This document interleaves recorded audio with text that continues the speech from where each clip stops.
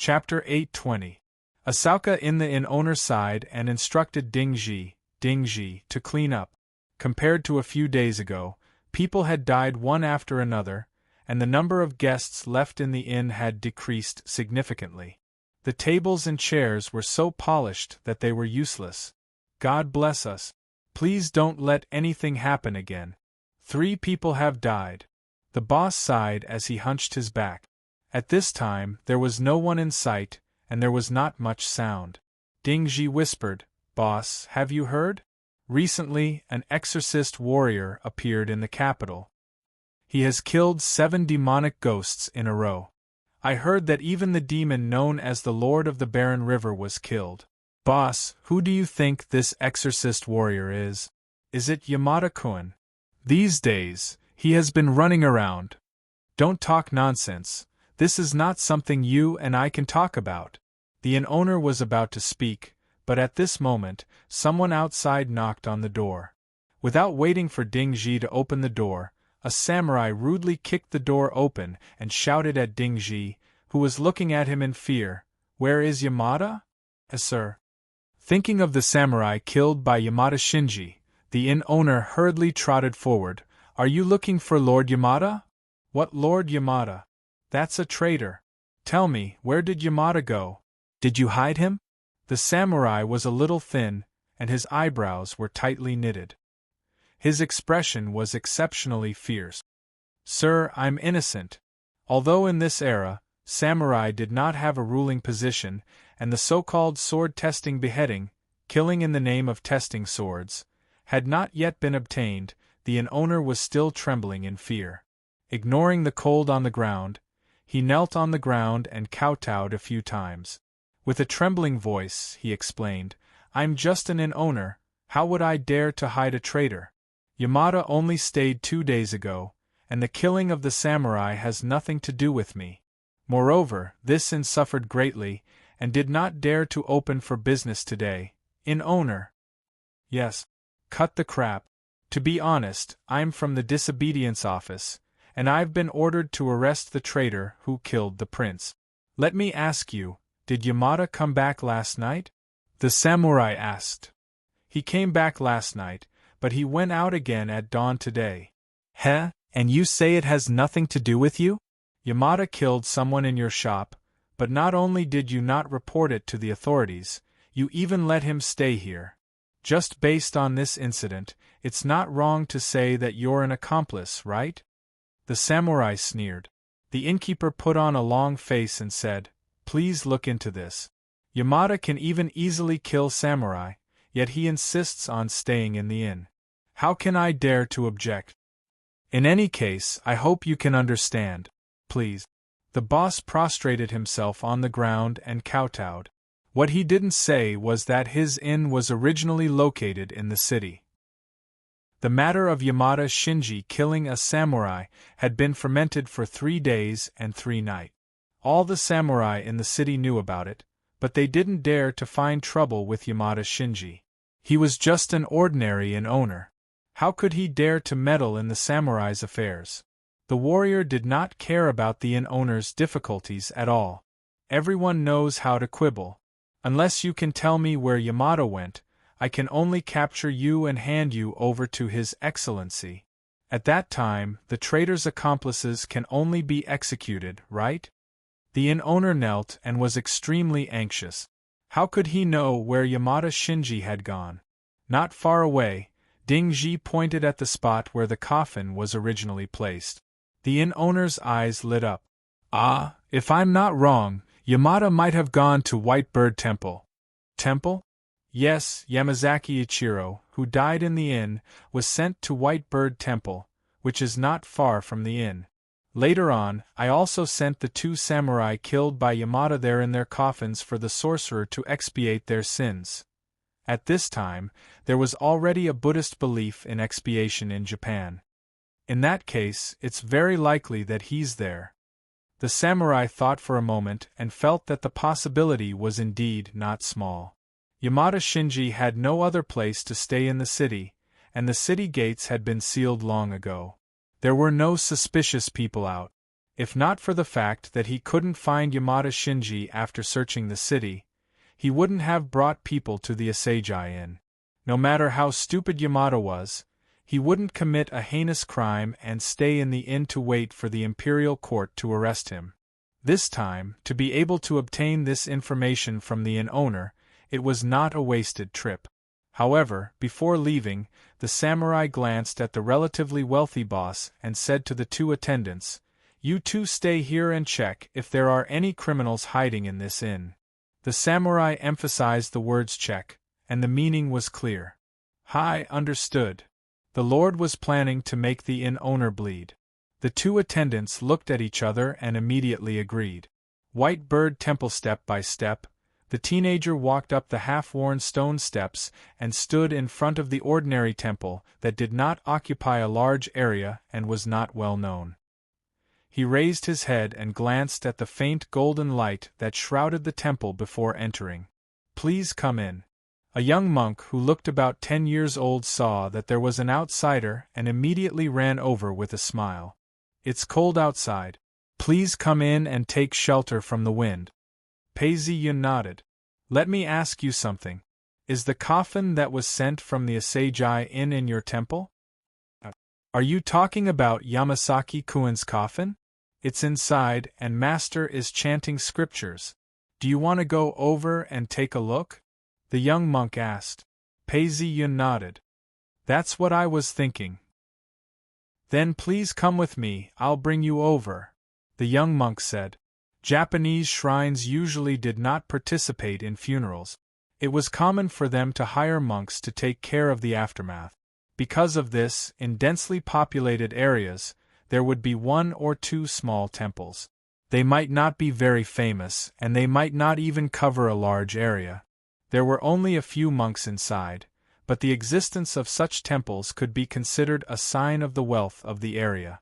The White Bird Temple that sent the coffin from the Asagi Inn was an ordinary small temple with few monks. However, from the looks of the building, it should have been there for a few years.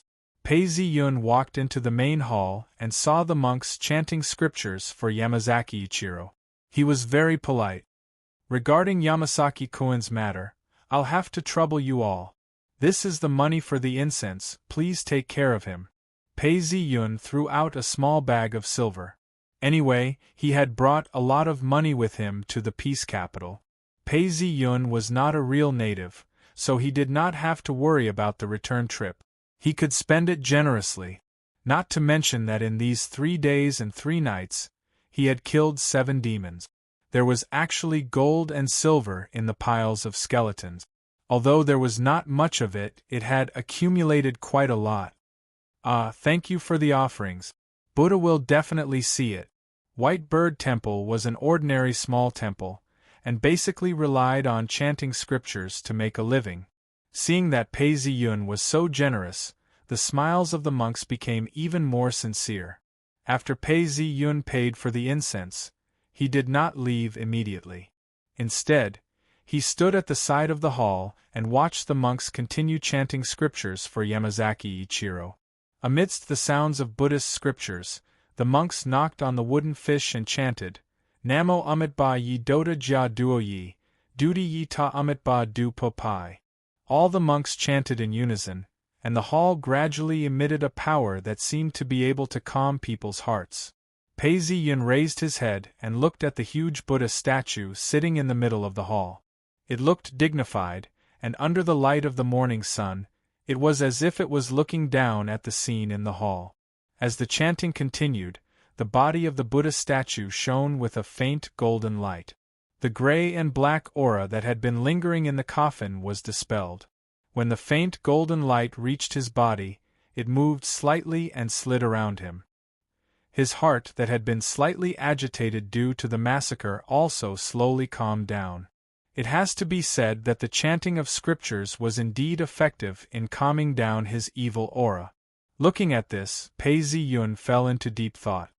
At least from this divine light, the Buddha behind this is of the same level as Apollo. But the Greek gods are relatively xenophobic. In a Buddhist temple, even if I am an external god, not part of the pantheon, As long as I do not have any enmity, the Buddha light will treat me calmly. To be fair, the path of Buddhism is the most peaceful pantheon. Just as he was thinking about this, the shrill cry of a child could be heard. Everyone looked over and saw a group of warriors barging in from outside the hall. They were already outside the hall. The leader of the warriors was giving a heavy slap to the face, causing the little monk to fall to the ground. His attitude was very bad, but for the sake of the gods, he did not chop the little monk up. "Your Excellency, my disciple is young and ignorant. Please be lenient and don't be calculative." The abbot saw this scene and was shocked. He hurriedly stepped forward to speak. "Get lost." Looking up, he saw Pei Ziyun coming out of the hall. The warrior pointed at Pei Ziyun and shouted, "Yamada Shinichi? It's me." The strong sense of déjà vu made Pei Ziyun understand immediately. He took a few steps down the stairs and replied calmly. Facing the cold wind, the warrior gripped his blade tightly. Although he was thin, he looked fierce and fierce. At this moment, he revealed an angry expression which made people tremble. "Yamada Shinichi, I am Ashida Renya from the Hall of Disobedience." Ashida Renya's gaze was locked onto Pei Ziyun. "The prince is seriously ill. Some people suspect that you are the culprit. If you want to prove your innocence, come with us." As he said this, he waved his hand. Two tall and well-trained warriors walked out from his side and pounced towards Pei Ziyun. What a joke! No matter what era it was, the government and the patrolmen were always like this. Pei Ziyun laughed coldly. With a flash of his blade, the two warriors who were pouncing towards him retreated a few steps. The piercing blade energy caused them to tremble. They looked down in fear, only to find that their clothes had been split open. On their exposed skin there was a faint red scar.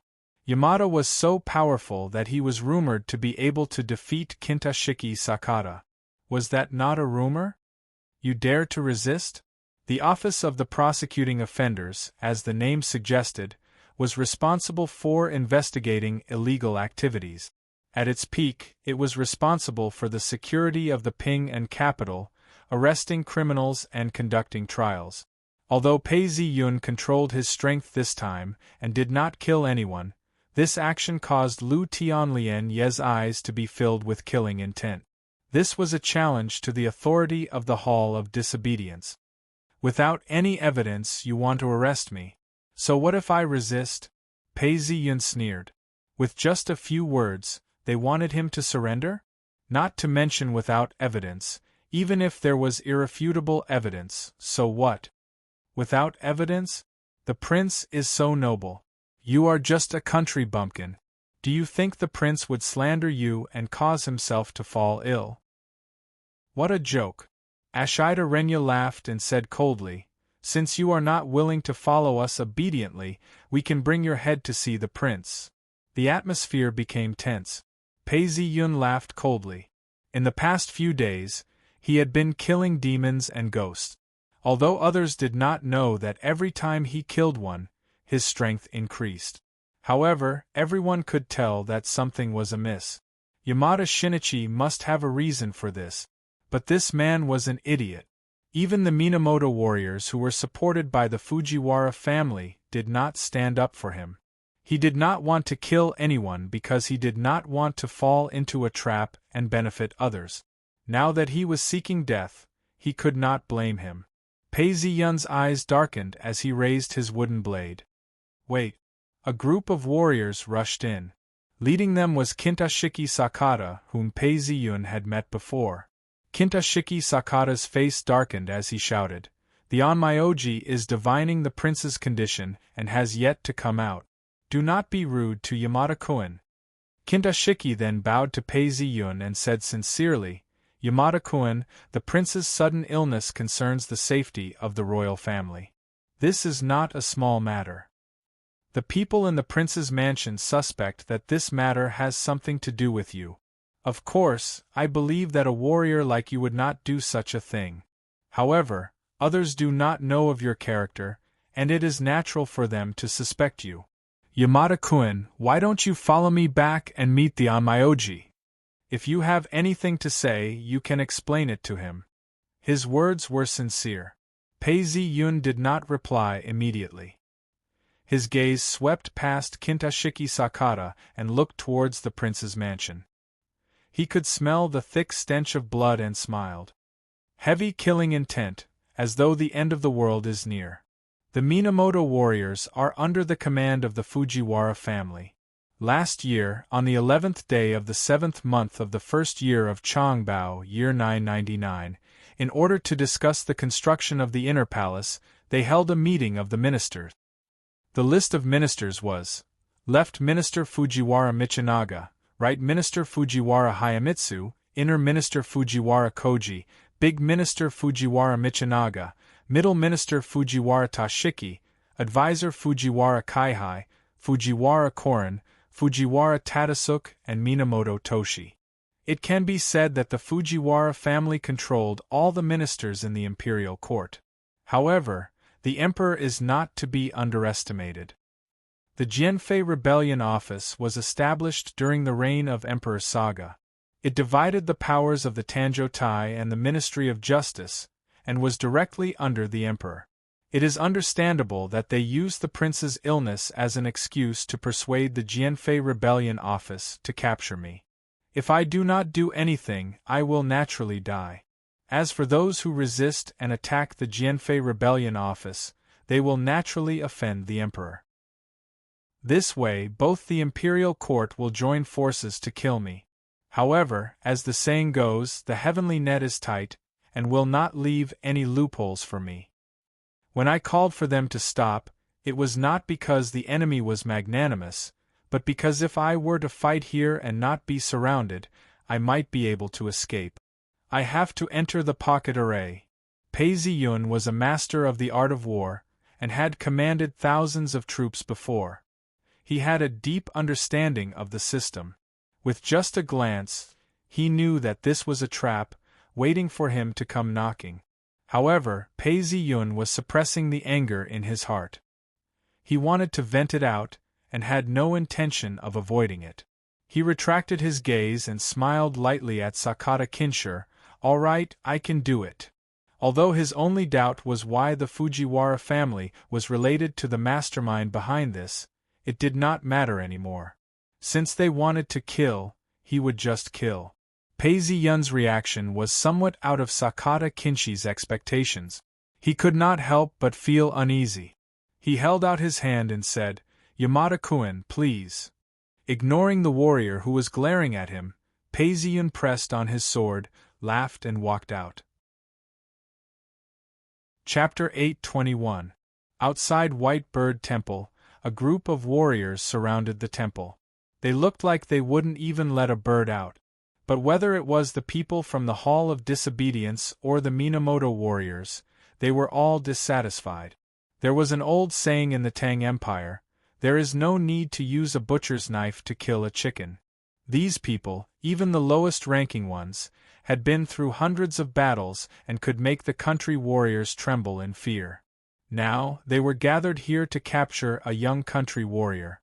This was a complete humiliation, but this was in order to come to the prince's residence. Although the most powerful and influential people in the Heian capital were not the royal family, and the prince was not as respected as he used to be, it still depended on who he was compared to. Compared to them, the prince was still a high and untouchable moon.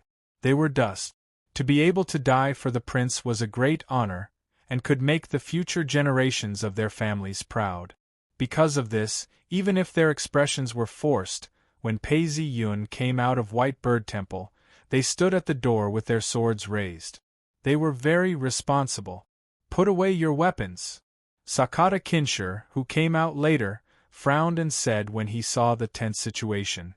Hearing his words, the samurai sheathed their swords. "Sakata-kun, did you come alone?" Pei-zi Yun asked as he walked down the step. Sakata Kinshur looked at Pei-zi Yun and frowned. "Yamada-kun, do you not believe me? Was he trying to find out the truth?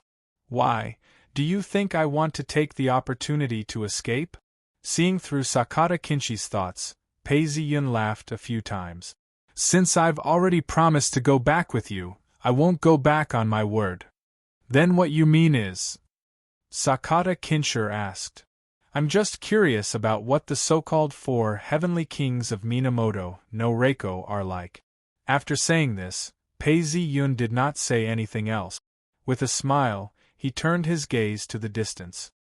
He was actually curious about the famous figures of the Heian era, such as Fujiwara Daoji, Minamoto no Reiko, Yasuhisa no Saimai, and the 3 talents of Heian. If possible, he also wanted to meet and befriend them, to see if they were really talented and elegant. But now that he was an enemy, he would not hesitate to kill them. This was Pei Ziyun's attitude towards famous historical figures. Seeing that Pei Ziyun's expression had turned cold, Kanishi Sakata did not say anything else. They had fought before, and he was in awe of Pei Ziyun. This time, he had been ordered to capture Pei Ziyun, and although he felt a little awkward, he had no choice but to remain silent. Sakata Kintoki, who held the highest position in the team, was silent, and the others were even more afraid to speak. Thus, on the way back, this group of warriors was so quiet that only the sound of their footsteps could be heard. This not only scared the commoners they met, but it also attracted the attention of a few passing warriors. There wasn't a single warrior in the capital of peace who didn't know of Kaneko Sakata. Hence, it was impossible for him not to be noticed. Who is this person? He seems to be a warrior? Judging from his clothes, he doesn't look like a noble, but he doesn't look like a warrior. To be able to stay by Sakata-sama's side, he must not be an ordinary person. With his looks and temperament, he must be from a noble family or even a noble family. Nonsense. How could someone from the imperial family become a warrior? The whispers made Sakata Kintoki's eyes fall on the young warrior again. In fact, from the first time he saw Pei Ziyun, Sakata Kintoki had been speculating about Yamada Shinji's identity. Although his background had been investigated clearly, this person's temperament was completely incompatible with his background. He was obviously just a country warrior from a small family, but his every move had a demeanor that even the nobles could not match. In a place like the capital of peace, where appearance and grace were so important, he was too dazzling. It was a pity that if the prince's illness was really related to him, no matter how outstanding Yamada Shinji was, he was destined to become a withered flower, never to bloom again. Thinking of this, Sakata Kintoki sighed. But this kind of feeling Pei Ziyun could not understand. Along the way, Pei Ziyun could feel that there were countless pairs of eyes watching him in the dark. When he reached the door of the prince's mansion, the feeling was even more obvious. Looking up, the black gas that looked like a ferocious giant beast was entrenched in the sky above the mansion. The moment he raised his head, it suddenly swooped down. Pei Ziyun looked at it coldly as it rushed towards him, not taking a step back. At the moment when it was about to collide, the giant beast suddenly roared and dispersed. Sakata Kintoki frowned, sensing the murderous aura that burst out from Pei Ziyun, and immediately looked over warily. Yamada-kun, when you see the Onmyoji, you will be able to prove your innocence. Please don't act impulsively. Thank you for the reminder, I know what to do. Pei Ziyun replied indifferently. Sakata Kintoki touched his nose and did not say anything more as he led everyone into the mansion. Under the leadership of Sakata Kintoki, they soon came to a courtyard. What made Pei Ziyun a little surprised was that there were many people standing in the courtyard, and a beautiful figure was also among them. Waizumi Shibu is here too? I don't know if this is the intention of the prince or the princess. Pei Ziyun looked at the worried woman. This was the princess whom he had met once, and when she saw him enter, her face immediately darkened. Lord Wu and I, this is Yamada Shinichi. Ever since this person met the prince has been ill and has been in a coma recently. Quickly take a look and see if he is the culprit who harmed my husband. Pointing at Pei Ziyun, the princess was not polite at all. Sakata Kintoki could not help but frown, but in this kind of situation, he could only endure it. Not only that, he had to be on guard against Yamada Shinichi's sudden attack. Yamada Shinichi was an expert who could compete with him. If he was really found to be the culprit, it would be difficult for him to escape a bloody battle today. Unlike Pei Ziyun's malicious speculation, Sakata Kintoki was acting under orders and did not know much about the inside story. According to his own wishes, Sakata Kintoki did not want Yamada Shinichi to be the culprit. However, it was not up to Sakata Kintoki to decide. The Onmyoji invited by the princess was the second official of the Inyang hut, second only to the head of the Inyang hut. His official rank was 6. Although he did not have a high position and was not as powerful as Yasuhisa and Fujiwara Daoist, he was still considered the top official on Myoji. He wandered among the rich and powerful all year round. Even Sakata Kintoki was not willing to offend a second official of the Inyang hut. Needless to say, the princess trusted this person very much. Thinking of this, Sakata Kintoki could not help but look at Pei Ziyun. Pei Ziyun's attitude was calm. Facing the cold eyes of the princess and the scrutinizing middle-aged Onmyoji, he only raised his eyebrows with a mocking expression and did not say a word. Waizumi Shibu looked at him with some fear. Yamada-kun, quickly explain, I did not collude with you to cause trouble for His Highness. There was still Waizumi Shibu here? Pei Ziyun was even more curious about the next development. Since the power behind him wanted him to come to the prince's mansion, it was impossible for him to get rid of his identity as a traitor. If his guess was right, the next divination result would not satisfy Waizumi Shibu. Glancing at Waizumi Shibu, Pei Ziyun sneered and looked calmly at the Onmyoji who was preparing to do the divination in public. Facing this gaze, the Onmyoji's hand trembled slightly, but he quickly calmed down. He closed his eyes with a serious face, crossed his hands, and formed a series of fast and complicated hand seals. As he chanted in a low voice, an obvious aura appeared around him. This aura was like water waves, with the Onmyoji as the center, rippling outwards. When this aura touched Waizumi Shibu and Pei Ziyun, there was a sudden violent chemical reaction. Behind Waizumi Shibu and Pei Ziyun, a ghostly shadow instantly appeared, each with a face similar to the two, and under the light, it howled and disappeared. Ah, it's a ghost. It's really them. How dare they curse the Nightmare Prince? Traitor!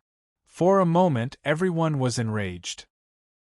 The princess could only stand with the help of her maid, and pointed at Waizumi Shibu in shock. How dare you ignore the prince's friendship and do such a heartless thing?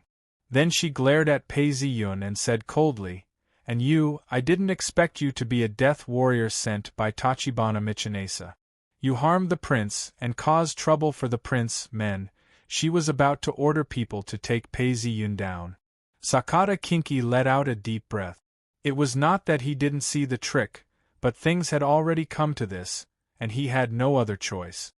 I'm sorry, Yamada-kun, whether you are innocent or not, for the sake of the imperial court and the prince's dignity, you can only be sacrificed.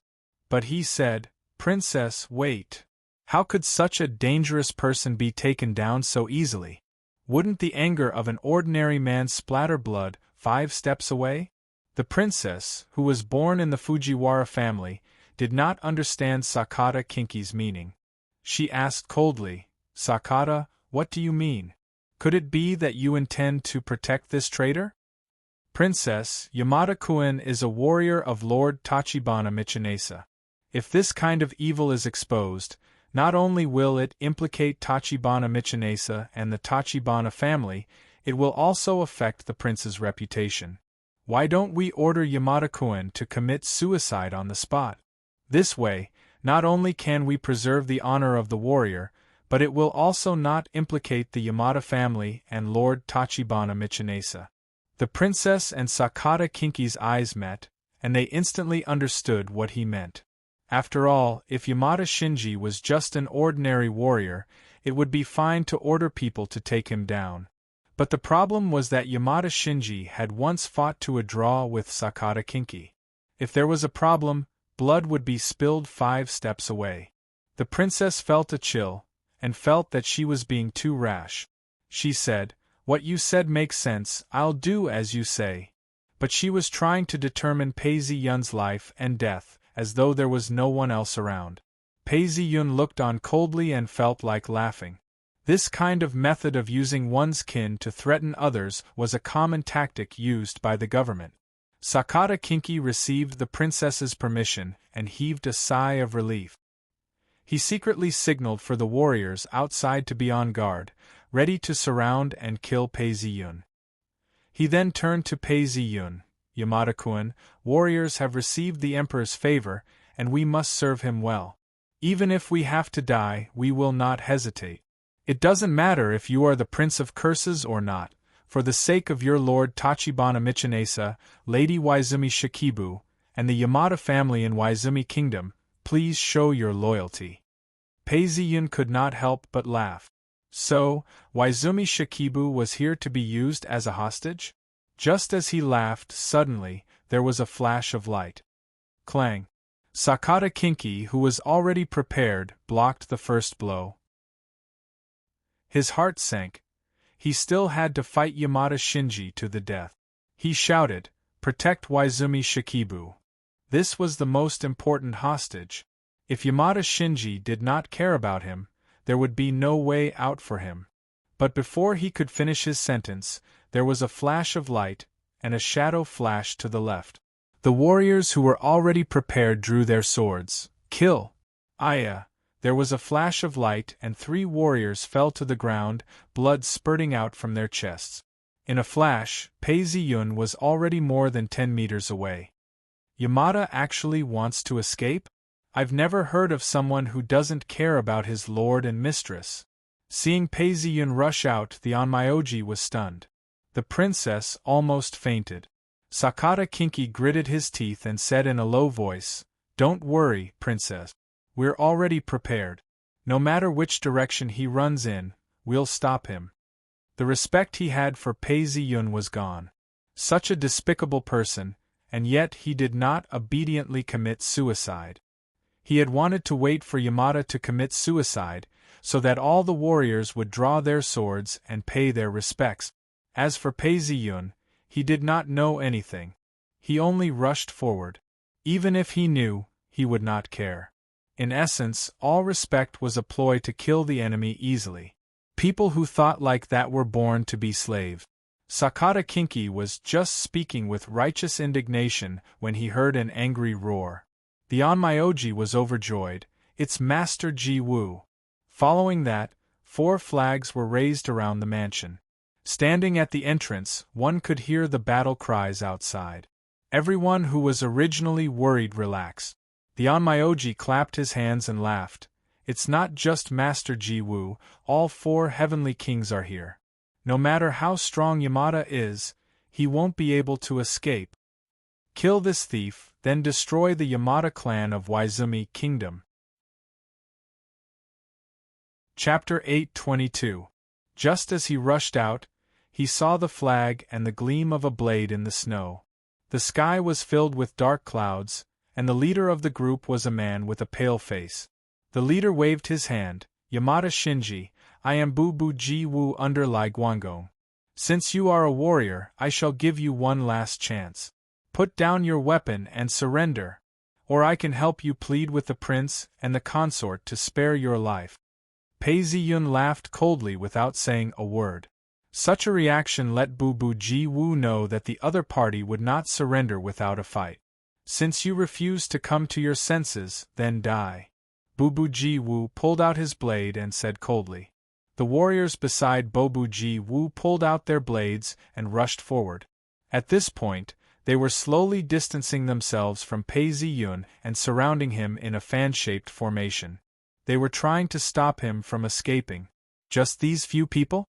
Pei Ziyun glanced at them and saw that there were only 20 warriors. He realized that the size of the family warriors was not that big. He took a deep breath and said, "You think I will escape? What a joke." A shadow appeared and he charged forward. Almost at the same time, 3 warriors shouted and slashed out with their blades. One attacked from the front while the other 2 attacked from the side. As long as one of them could stop Yamada for a few seconds, he would be able to kill the enemy. This was the art of war. Pooh! The light from the blade was dazzling. 2 warriors fell to the ground. Their necks and chests had been hit, and they were not going to survive. Another warrior's arm was cut off at the elbow. Blood splattered everywhere as he screamed and fell to the ground. Yamada, Bobu-ji-woo, who had a cold expression on his face, roared in anger.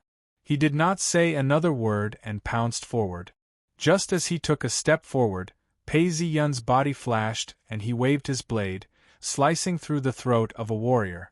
The warrior lost control of his body as he spat out a mouthful of fresh blood onto the snow. The warrior took a few steps forward before collapsing into the snow. His eyes were wide open, but he wasn't dead yet. His throat was gurgling with pain. In the next moment, Bobu-ji-woo's blade landed on Pei Ziyun. Pei Ziyun raised his wooden blade and the 2 blades collided. Both of them looked at each other and separated. Baka! Bobu-ji-woo felt a strange force rushing up his arm and hitting his body. He felt a sharp pain, but his expression did not change. His eagle-like eyes turned cold. He gritted his teeth and lowered his center of gravity to maintain his balance, but his feet still slid back a palm. Logically speaking, the saber he was holding was of high quality and should have been able to clash with the wooden saber, causing pain in his chest and abdomen. What kind of saber technique is this? Kibuji was horrified. Although he had heard Sakata Kintoki and Watanabe Tsuna mention Yamada Shinichi, and he believed that these 2 colleagues would not carelessly flatter a country samurai, but even so, when he personally fought with Yamada, the feeling of terror brought by the other side still shocked him. Kill! The 2 samurai had been through many battles for a long time. They took the opportunity to charge forward and slashed with their swords. What a pity! Different worlds had different rules. Desu's hidden force couldn't be used in this world, and could only be simulated with spiritual power. However, once it left his body, 90% of it would be neutralized by the world. Needless to say, the warriors in front of him had great teamwork, so he didn't stand a chance at all. If that's the case, I'll kill the henchman first. Pei Ziyun took the opportunity to retreat. Strangely, as he retreated, his saber slashed downwards. This move was simple, but the samurai had no way of dodging it. Pooh! The samurai suddenly stopped, and a line of blood appeared on his forehead. It was not cut open, but just as he was standing, his brain had been pierced by the spiritual power of the saber, and he died instantly. Kill! Kibuji, as one with his saber, pounced forward. Pei Ziyun had already expected this, and with a zheng sound, he managed to block the incoming saber. Under the cold moonlight, Pei Ziyun managed to block the saber. He did not continue to fight, but instead retreated. With a wave of his hand, a "pa" sound was heard, and a fountain of blood was spilled. Another arm fell to the ground. The samurai who had his arm chopped off did not show any signs of pain on his face. Instead, he looked forlorn and resolute. He pounced forward with all his might, wanting to embrace his enemy and perish together with him. However, Pei Ziyun took a step to the side, and with a wave of his saber, the samurai felt a chill. His saber had already slashed across his chest. Although it was only a line of blood, the samurai tried to cover it with his remaining hand, and fell to the ground. In just a few breaths, the ground was littered with corpses. The smell of blood permeated the air. Kibuji continued to chase after the samurai. It seemed like he had the upper hand, but his mood was getting heavier and heavier. He had been through many battles and had met many opponents. However, Yamada Shinichi was the first person to make him feel so helpless. Ruthless, cunning, proficient in the art of war, and even integrated the art of war into his saber skills.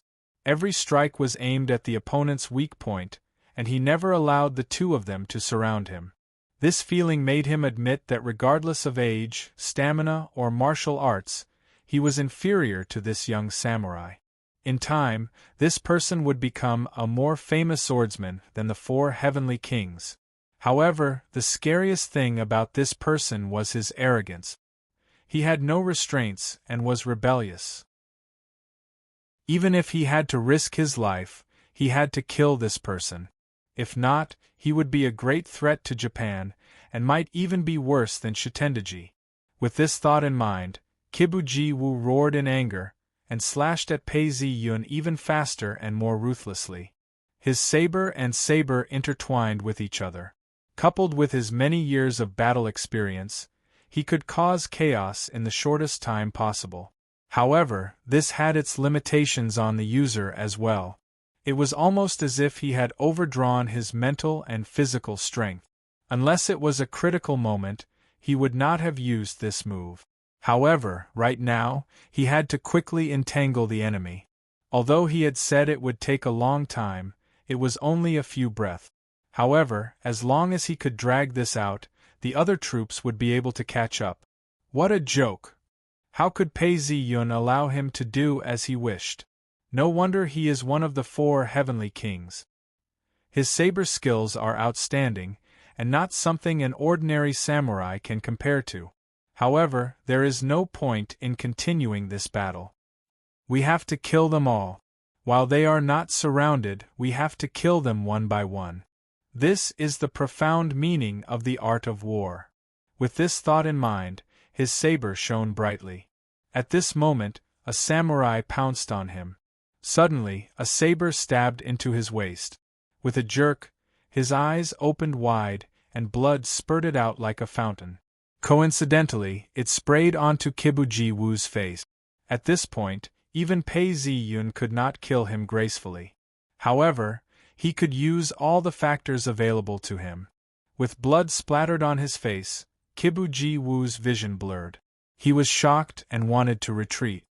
He originally thought that Yamada Shinji had used all his strength, but now he realized that he was still holding back. This was truly terrifying. However, when he thought of how Yamada Shinji would be like a fish in the sea if he broke out of the encirclement, he gritted his teeth. No, I cannot retreat. This person is so powerful, and he is still young. If I let him go, it would be like releasing a tiger back into the mountains. As long as he could delay the enemy for a period of time, he would be able to wait for reinforcements to arrive from 3 directions.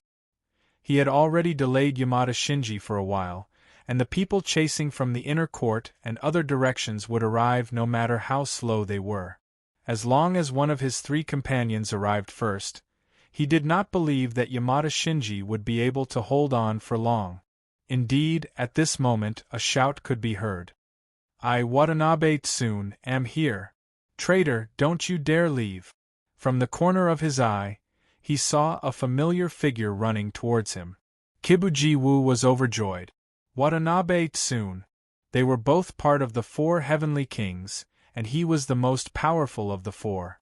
If he were to arrive, the 2 of them could join forces and kill the traitor. Watanabe.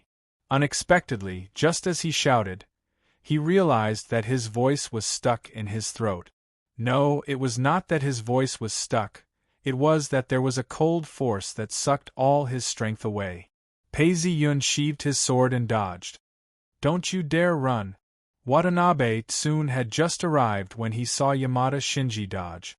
Although he did not understand why his companions did not stop him in time, he did not have the time to question Watanabe Tsun. He immediately gave chase. Just as he gave chase, he heard a scream coming from behind him. Watanabe Tsutomu stopped in his tracks and turned around.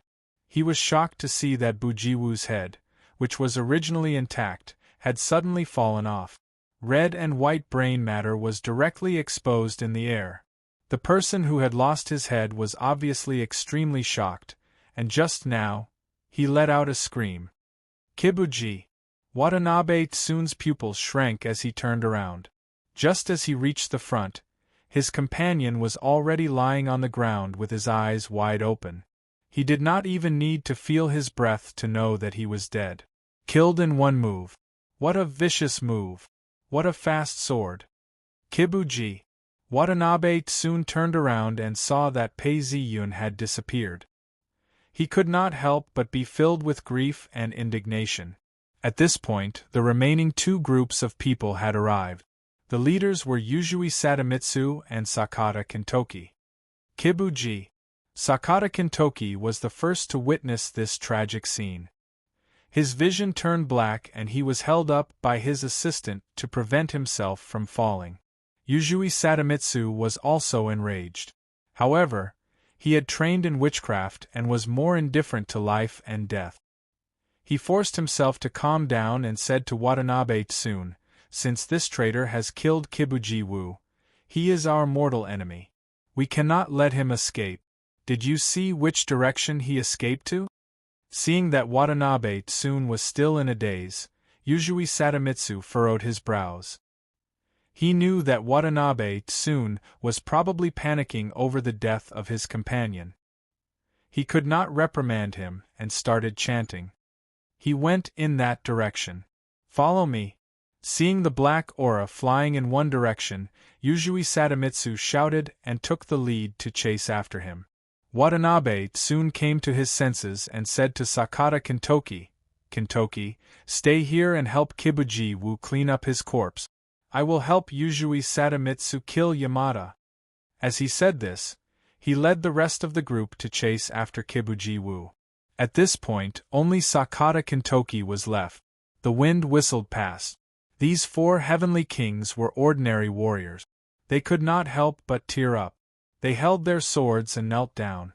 Looking at Kibuji Wu, who had died with his eyes wide open, he felt even more sorrowful. The four heavenly kings were not only warriors of the same level, they were also comrades who had accompanied them for a long time.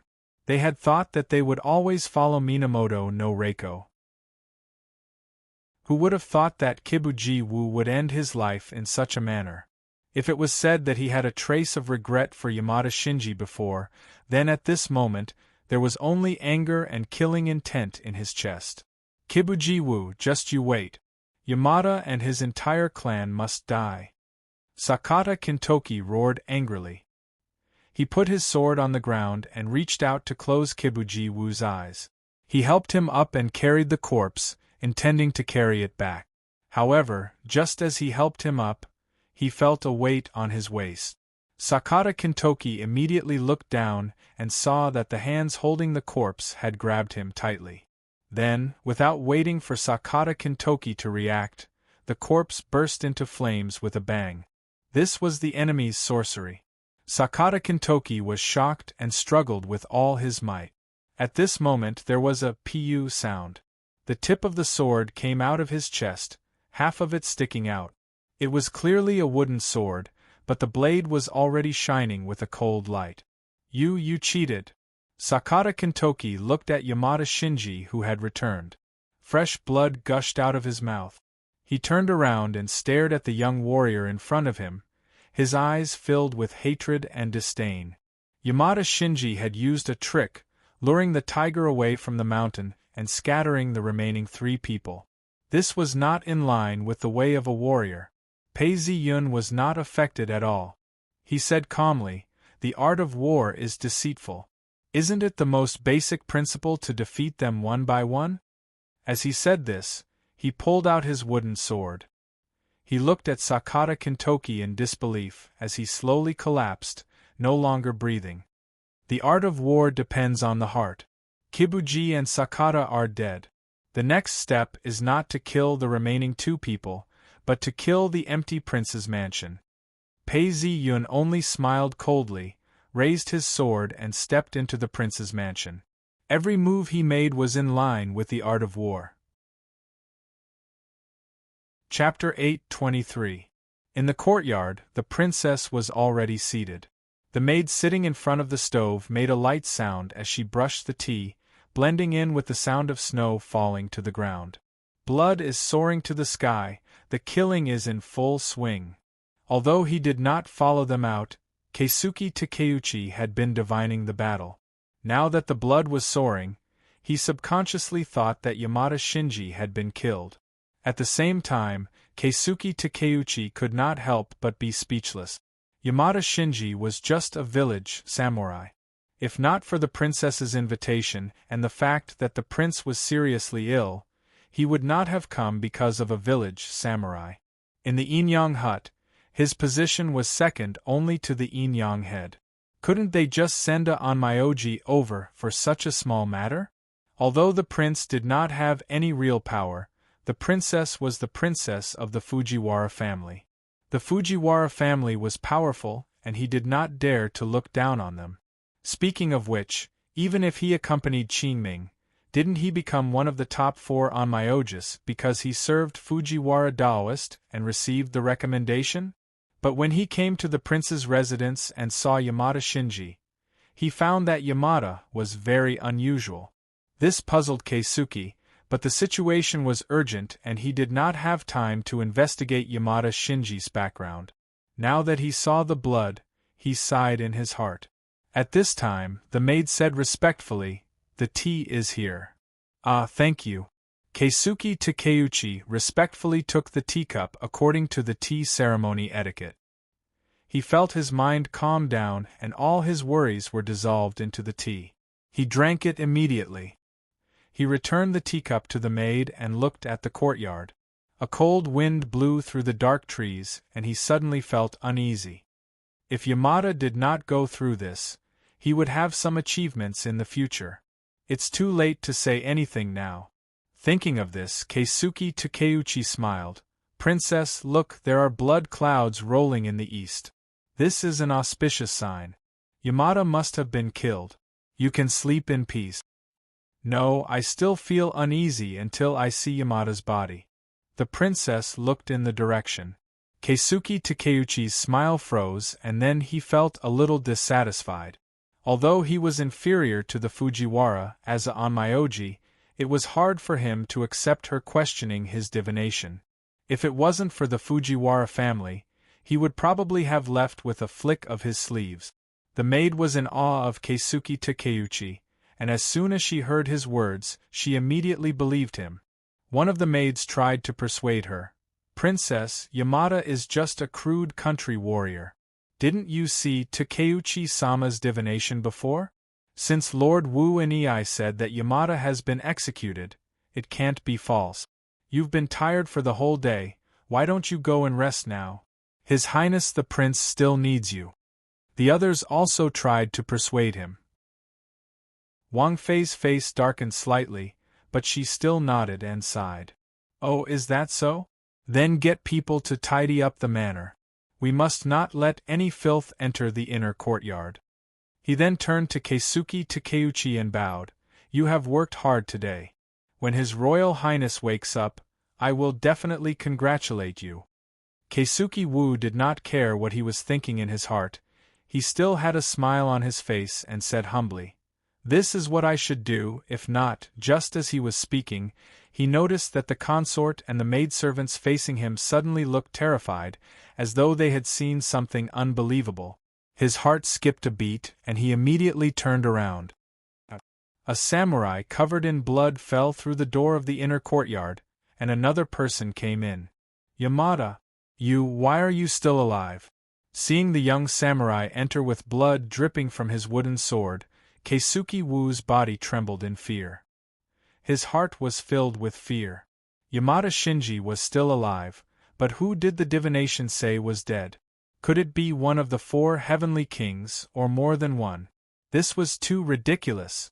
As long as Minamoto no Reiko did not die, these 4 samurai would not die. Furthermore, these 4 were the top of the samurai, and yet they were killed by a country bumpkin samurai. Keisuke Wu did not dare to think too much about it. Seeing the young man's cold expression, he immediately started chanting. Shikigami bind. Following the incantation, spiritual energy wrapped around the opponent like a fishing net.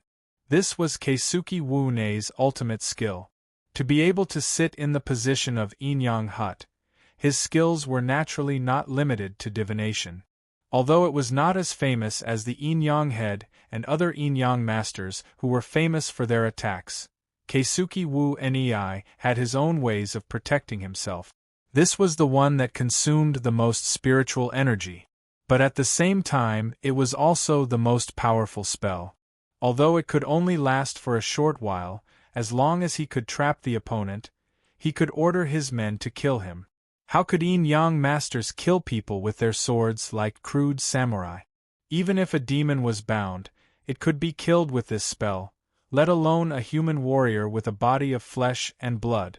Keisuke Wu Nei even regretted thinking of this spell too late. If he had used this spell before Yamada escaped, he would not be in such a dangerous situation now. Seeing the net of light enveloping the person, Keisuke Wu Nei shouted, "Hurry up and kill him!"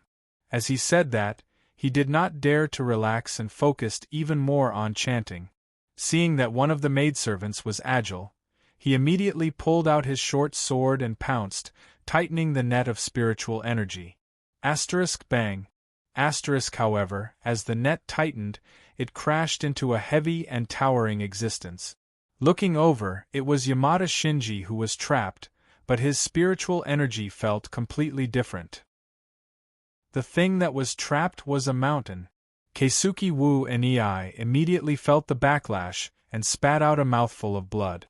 Just as he was about to speak, he saw a cold glint in the corner of his eyes. From the point of view of others, the scene was actually like this. The yin-yang master chanted the spell, and the next moment there was a flash of the sword. With a spray of blood, the yin-yang master's neck was empty, and his head fell to the ground, rolling in the snow. His eyebrows were still moving, as if he was not dead yet. All of this happened in an instant. As the maidservant screamed, Yamada Shinji jumped up, and under the horrified gaze of the crowd, he slashed his sword towards the princess. Waizumi Shikibu, who was shivering at the side, had been trying hard to reduce her presence. At this moment, she could no longer control her emotions and let out a shrill scream. Pei Zi-yun did not care about her and the maidservant's screams. He slashed down with his sword, only a hair's breadth away from the princess's eyebrows. In an instant it stopped, and a shadow emerged from the princess's body. Her figure was graceful, and in terms of appearance, she was several times more beautiful than the Fujiwara family's princess. The girl was panicking as she tried to escape. However, Pei Zi-yun did not show any mercy to her at all. Without hesitation, he spun his blade around and slashed downwards. Poof! The woman's hat was cut open, and her black hair fell instantly. Her beauty was indescribable, but this was not the first thing that attracted the attention of the crowd. On the top of the woman's head, a pair of horns that could be called evil spirits were also exposed to the crowd. It's an evil spirit. Even the maidservant who had wanted to rush over to protect the princess could not help but show a look of horror and stop in her tracks. Pei Zi-yun's sword was blocked by the horns, but in the next moment, the horns separated, and a line of blood ran from her forehead to her eyebrows, from the tip of her nose to her chin, evenly divided into two. This time, she did not move at all. In an instant, white flames suddenly rose and engulfed her. As the flames burned, a stench also spread. At this time, who could not guess what was going on? It was not Yamada Shinji's doing, but the princess was clearly possessed by an evil spirit. Pei Zi-yun killed the evil spirit and glanced at the room. Although the prince was still alive, he would not be long. As for the princess, she had been injured by the sword energy, and would die in a few days, so there was no need to kill her.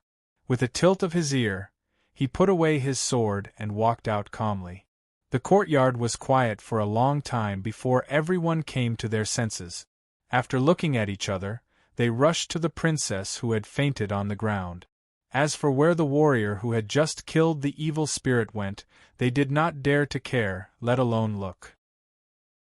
Almost at the same time, Watanabe Tsuna and Yuzui Sadamitsu, who had just chased out, rushed back with bloodshot eyes. Princess, Yamada is cunning, he went and came back, we have fallen into his trap.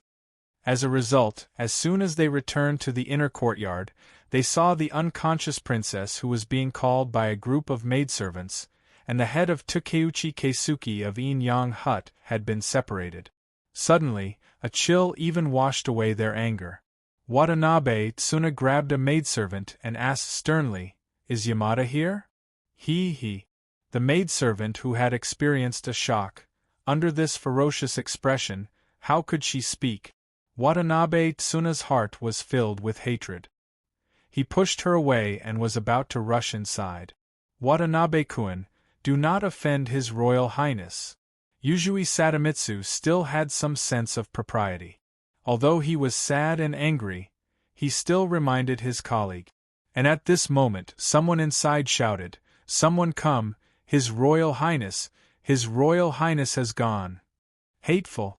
Watanabe Tsuna stomped his foot.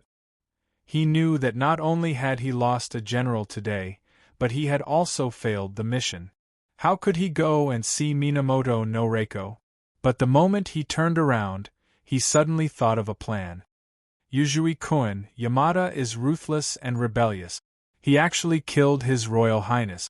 We must immediately report this matter to Lai Guangong and the left minister. This kind of inhumane person should be killed by everyone." This. Yuzui Sadamitsu hesitated. Although Yamada Shinichi had killed His Royal Highness was not killed by the other party. His illness was beyond cure, and even Takeuchi Keisuke could not do anything about it. Why would Yamada do this? But when he looked up, he saw Watanabe Tsuna's tearful eyes. Thinking of the two companions who died tragically in Yamada Shinichi's hands, Yuzui Sadamitsu immediately made up his mind. He said coldly, "Yes, I will go and report to Lai Guangong and the left minister. I will mobilize the army to kill this traitor." Watanabe Tsuna patted his shoulder. "I will be here, I will look for you later. You have to be careful. If you meet Yamada, you must not fight. As long as you do not fight, Yamada will not be able to kill you." Now that they had lost 2 people, there were only 2 left of the 4 heavenly kings. If they were defeated one by one, the number of people who could suppress Yamada Shinichi in Heian capital would be reduced. Now, it was time to mobilize Lai Guangong's colleagues and ask the left minister to give the order to kill Yamada Shinichi. Although the use of human wave tactics was disdained by the samurai, the blood feud must be avenged. In order to kill the traitor and avenge his companions, there was no other choice. When Yuzui Sadamitsu met his eyes, he understood what Watanabe Tsuna was thinking. He nodded heavily and ran out of the prince's mansion. Looking at Yuzui Sadamitsu's receding figure, Watanabe Tsuna was in a daze. He even had an illusion that 3 of the 4 heavenly kings were walking away with their backs facing him, leaving him alone. This ominous feeling made the hatred in Watanabe Tsuna's heart deeper.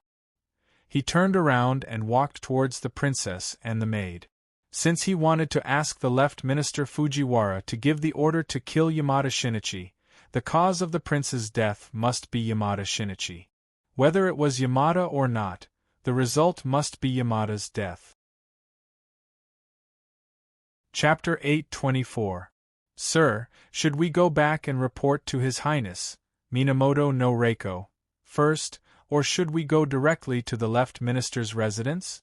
The samurai who spoke was Yuzui Sadamitsu's assistant, and he couldn't help but ask as soon as they left the prince's residence. Seeing with his own eyes the death of 2 of the 4 heavenly kings, this person who had always believed in him couldn't help but feel timid. Given the current situation, even Lai Guangong would find it difficult to suppress it. He could only ask the left minister for help. "Bastard, we are His Highness's retainers. Is it appropriate to go directly to the left minister's residence?" Yuzui Sadamitsu's mind was in a mess. He didn't care about the panic of his subordinates and only scolded. Besides, can the left minister meet us as he pleases? To put it bluntly, Minamoto no Reiko himself was a retainer of the Fujihara family. The left minister, Fujiwara Daoist, was, in fact, the #1 person in Japan. How could he be taken lightly? "I'm sorry, my lord. The deputy immediately understood and said shamefully, "Let's go see His Highness first, and then His Highness will report to the left minister." Yuzui Sadamitsu glanced at him. "Don't talk nonsense, and don't even mention splitting the troop. Don't fall for Nakata's tricks again. You and I will go together." Hi. Yuzui Sadamitsu was running on the street with dozens of people. It wasn't that he didn't want to ride a horse or an ox cart, but it might be a taboo to ride a horse in the Heian capital. Both the Fujiwara prefecture and the prince's mansion were located in the area where the nobles gathered. It would be a waste of time to look for a horse or an ox cart now. These were all warriors who had been through hundreds of battles. When it came to short-distance raids, it was naturally not a problem for them. All of them were covered in blood, and their killing intent surged out. The passers-by they met on the way all retreated in panic, making way for them. After running for a short distance, he was already out of the prince's mansion. A bridge appeared in front of him, which was the only way to Minamoto no Reiko's mansion. After crossing this bridge, they would be able to see the outer wall if they walked a short distance ahead. Yuzui Sadamitsu suddenly had a bad feeling in his heart, which made him slow down. "My lord?" Stopping in his tracks, Yuzui Sadamitsu no longer felt uneasy. He suddenly felt that he was too timid. Could it be that after what happened just now, he, one of Lai Guanggong's 4 heavenly kings, was scared to this extent? This was simply a disgrace. Thinking of this, he said, "Continue." Although he didn't understand what his master was thinking, he immediately obeyed and replied, "Yes, my lord."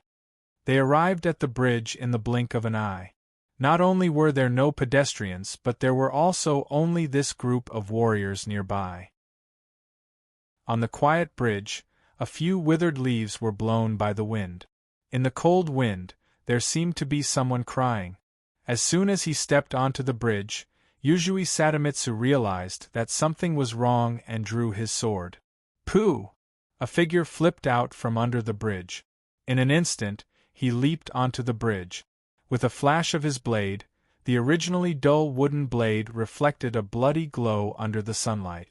Under this light, Yuzui Sadamitsu's eyes narrowed, and fear surged in his heart. At the same time, an urgent voice sounded, "Wait!" However, the saber light did not hesitate. At this moment, his assistant's hand, which was already half covered, rushed forward to intercept it. There was a "pu" sound and the sound of cloth tearing. His body did not even have the ability to block it. The saber light cut through half of his body and continued to slash down. Buzz! Yuzui Sadamitsu's katana had already been blocked, and a green light shield suddenly rose from his body. It seemed to be a light shield, blocking the katana outside. Pfft! The saber light only needed to block for a moment before it cut through the light barrier and continued to slash down. When Yuzui Sadamitsu received this blow, half of his face was sliced open, and a round eyeball fell out of his eye socket. Even so, Yuzui Sadamitsu, who only had one eye, could clearly see the attacker's face the moment he felt the pain. It was Yamada Shinichi. Yuzui Sadamitsu looked at the young warrior, and did not even have the time to react. His entire body was thrown backwards, and he fell heavily onto the ground. Fresh blood gushed out, dyeing the entire bridge red. Kill! Without hesitation, the German army's so-called blitzkrieg used lightning strikes to crush the enemy's resistance, causing them to be unable to work together. This time it was the same. Pei Ziyun was well versed in the art of war, and had truly integrated the essence of his martial arts into his martial arts. Pu, the saber light was incessant. Pei Ziyun charged forward at an extremely fast speed, waving his long sword. Every time the saber light flashed, there would be cries of agony and blood splattering everywhere, followed by various limbs. By the time he had killed his way through, more than 10 of the 50 samurai had already fallen. Only then did they regain their senses from the sudden attack. Their eyes were bloodshot, and they were about to fight for their lives. "Stop!" A voice came from the river again, as if it had some sort of magical power. The bodies of the 30 samurai froze. Ignoring the stench of blood that filled his nose, Pei Zi-yun looked down at the pile of corpses that had died with grievances.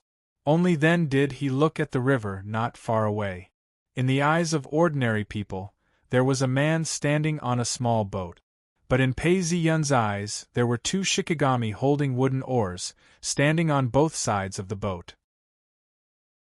The person who had rushed over but was unable to stop the massacre in time was Abe no Saimai, who had once invited Pei Zi-yun to his residence as a guest.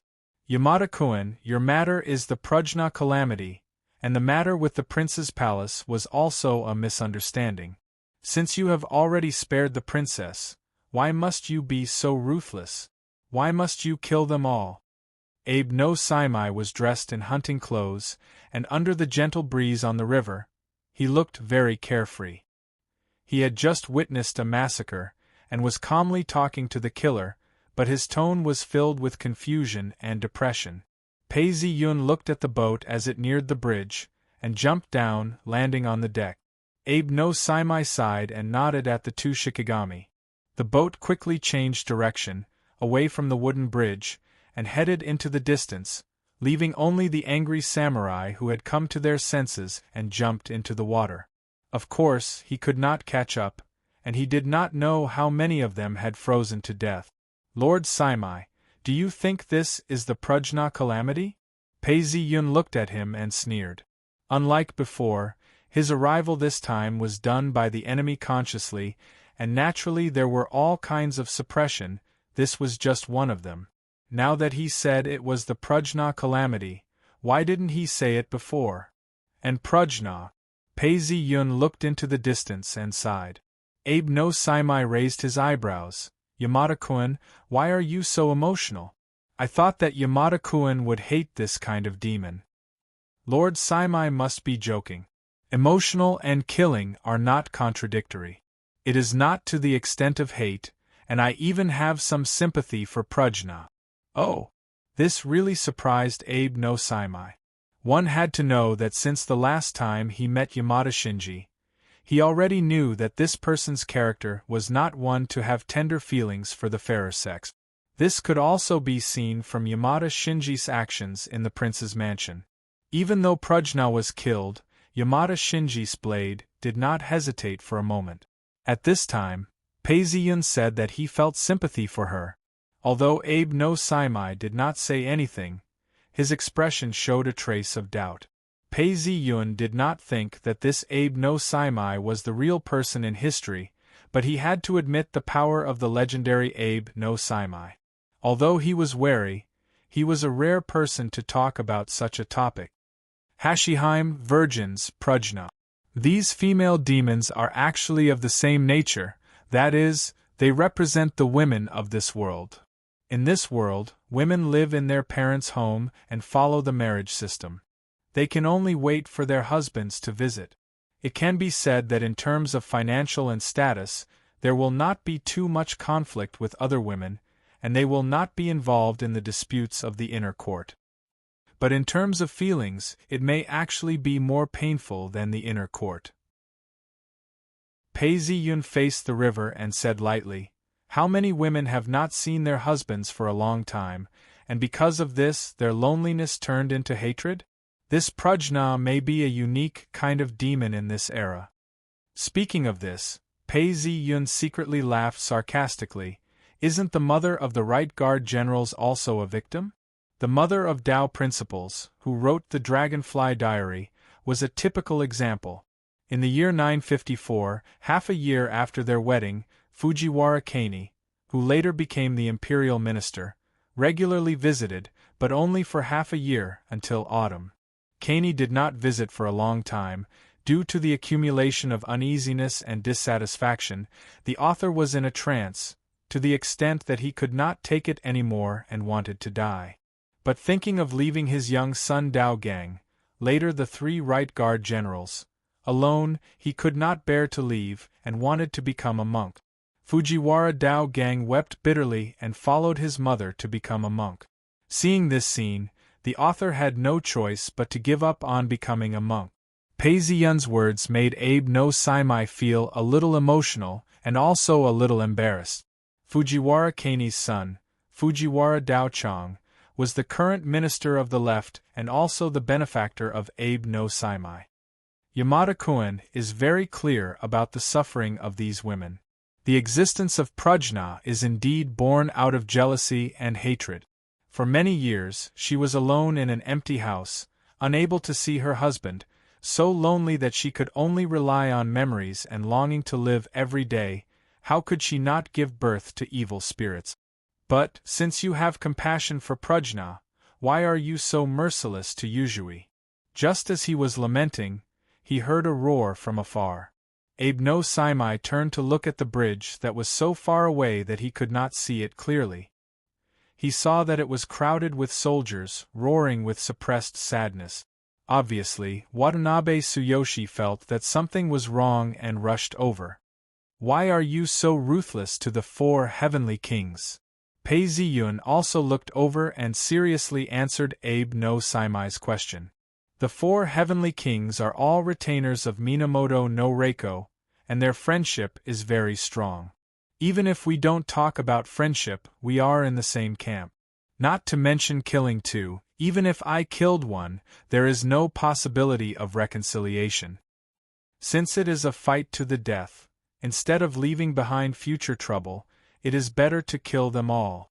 Listening to the familiar roar from afar, with hatred that could not be washed away by the torrential river, Pei Ziyun smiled. Listen, how much hatred is hidden in this Watanabe's voice. Abe, this is the last of the 4 heavenly kings. How do you think I should deal with him? Pei Ziyun looked at Abe no Saimai. This time calling him by his surname was also a kind of attitude. Although Abe no Saimai is unfathomable, if we must be enemies, we cannot let him live. Pei Ziyun thought in his heart. Under the slightly murderous gaze of Pei Ziyun, Abe no Saimai was calm and only pondered. On the contrary, the 2 Shikigami who were rowing the boat were shocked by this murderous aura, and looked over vigilantly. Abe no Saimai motioned for them to continue rowing, and looked calmly at Yamada Shinji in front of him. Yamada Shinji held a wooden sword in his hand. It was originally an ornamental object, but now it was shining with a dim light. It was unknown how much blood it had absorbed, but it had already turned this ordinary wooden sword into a more demonic existence than the demon sword that was passed down by word of mouth in this era. Abe no Saimai's gaze fell on Yamada Shinji's face. This young warrior was always compassionate, but he had a coldness that surpassed most people. He believed that since he had said so, there was no chance of turning back. But if he was allowed to act so presumptuously, where would the dignity of Heian capital be? Not to mention the secret mission. Thinking of this, Abe no Saimai sighed melancholically. Yamada-kun, I cannot let you kill like this.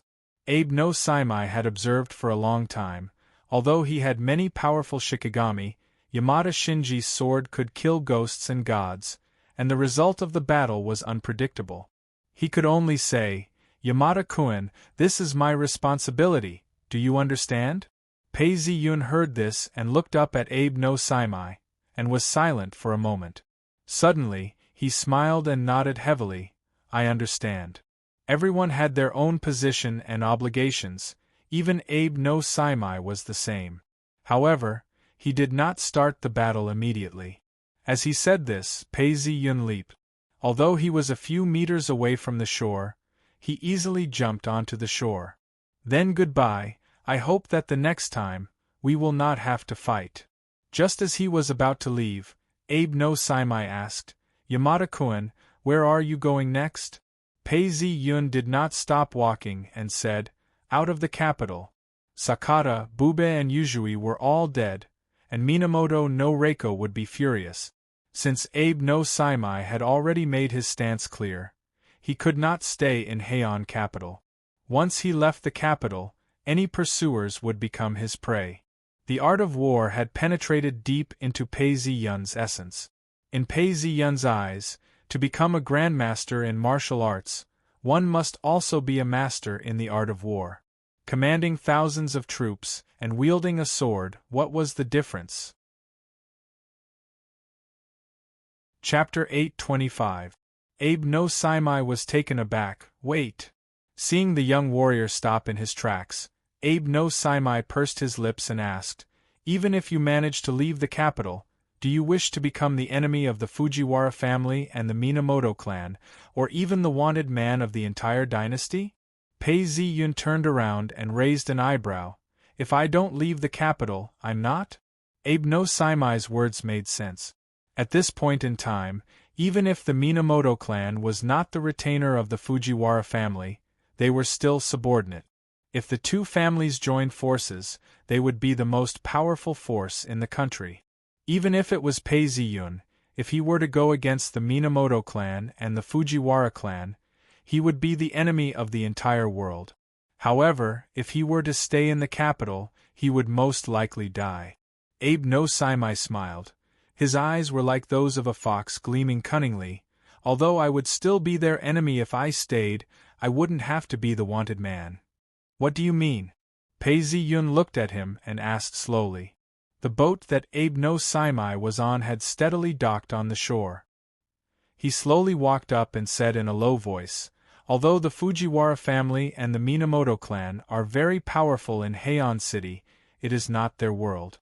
There are still people who can save you from their pursuit." "You mean, the Emperor?" Pei Ziyun asked after a moment of silence. "You guessed correctly, it is the Emperor." Abe no Saimai smiled. "His Majesty is in need of manpower. You were able to kill 3 of the 4 heavenly kings on your own, and will definitely be heard by the Emperor. This is your chance." Abe no Saimai paused and smiled. The Fujiwara clan is extremely powerful, and they have also recruited the Minamoto clan. They are too powerful, and the Emperor has already used the Taira clan to fight against them. With Yamada-kun's strength, if you work for the Emperor, it would be a simple matter to revitalize the Yamada clan. Even if Yamada-kun wants to live alone, there are ways to do so. I remember that the Fujiwara clan is your benefactor." Pei Ziyun did not answer. This was more or less correct. The Battle of Genpei could be viewed as a confrontation between the Mikado and the Fujiwara families, each supporting a different clan. It was just that in this confrontation, both clans had accumulated tremendous power, far beyond the control of the chess players. When the Minamoto clan defeated the Taira clan, they established the first shogunate, the Renakura shogunate. The power of the Minamoto family was not only greater than that of the Emperor and the Fujiwara family. Even the lowly samurai were more powerful than the officials. But even with such power, Pei Ziyun did not believe such nonsense. The reason was simple. Pei Ziyun's current worth was not worth the price the Heavenly Emperor had to pay to protect him. Abe no Qingming did not know what Pei Ziyun was thinking and laughed. "I owe a debt of gratitude to the Fujiwara family. However, I am not a retainer of the Fujiwara family. Although His Majesty is benevolent and has appointed the left minister to govern, he is still a descendant of the gods. The mandate of heaven is in his hands." Pei Ziyun's lips twitched. He had nothing to say to this old fox. However, he did not reject Abe's suggestion immediately. He stood there in silence. Abe no Qingming could see that his heart was wavering. He continued, "However, Yamada-kun, although the master can protect you, it is not without a request." "What do you mean?" "Yamada-kun's crime is related to the murder of His Highness. Although half of it has been exposed, we must find and kill the demon that harmed His Highness. Only then will the case be closed. Only by accomplishing such a great deed, and clearing all suspicion, will the master be willing to pardon you. This will leave the Minamoto clan and the Fujiwara family speechless. This is an overt plot, a method that will allow you to stand upright under the sun." Abe no Qingming squinted his eyes and said slowly, "Although killing a demon is indeed difficult, to Yamada-kun, it is the best option. I wonder if you are willing to accept such a condition?" Pei Ziyun's face was originally cold, but when he heard this, he suddenly laughed. Sure. Pei Ziyun said very straightforwardly. He did not believe Abe No Qingming's words at all, but killing the demon was exactly what he wanted, and immediately moved him. By killing the demon, he could break the shackles of the gods in this world, and sweep away everything. Good, Abe No Qingming did not choose the wrong person. Abe No Qingming clapped his hands and smiled, then asked, I wonder, how long do you need to kill the demon? Pei Ziyun said lightly, if you allow me to enter the palace, I only need 1 night. Enter the palace? Abe No Qingming frowned. I need to ask the master for permission to enter the palace. You can stay at my house temporarily. I will stay at Izumi Shibe's house and wait for news. Pei Ziyun interrupted Abe No Qingming. There were all kinds of enchantments in the Abe mansion, and it might be able to temporarily block his senses. He did not want to wake up one night and be surrounded. Izumi Shibe's house was just an ordinary house, and it was much safer. Abe No Qingming looked at him deeply. Sure, but believe me, as long as you do not continue to cause trouble, the Fujiwara family and the Minamoto family will not do anything to you. Since they had reached a consensus here, Pei Ziyun naturally did not need to rush out of the city. He took Abe No Qingming's ox cart and returned to the street again. When he passed by the Asauka Hotel, he found that the hotel had put up a temporary closed sign. Pei Ziyun glanced at it and withdrew his gaze. Izumi Shibe's place was very close to the Asauka Hotel. It was not too far to walk, and the ox cart was just a short distance away. Thank you. Pei Ziyun jumped down from the ox cart and said to the Shikigami who was driving the ox cart. The young Shikigami hurriedly waved his hand and ran away with the ox cart. Pei Ziyun laughed and looked at the mansion that he had been to. This looked like the Orange Mansion, but according to the rules of the Heian era, it was likely that Izumi Shibe's family paid for the house. There was no other way. The rules of the Heian era were that the wife had to serve the husband's food and clothing. If there were children, it was also the wife's responsibility. The Orange Mansion was a little different from the last time he came. The mansion that looked a little noble now seemed a little desolate. In front of the once clean door there was snow falling, but no one cared. The door was also open, and there was an ox cart parked at the door. The driver was dozing off. Pei Ziyun knew that someone had come to question Izumi Shibe. Since there was no one guarding the door, Pei Ziyun did not need anyone to pass the message, and went in directly. He had only walked for a short distance when he saw a serving girl with an ugly expression on her face. Pei Ziyun's eyes met hers. The maid seemed to recognize Pei Ziyun. Her pupils shrank, but she immediately calmed down. She bowed and said, My wife is inside, but Ekizan Sho is also here. Ekizan Sho? Ekizan Sho Oiyaji?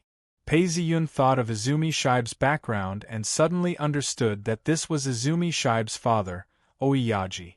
In Japan, most nobles were called by their surnames. Izumi Shibe's surname was Oi. Her name was a combination of her husband Izumi Sho and her father Shibe Prime Minister.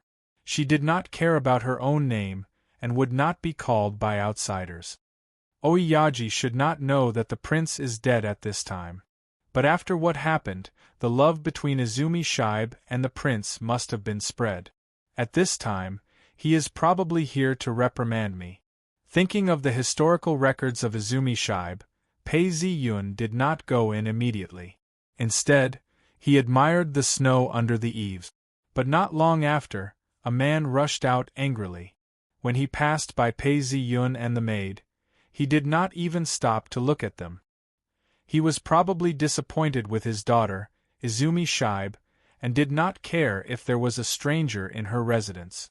Pei Ziyun looked at the back of the man, shook his head, and turned to walk into the room. In the luxurious but empty room, Izumi Shibe knelt on the ground. Her face was pale, and her body was trembling. When she realized that someone had come in, she only looked up. Even when she realized that the person who came in was Yamada Shinji, she did not react. You also came to laugh at me? Seeing that Yamada Shinji did not make a move on her, but stood looking at her, her eyes moved slightly, and she said in a cold voice. She did not think that Yamada Shinji respected her. He even dared to kill the princess, and did not put her, the nominal mistress, in his eyes. This was clear evidence. If it had been any other time, she would have been afraid. But in the Heian era, a woman's income came from her parents. At this time, her father actually wanted to break off relations with her. For a moment, she was disheartened. She even had the thought of suicide or becoming a monk, so she was not afraid at all. Pei Ziyun stood there calmly. Facing her questioning, he sneered, "You brought this upon yourself. In this world, even if she is abandoned by her husband, a woman must stay with her husband for 3 years. Only then can she break off the original marriage relationship and find a new person to marry.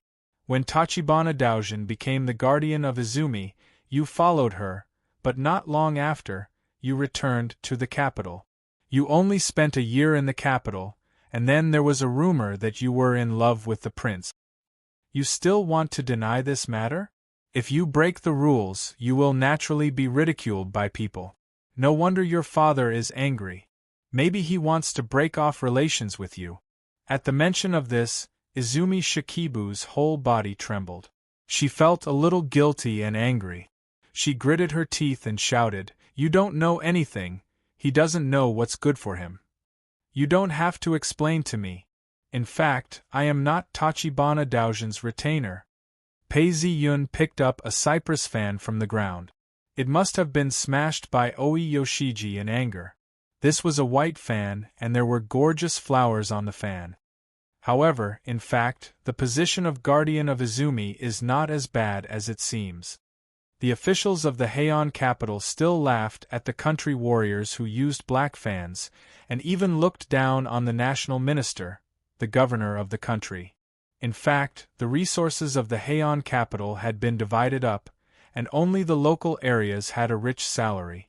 200 years later, the warriors who controlled the country would take over the world, and the Fujiwara family and the emperor would be reduced to selling paintings and performing arts for a living.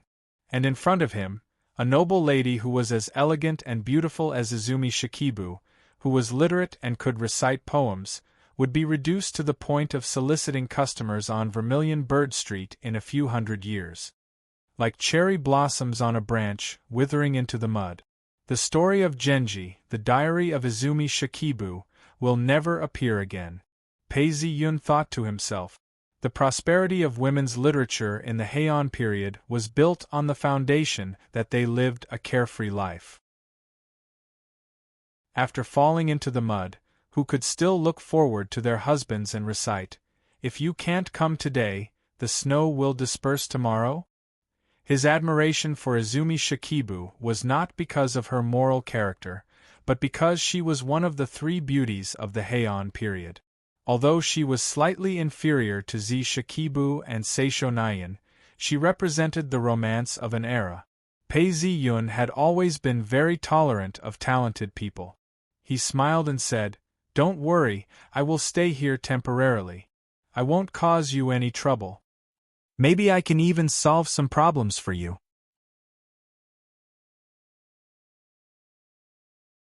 Chapter 8:26. The snow finally melted and spring arrived. It was a different kind of atmosphere.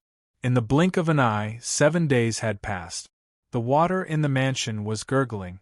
Izumi Shikabi hid her uneasiness and pretended to be calm as she chatted with the maids.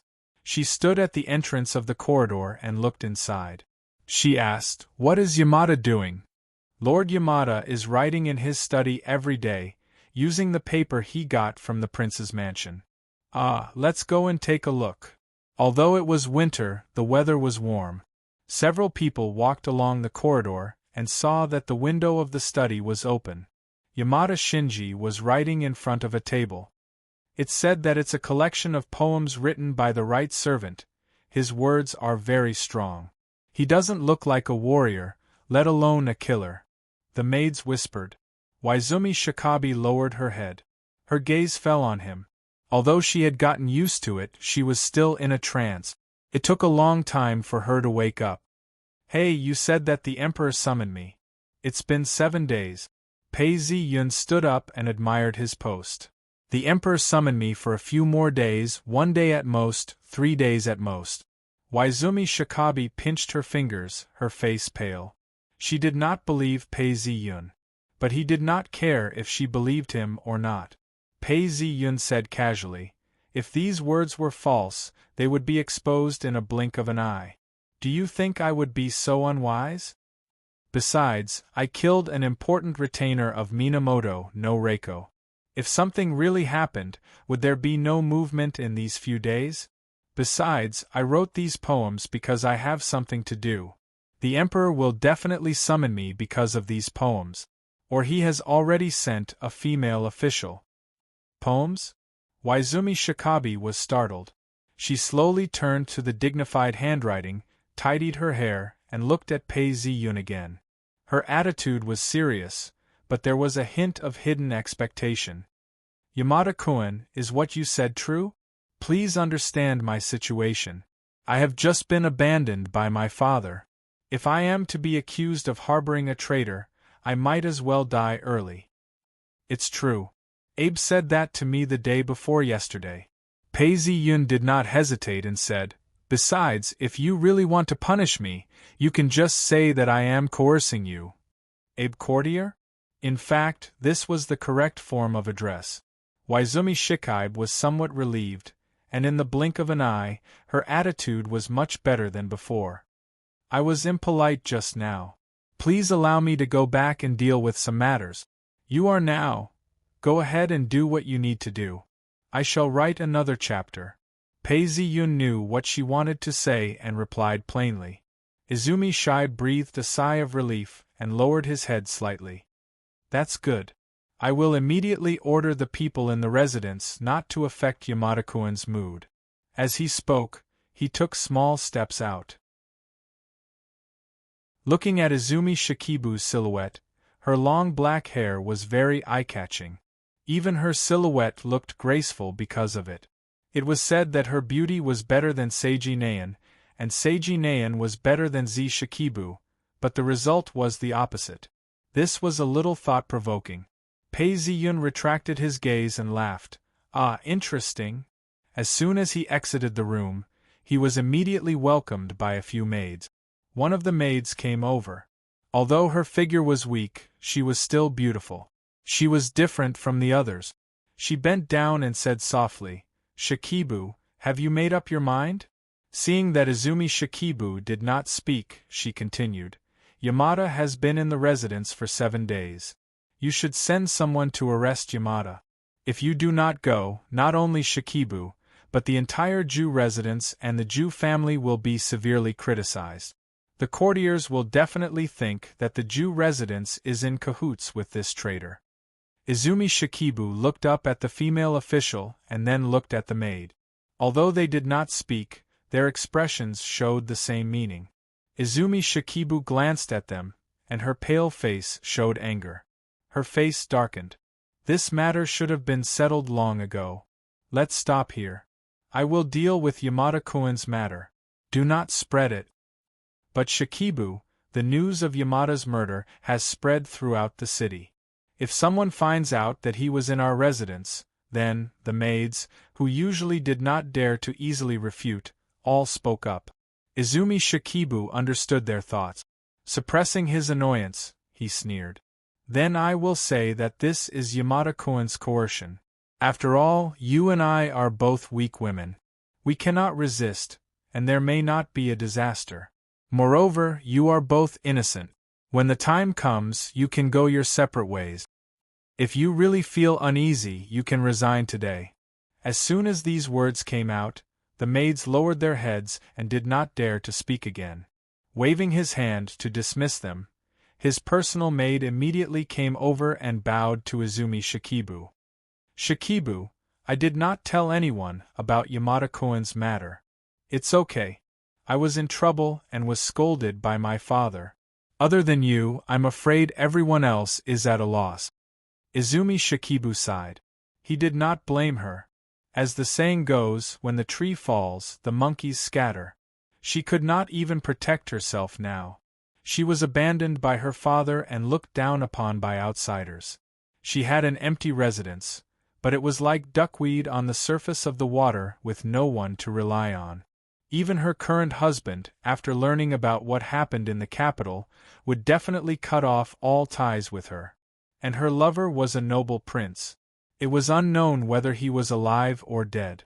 Even if he could survive, he would probably not continue their relationship. These maids must also be terrified and uneasy, which was why they lost their sense of propriety. Did she not know that Yamada Shinichi was a hot potato? Whoever touched it would be burned. But she had no other choice. She had seen Yamada's fierceness with her own eyes. If she really disobeyed him, not to mention in the future, she would not be able to escape the calamity now. But they can't be kept. The rule of the Heian era was that the palace would choose 3 or more daughters of high-ranking officials to be maids or maids. The maids or maids would then choose 5 or more daughters of nobles to be maids or maid. 5 or more daughters of nobles, such as herself, would choose 7 or more daughters of officials to be maids or maids. These all had to be given salaries. Once they were abandoned by their husbands and fathers, how could Izumi Shikibu afford to raise such maids? Rather than saying that these maids were afraid, it was better to say that they were worried about their future. Thinking of this, she could not help but look gloomy. She forced herself to cheer up and gave orders. "Shikibu, someone from the palace has come." Just as Izumi Shikibu ordered Yamada Shinichi to tidy up the room and was about to tidy up the poetry manuscript in the study, a maid ran in with a panicked expression to report. Izumi Shikibu was shocked, then thought of Yamada Shinichi's words and forced herself to calm down. She said, "Come with me to welcome the maids." Although she was a daughter of nobles and the wife of Izumi Sho, she still needed to go to the door to welcome the maids because they came on behalf of the emperor. Her thoughts were tumbling. When she reached the door, she found not only the maids who came in the ox cart, but also a group of onlookers, pointing at the door. Seeing that she was surrounded by the maids, these onlookers became excited, and their voices came. Could it be that the emperor also heard about this? "This woman is so slutty, it's really tsk. It's not even a year, don't look for others. You even caused her death, Scourge. Shoo, I heard that she had evil spirits on her, and caused the death of the prince. Someone from the palace must have come to investigate this matter." These voices made Izumi Shikibu's face pale, and her eyes, which were always full of affection, showed anger. The maids who came from the palace looked ordinary, but had a good temperament. It was obvious that she was from a noble family. She had also heard about what happened to Izumi Shikibu, and couldn't help but take a look. But thinking of this task, she slightly raised her chin and said lightly, "Izumi Shikibu, I came to visit your house because I have something to tell you. Won't you invite me in?" Izumi Shikibu suppressed her anger and said, "I was rude, please come in."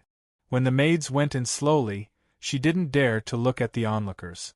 She covered her face with a fan and immediately said to the maid, "Close the door." Their master was humiliated by outsiders, and these maids' faces were already red. Hearing the order, they didn't say anything and closed the door in laughter. "Is Yamada-kun, who presented the poem to the emperor, in your house?" The maids heard the movement and the corners of her mouth slightly raised. When Izumi Shikibu came up, she turned back and asked. It turned out that the last time Abe no Saimai's child came to fetch the poem, it was to present it to the emperor? Izumi Shikibu immediately replied, "Yamada-kun is in the house." "That's good. I came here this time to convey the emperor's order to Yamada-kun," the maids said reservedly. Izumi Shikibu saw that the other party didn't want to talk to him more. He was ashamed and angry, but he could only endure it and accompany her inside. The group walked quietly for a while and saw a pavilion. Izumi Shikibu saw the figure in the pavilion at a glance and said to the maid, "Look, that is Yamada-kun." At a glance, the youth was wearing a samurai's clothes. He could pick up a pen and write.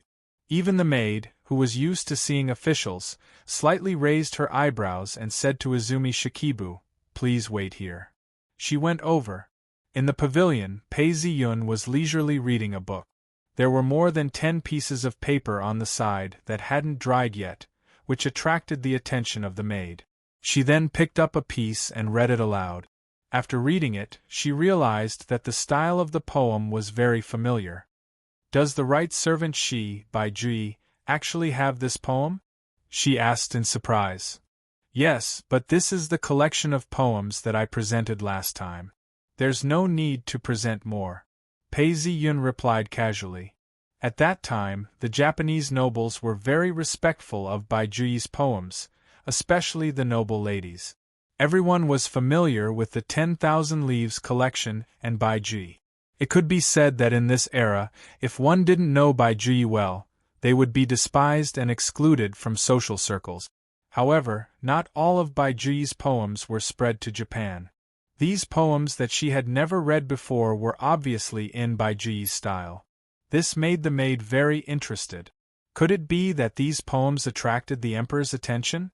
When she finished reading, she reluctantly put down the book and said to Pei Ziyun, "Yamada-kun, I'm here to convey the emperor's order. The emperor has specially granted permission to meet you at Changha Palace. Tomorrow, an ox cart will come to pick you up and bring you into the palace." Pei Ziyun didn't care where he would meet the emperor. After all, this wasn't his ultimate goal. "I understand. Please report back to the emperor. I will enter the palace on time," Pei Ziyun said lightly. The female official gave him a deep look before bidding farewell and leaving. After the maid left, Pei Ziyun continued to sit in the pavilion, writing poems. After a while, he heard footsteps. Izumi Shikibu walked to his side and looked down. She then said, "Yamada-kun's words are really elegant and elegant. It really surprises me." Pei Ziyun smiled and took the tools. He bound the poem that had just been written and dried, together with the previous poems, into a book. He handed it to Izumi Shikibu, who was looking at it curiously.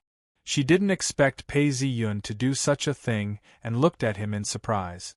Pei Ziyun said, "Although Baijuyi's poems are good, I like Li Bai's poems better. Baijuyi's poems have been given to the emperor. This Li Bai's poems are for you." "Why?" Izumi Shikibu felt that the poems in her hands were a little hot, and she was quite flattered. Pei Ziyun smiled. "I'm going to the palace tonight. This is my accommodation fee." He wanted to refuse, but Yamada said it openly. Izumi Shikibu stared at the poems in her hands for a while, and couldn't help but open it to read. Li Bai, Li Tai Bai? As a result, she was attracted to the first poem. As she was reading, Pei Ziyun suddenly asked, "Shikibu, do you know why Taibai's poems are not as good as Baijuyi's in Japan?" Izumi Shikibu thought for a while. She wanted to answer that it was because the poems were good, but she had just read Li Taibai's poems. They were equally romantic and beautiful, and she couldn't put them down. She was a rare talented woman in this era. Izumi Shikibu thought for a while and said her answer, "Because he is Baijuyi's?" "That's right." Pei Ziyun smiled and looked at Izumi Shikibu with a little admiration. Just as Izumi Shikibu had said, the Japanese nobles admired Baijuyi's poems more because Baijuyi's status was higher. At that time, Baijuyi was conferred the title of Marquis Feng-yi. He was given the title of Minister of Justice, Grade 3, and was given the title of Minister of the Right Bodhisattva, Grade 2. It was not completely snobbish, but Japan went to the Tang dynasty to learn. Naturally, they had to learn from Lutian.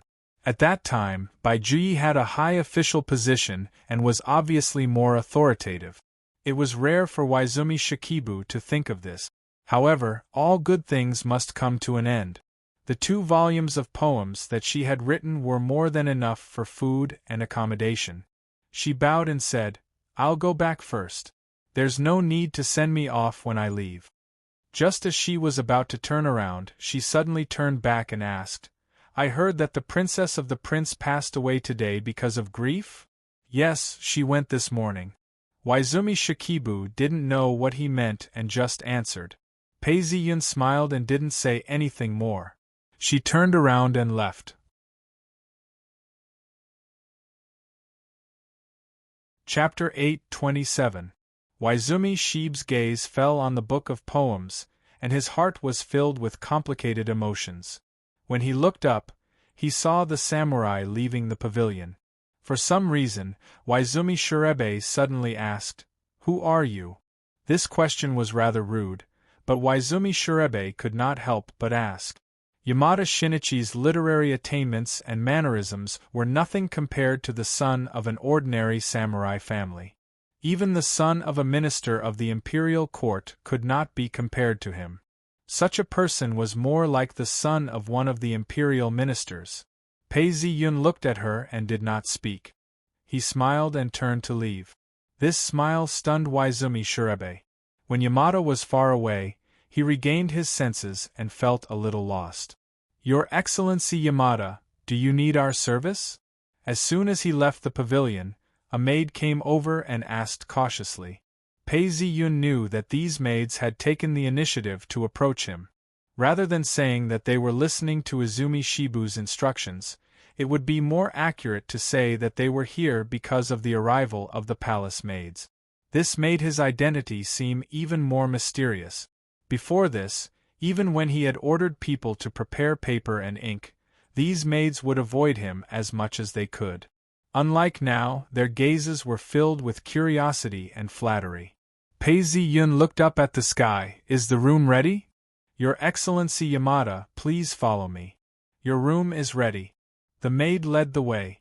Pei Ziyun's room was not far away. This mansion was not very big, and the rooms for guests could not be chosen as the lower rooms. Other than the main house, there were only a few guest rooms. The room next door was empty and unoccupied. It was separated from the main house by greenery, which was exactly what Pei Ziyun wanted. He opened the door and saw that it was clean and tidy, and was satisfied. "Your Excellency Yamada, these are the books you wanted." Previously, the maid had prepared paper and ink for Pei Ziyun, and now she was even more willing to serve him. The speed at which she prepared the books was also very fast. He asked for a few books, and they were sent over in no time. At the same time, some food was also sent over. Pei Ziyun looked at it and asked them to place it on the low table.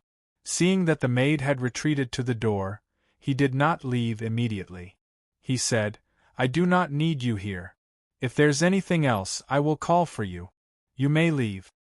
"Yes, Lord Yamada." Only then did the maid respond. Her footsteps gradually faded away. At this point, the sky was getting dark. The oil lamp in the room was lit and the flames flickered. This made Pei Ziyun's expression even more unfathomable. He didn't touch the food that looked quite exquisite, nor did he drink the tea that the maid brought over. Instead, he held the scroll in his hands and read for a while. When it was late at night, he directly extinguished the lamp, put on his clothes, and lay down as if he had fallen asleep. The waning moon peeked out from the dark clouds in the gray sky, sprinkling down some pale light, but it was quickly blocked by the dark clouds. Inside the house, the warrior who had his eyes closed suddenly opened his eyes in the quiet atmosphere. His eyes were astonishingly bright in the pitch-black night.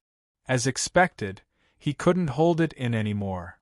The demonic transformation and Izumi Shibu killed Yamazaki Ichiro, and then plotted against the prince. In the end, the princess revealed her prajna form. These were all demonic ghosts that women hated. Pei Ziyun did not believe that the princess was innocent. Living in Izumi Shibu's house, on one hand, was to protect her, and on the other hand, was to lure the snake out. The princess hated the prince because he fell in love with Izumi Shibu. Today, she was dead, and she would definitely make a move. This was the reason why he said to go out tonight. Pei Ziyun stretched out his hand. Between his fingers, there were 3 strands of green hair that formed a heart. At this moment it was trembling, letting out a silent cry. Unfortunately, no matter how crazily it struggled, it could not break free from Pei Ziyun's fingers. Ah! In the main house, Izumi Shibu suddenly woke up from a nightmare. She gasped for breath and instinctively looked at the window. She did not know what was going on. The wooden window that was closed before she slept was now wide open. Gusts of cold wind blew in, making her feel very cold. No wonder she felt as if she had fallen into an ice cellar in her dream. So it was because of the cold wind. Izumi Shibu struggled to get up, put on her coat and walked to the window to close it. At a glance, she saw that in the middle of the night, there was a thin layer of fog in the courtyard. Fog! In a windy night, there was actually fog. This made Izumi Shibu feel strange. She could not help but look outside for a while. This window could directly see the door from inside the house. Just as Izumi Shibu stood there and looked out, she suddenly saw a figure appear in the fog. The door was opened and an ox cart was parked outside. Damn it, who is so careless? Although the distance was too far, and she could not see clearly, this scene still made Izumi Shibu feel frightened. One must know that in Heian capital, it was easy to attract evil spirits when the door was open at night. She did not know what was going on. She should have called for the maid, but instead, she walked out of the room quickly. The figure that was walking towards the door, at this time, she also saw clearly. Although it was only the back view, she could see that it was Yamada Shinichi. The other party actually went to see the emperor at night? Izumi Shibu suddenly understood, and was even more surprised. This was completely against etiquette. San.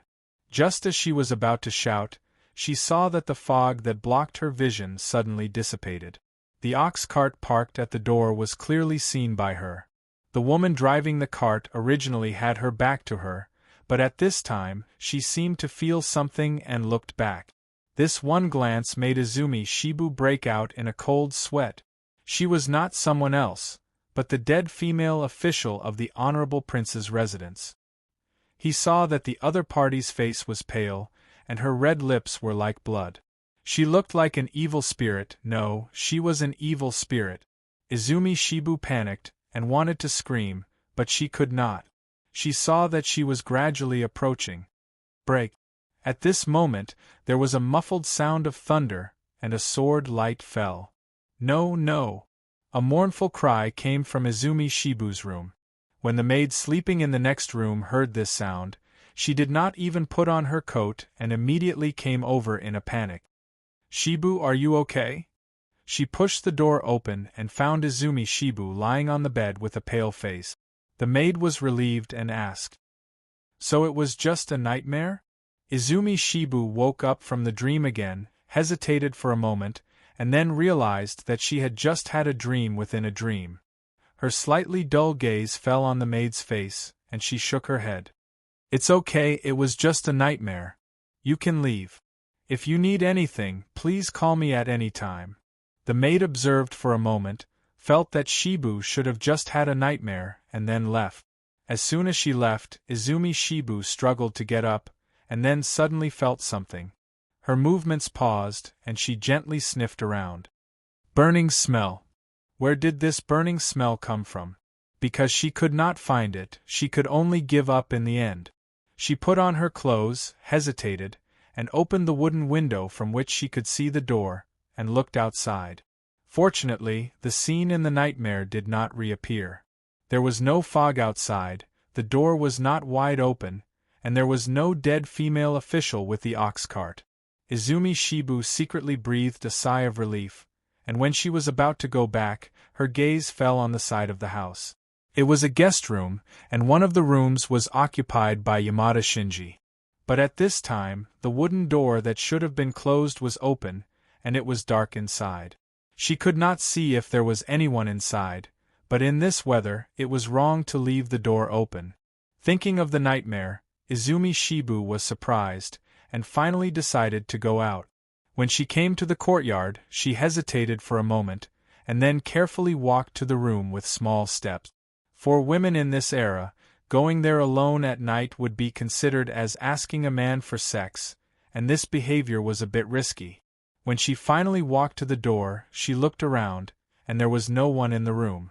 Izumi Shibu's heart jumped, as if she had fallen into an ice cellar. For a moment, she even wondered if the nightmare just now was really just a dream. "Come!" Walking back to the courtyard, she shouted. The sleeping maids heard the noise and put on their clothes. "Did any one of you hear the sound of the ox cart?" Izumi Shibu asked. This question was really strange and inexplicable. The maids who came out one after another heard this question, and looked at each other. A female official with willow eyebrows came out. "Shibu, I have not heard of it. I am really sorry to disturb you. Go back and rest." With an ugly expression, Izumi Shibu waved her hand to let them go, ignoring the maid's gaze, and stood in deep thought. Suddenly, her expression changed, and with a speed that could be called rude, she quickly returned to her room. Ignoring the others' gazes, she directly knelt on the tatami, and flipped the quilt. A knife mark, although thin, appeared on the quilt very clearly. In addition, there were a few strands of burnt hair stuck on it, which made Izumi Shibu's expression even worse. "Shibu, what's wrong with you? Did something happen?" The maid gathered her courage and asked. Izumi Shibu stood up, and without answering, she walked out of the room and towards the door. When she arrived at the door, her hand was already on the door, and she shivered, hesitating again. If the dream just now was real. She looked at the door in fear, and pushed it open, and really saw something she didn't want to see. Then what should she do? But if she ignored it, this matter would definitely become a knot in her heart, and she couldn't let it go. After thinking for a while, she heard the messy footsteps behind her, and knew that the maids were frightened by her strange behavior. Without hesitation, she pushed the door open. The quiet street was empty. The night wind blew, and the snow on the ground had not yet melted. There were traces of an ox cart. Looking at the obviously fresh traces of the ox cart, Izumi Shibu was dumbfounded, and her body could not help but shiver. And at this time, on the road to the palace, it was quiet and dark. An ox cart with a dim light sped along the road. Following the light, there would be rustling sounds coming from behind, not knowing what was going on. Pei Zi-yun did not seem to hear it at all, and closed his eyes to rest. After an unknown period of time, he opened his eyes. "We have arrived at the palace." Although the nature was slightly different, Pei Zi-yun would definitely not be wrong. In the next moment, there was a boom from the side of the ox cart. He floated down from it, and with a slash, he chanted, 10 steps to kill a person, 1,000 miles unstoppable. Just as he finished speaking, the blade fell, and with a poof, before the ox cart and the demon driving it could react, a white light was ignited. As the flames spread under the moonlight, the closed palace door opened. Chapter 828. At this point, a female official walked out from the palace. She did not speak, but bowed respectfully. Pei Zi-yun looked at her with a smile that did not reach his eyes. This female official was around 30 years old, with a clean face and an elegant demeanor. Although her looks were not outstanding, her posture had been influenced by the palace's laws, and was extremely alluring. He raised an eyebrow. "Does that mean I've passed the test?" The female official paused in her actions, as she tried to discern his expression. She could not tell if he was unhappy about this, or if he was just asking a question. After pondering for a moment, the assistant said, "Please don't be angry, Yamada-kun. This is for your own safety. If you can't even differentiate and kill ordinary demonic ghosts, then you'll only end up dead when you meet the Emperor of Heaven and receive orders to kill a powerful demon." As she said this, the female official stepped aside. "Please enter." How arrogant! Pei Zi-yun laughed coldly. However, he knew that in this era, the Emperor and the people around him would treat a country bumpkin like him with kindness. He should be grateful for this favor. However, he didn't mind. He had asked this question because he wanted to see how she would explain. Hearing the female official say this, he laughed and did not speak further. He took a step in and paused. Yamada-kun. The female official looked over and reminded him, "We can't waste any more time, please enter." Pei Zi-yun looked at her calmly, as he stroked her neck and walked in. He then thought to himself, "This aura, it's Yi Zi. Yi Zi-yun was separated from me, and I couldn't sense him. Who knew he was in the palace? Since he's in the palace, I can't sense him. That makes sense." Spring had just arrived, and the interior of the palace had a different vibe to it. He walked along the corridors and released his senses once more. Indeed, there was a force that prevented him from prying into the palace. Imperial qi and divine power. The emperor claimed to be the descendant of the Tensho, which was understandable. The aura of the palace was very strange. Although there was resentment, it was suppressed. The palace of the Japanese emperor was known as the Imperial Palace, and was not huge. After walking for a while, he arrived at the Hall of Eternal Harmony. At the entrance of the hall, Pei Zi-yun looked around and saw two female officials dressed in deep red robes. When they saw Pei Zi-yun and the two female officials, they bowed and retreated. Pei Zi-yun walked into Changhe Palace and noticed that there was a curtain separating him from the rest of the hall. Incense was lit within the incense burner. Although no one was speaking, he knew that the emperor was watching him from within. Although there were many legends in this world, the power was real. Pei Zi-yun did not underestimate him. He was curious as to whether or not the heavenly emperor truly possessed the bloodline of a god. Was it just a barrier of energy that prevented him from prying into it? The female official reported to the person behind the curtain. She then turned around and asked, "According to the report of Minister Abe, you believe that the great demon may be hiding in the palace. Is this true?" At that time, although Pei Zi-yun did not directly point out where the demon was hiding, since he had requested to enter the palace, Abe no Haruaki understood what he was hinting at. Otherwise, the Emperor of Heaven wouldn't have summoned him in such a hurry. It was just that the palace wasn't safe and he couldn't eat or sleep in peace. Pei Zi-yun replied, "Yes, and I've confirmed it. The great demon is only a short distance away from Changhe Palace. As a prince, he has the bloodline of the Amaterasu, and is under the protection of the gods. He is also of the second rank, making it difficult for anyone to get close to him. To be able to kill a prince, I'm afraid she's not an ordinary serving girl." Pei Zi-yun was just short of saying it out loud. To be able to kill a prince, it could only be one of his own. In the emperor's harem, there were many members of his own family. Naturally, it was the women of the emperor. Hearing this, whispers could be heard from behind the curtain. Before long, a young lady's voice rang out from behind the curtain. Her voice was clear and melodious, like the sound of nature. "Can you confirm it?" the female voice asked slowly, filled with laziness. "Yes." Pei Zi-yun paused before replying. The young lady was very satisfied with his answer and continued, "The palace is very strict. In order to prevent rumors from spreading, can you give me 2 hours? 2 hours was equivalent to 2 hours in the modern world. To Pei Zi-yun, killing the great demon was more than enough. "Half an hour is enough," Pei Zi-yun replied. He wasn't surprised at all. Many people thought that the emperor could do whatever he wanted. But in reality, even if he was the emperor, opening the palace doors for 2 hours in the middle of the night was not something he could do easily. If there was an edict, there would be an official sending a letter tomorrow. "If that's the case, I'll bring you to the palace." The palace referred to here was the residence of the emperor's women. If there was no one to guide a man like Pei Zi-yun, even if there was an edict, it would be difficult for him to enter.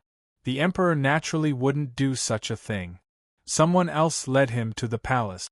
Pei Zi-yun then asked, "Just now, who was the one speaking behind the curtain?" "Yamada, you're too rude. How dare you ask such a question?" The female official was somewhat displeased and looked at him with disdain. But when she thought about how they were going to meet again, She was afraid of being rude again.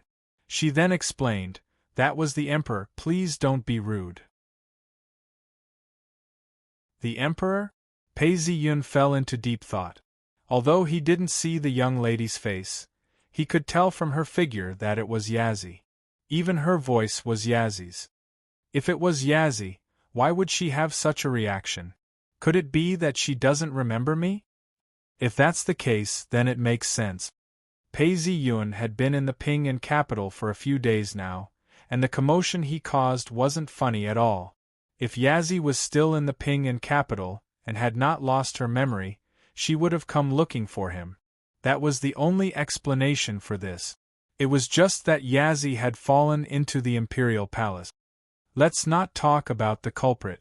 To be able to become the emperor means that Yazi has the blood of the emperor flowing through her veins.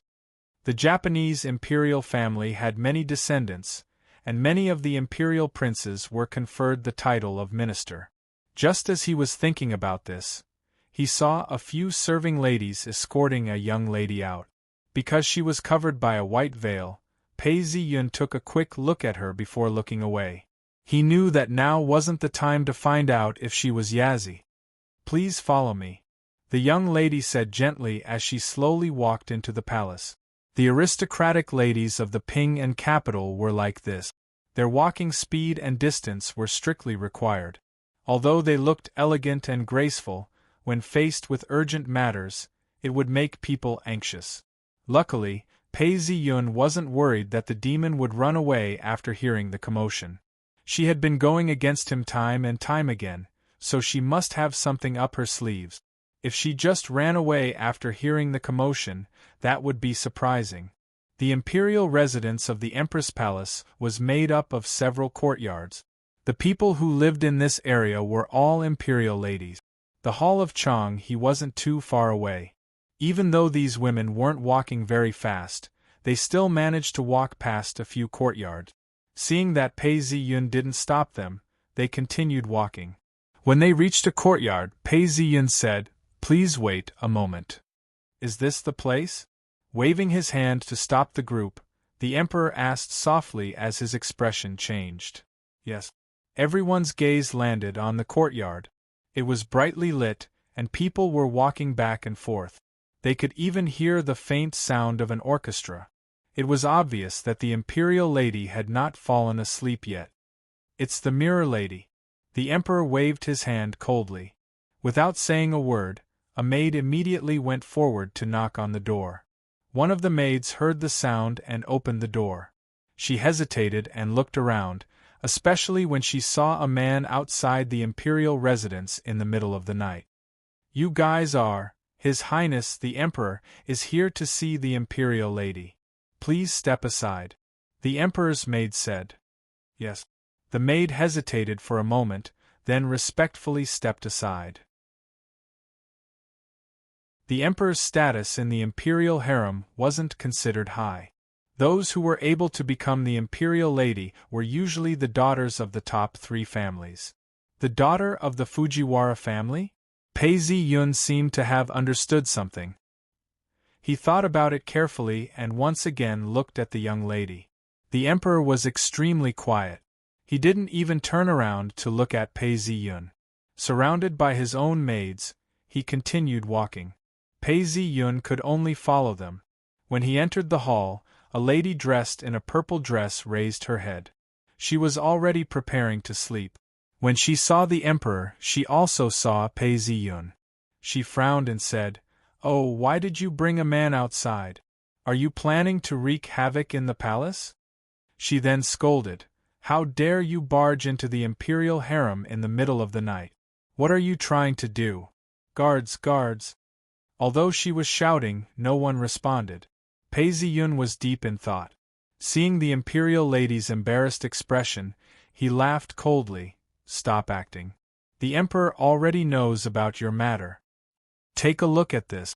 Pei Ziyun opened his hand and 3 strands of hair appeared in his palm. They formed into a ring and trembled slightly. He then pointed the ring at the imperial lady and laughed mockingly. "You've attacked 3 times. Although you used the power of Hanya as a cover, you can't hide it from me. Everyone around, including the emperor, looked at the strands of hair. Although they couldn't see her expression clearly through the white veil, Pei Ziyun knew that she must be filled with doubts. This is something on you. It's infused with your powers. I'm sure any monk or onmyoji would be able to recognize it, much less Xingzheng or Yasuhisa Qingming. Are you still trying to argue at this stage? Seeing that no one responded after shouting a few times, the imperial lady quietened down and her expression changed. She was a very beautiful woman. Even though she was sleeping and had no makeup on, and her hair was unkempt, everyone could not help but feel pity for her. Pei Ziyun stared at her quietly, his expression cold. The imperial lady looked around and saw that everything was quiet outside. The fragrance of tea was getting colder and colder, and she felt a chill down her spine. Other than the emperor, no one else could do this. She then sighed. A night as husband and wife means 100 days of love. I didn't let my master down. I didn't expect him to be so heartless. She looked at the people in front of her and stopped at Pei Ziyun and the emperor. She then laughed. It's just that, you've been tricked as well. As soon as he finished speaking, someone shouted from somewhere, "Hey!" As soon as the word "Qi" was heard, countless monks started chanting in unison. These chants had the ancient charm of the Tang dynasty, and the entire hall shook. Just as Pei Ziyun was startled, a lotus flower appeared and spun, forming 6 concentric circles that appeared beneath his feet. As the chants of the Buddhist scriptures continued to spread, it continued to expand until it covered the entire hall. A faint golden light shone, as if the hall had turned into a pure land, illuminating Pei Ziyun's face.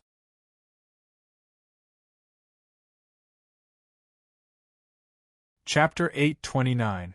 Countless shining talismans emerged from the ground along with the lotus leaves. Each lotus leaf had a vajra, and each lotus had a bodhisattva. The bodhisattva was covered in pearls and emitted the light of Buddha. It was a shocking scene. All kinds of inconceivable things happened along with the chanting. Even the knowledgeable female officials, who rarely showed their emotions, turned pale when they saw this scene. They couldn't help but gather together, shivering, and some even knelt on the ground. After a while, seeing that there was no movement, they looked carefully and found that whether it was the female officials or Yamada, they were all frozen, and their eyes had lost the divine dish. After a long time, one of the female officials came to her senses and asked, "Your Highness, what should we do now?" The Royal Highness frowned and tried to take a step forward, but was blocked by an invisible force. Seeing that he could not get close to the Royal Highness, he took a step back and looked at the young man. When he felt that he was breathing, he fell into deep thought. In the blink of an eye, he said in a cold voice, "Since we are here, we should take things as they come. Since we are here to eliminate the demon, Yamada's life depends on his ability. We can't interfere, so we can only watch the battle." The female official hesitated for a moment and did not tell him about the mission she had accompanied him here. She just nodded. But from Pei Ziyun's point of view, this was not the case. The chanting, the seals, and the enchantment turned into chains and surrounded him. Was this the so-called enchantment of the void mandala?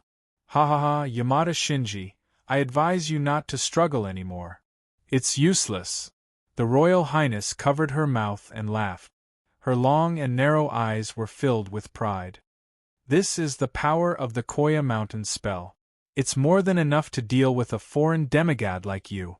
The next moment, the light of Buddha changed and the whole space turned dark. Then, it sank into darkness and quickly went down. Then, there was the sound of running water. The river of 3 roads in the Yellow Springs. Pei Ziyun looked on coldly and saw that he quickly landed on a hill, but there were no plants. When he stepped on it, the ground was full of stones and sand. Looking up at the sky, it was dark and he could not see the sun.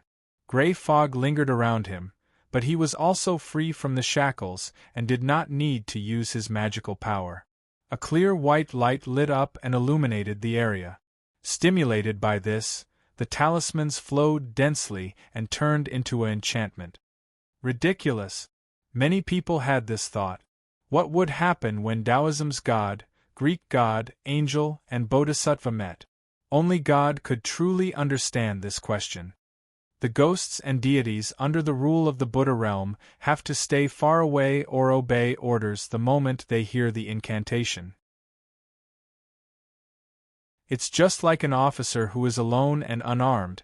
As long as he holds an imperial edict from the prime minister or even the emperor, he can make tens of thousands of fully armed soldiers bend their knees and obey his orders.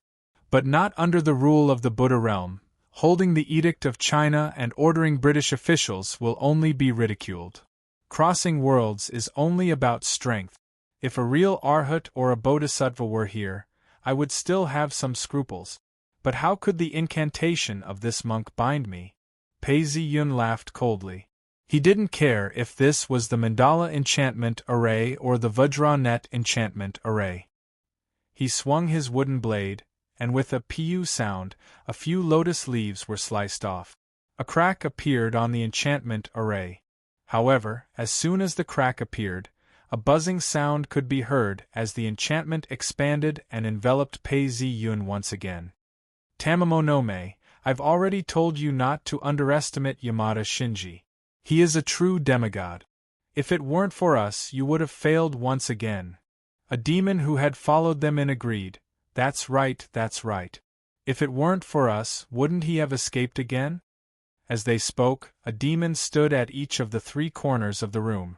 It was unknown what technique they used, but they resonated with the enchantment array and transformed into thick chains that bound Pei Ziyun. You guys came just in time. You want me to be the bait? It's easy for you to talk. Alright, cut the crap. Come with me and get rid of Yamada. If we don't kill Yamada under such circumstances, we won't even be able to get a share of his divinity. I'm afraid we'll all be killed by Yamada's blade. Tamamonome, who was hiding in the palace as a female, urged them. What are you waiting for? Hurry up and summon. This shout was incomprehensible to outsiders. However, it caused the Yumaru and Shutendaji to focus their gazes and summon. Indeed, I was right. The female mirror is Tamamonome. Pei Ziyun looked on coldly. Tamamonome, Shutendaji, the Yumaru, Buddhist incantations, demonic powers, and godly powers have merged into one. Interesting, very interesting. Once I, a demigod, am exposed, I've become the target of the palace's protection. Indeed, this can prevent me from escaping. However, if you think you can defeat me with this, you're too arrogant. Pei Ziyun thought to himself as he raised his head, it's the same trick again. The sky was getting darker and darker as dark clouds gathered. Soon, rain began to fall. Pei Ziyun stretched out his hand and caught a drop of rain. He opened his mouth and sucked on it before nodding his head. The water of the yellow springs, according to the Greek gods, is the water of the river Styx. It's said that even an immortal god would lose consciousness if he made a vow to the river Styx and broke it. He would have to lie in bed for a full 3 years before waking up. The rain fell silently. Within the curtain of rain, black chi swirled. Many wriggling human faces could be seen, struggling to escape from death. Their cries were tragic and demonic. Gradually, black armor appeared from the rain, and a black tide surged forward silently. To be able to summon an army of demonic gods, it seems like Tamamonome's identity is not simple. It's not just the daughter of the Fujiwara family. In the next moment, without a word, the black flag was unfurled, and over 1,000 riders charged forward. Seeing the Yellow Springs Ghost Army charging in, the 3 demons' expressions changed. They slowly retreated, using their strength to maintain the barrier, allowing more of the Yellow Springs Ghost Army to charge in. To be able to summon such an army of Yellow Springs Ghost soldiers, they had to pay a hefty price. Furthermore, these ghost soldiers were extremely vicious. If one approached them, they would attack without distinguishing between friend and foe. Their bodies were filled with ghostly chi. Just getting close to them would cause harm to ordinary humans and even demons, let alone being injured by them. Demons like Tamamonome and Shitendaji were not willing to take such a risk. Such a familiar scene. How nostalgic. Dessous world. Pei Zi Yun did not retreat. Instead, he raised his wooden blade and charged forward. He could see that the talismans had turned into chains, locking his movements and causing him to slow down. However, when the Ghost Rider neared him, his wooden blade flashed, half-moon slash. An arc of light flew past. Dozens of soldiers were separated from their chests, spewing out black mist. But before they could land on the ground, they were engulfed in white flames. Kill! The rest of the soldiers did not seem to know fear. They roared and charged forward, crossing paths with Pei Zi Yun. Their blades and swords stabbed wildly at him. Your courage is commendable, but it's useless. Pei Zi Yun did not even bother to dodge. As the blades and swords landed, sparks flew. His skin was as hard as steel, and not even his skin was broken. He twisted his wooden blade, and a white light flashed. Pu Piu. Another dozen or so Ghost Riders were chopped in half at the waist, but even more Ghost Riders attacked. In a few breaths, Pei Zi Yun had already clashed with more than 10 soldiers. Wherever the blade flashed, only white flames could be seen. At this point, an order was given, and the soldiers split up. The sound of bowstrings rang out, and a rain of arrows rained down. Pei Zi Yun ignored them and continued to charge forward. The chains on his body exploded, and it seemed like they could not hold him any longer. The 3 demons groaned in pain. So powerful, so impressive! Seeing another streak of white light turn into an arc of light and sweep past, another 20 cavalrymen fell to the ground. The 3 demons' expressions changed. According to their plan, they would lure Yamada Shinji into the palace and use the imperial chi and the protection of the gods to suppress Yamada's divinity. They would also open the gates of the Yellow Springs and turn it into a curse to kill Yamada. No matter how powerful Yamada Shinji was, he was still a mortal. It was impossible for him to turn the tables in such a disadvantageous situation. Even if Yamada Shinji could do it, he would still be weakened, and they would be able to enjoy the final victory. But in this situation, the ghost soldiers were impenetrable. Under the white light, they were reduced to ashes in midair. How terrifying! Tamamonome's face darkened. Yamada has already cultivated a divine body. Big Yamaru was a demon god himself. He immediately understood what this meant. His words made Tamamonome and Shutendaji's eyes burn with passion. To be able to cultivate a divine body meant that his divinity was extremely pure. If they could get a share of this divinity and combine it with their original strength, they would be able to evolve once again. One had to know that the gods in Takamajiehara had a huge difference in power and status. Quickly kill Yamada.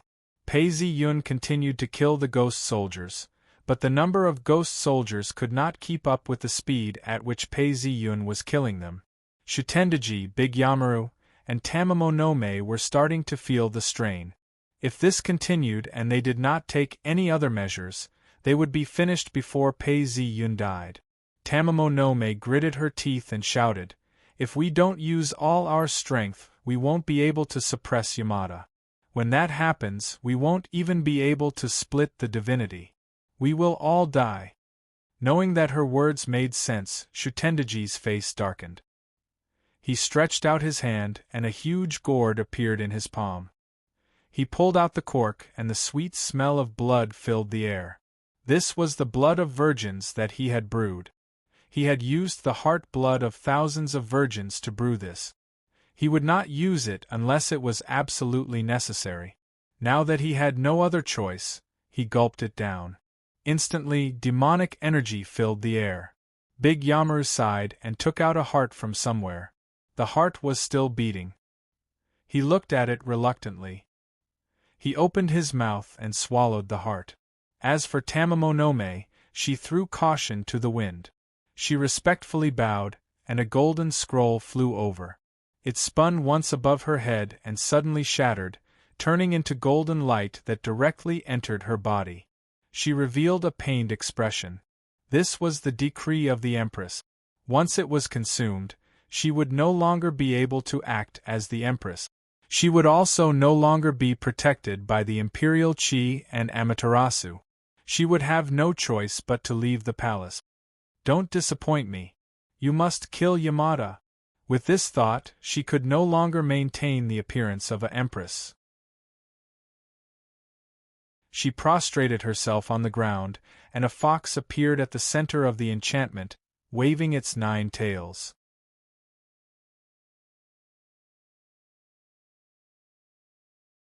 Chapter 830. Roar. A fox's roar rang out within the enchantment. Pei Ziyun groaned as the pressure doubled. He could not help but sink a little.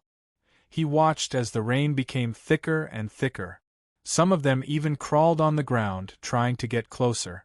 As for the ghost riders, their light armors were getting thicker and thicker. Their blades gleamed with a cold light as they galloped at a much faster speed. As they neared, more than 10 riders galloped forward. They let out a shrill cry as they raised their spears and threw them at Pei Ziyun. The spears carried a deadly glow as they pierced towards Pei Ziyun. At the same time, the talisman chains on Pei Ziyun's body glowed and solidified. It was difficult for Pei Ziyun to move, but he was not afraid. He waved his wooden blade and shouted, "Half-moon slash!" A crescent-shaped sword light slashed across, and the sound of ripping cloth could be heard. More than 10 demon riders were sliced into 20 pieces along with their horses, spewing out a thick black fog. Ah! The demon rider that was left with only half a body was not dead yet.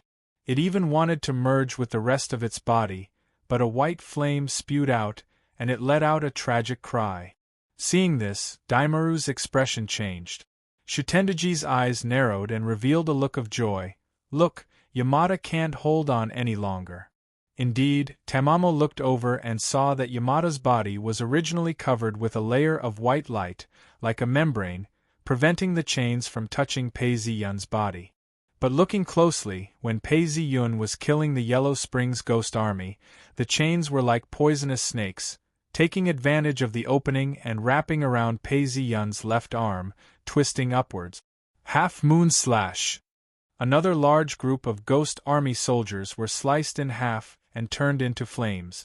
Yamada Shinichi's expressionless face was frowning, and his face was pale. The 3 demons looked at each other in surprise. Not only does Yamada have to fight the Yellow Springs Ghost Army, he also has to break free from the curse chains. He's on the verge of death. It's not a waste of our efforts. Seeing that there were only 300 of them left, Shutendaji was eager and asked, "Should we attack together?" "Humph, let the Ghost Army continue to wear them down. Once they're all dead, we'll attack again," Tamamo no Mae said coldly. "That way, even if Yamada has some strength left, he won't have much left. You really are a noble of the palace to have such a style."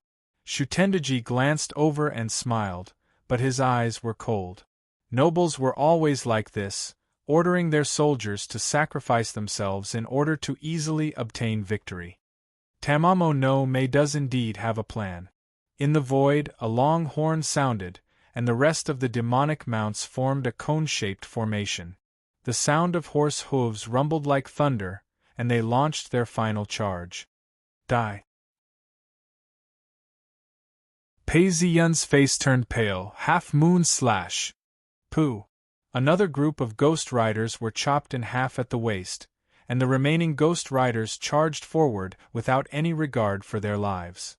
Poo piu piu! The demon saber slashed at his body, and cracks appeared on the protective white light. The talisman chains finally found a gap, and with a piu sound they pierced into his flesh. Die! Pei Ziyun shouted out as his body glowed with a white light. The final radiance of a setting sun. Not only were the 3 demons not shocked, they instead revealed looks of joy. What a joke! With a piu sound, the wooden saber slashed past 2 Ghost Riders, and they fell to the ground. Pei Ziyun's eyes were gloomy, and his divine sense split into two, sinking into the void. If anyone could see the changes in the void, they would probably be shocked. It would not be an exaggeration to say that the sky was falling and the earth was splitting. In the void space, the ghost mounts were densely packed. Most of them turned into firewood the moment they landed on the ground. When they landed on the ground, most of them turned into ashes. The cracked earth on the ground swallowed and spat out a black aura, which quickly dissipated. The incomplete shrine emitted a divine light, and the divine light slowly spread out. Everywhere it passed, the black cracks on the ground were instantly smoothed out. Only a few samurai landed in the shrine and turned into statues. More importantly, there was a snake in the sky, its body glowing with light, and there were many lotus flowers on it. Each of them was a bodhisattva, arhat, and vajra.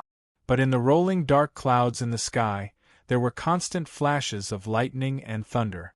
Every time the lightning struck the lotus or the snake, a part of it would melt and turn into specks of red and golden light. As if it had a spirit, it would circle around the shrine and disappear into it, shrouding the shrine in white mist. Seeing this scene, Pei Ziyun was overjoyed. The ghost army has repaired the foundations, but the so-called curse power is made up of divine power, demonic power, and dragon chi. As long as I can whittle it down, it will be a great supplement. I believe that this will make the shrine more complete. The chain that was wrapped around Pei Ziyun's arm, entangling him, meant that the curse would endlessly invade his body, and there was no way to avoid it. However, to Pei Ziyun, this was something that others could not resolve, and it was just a gift. This kind of power, even Zeus does not have this authority. What is the plum blossom? What happened next was as Pei Ziyun expected.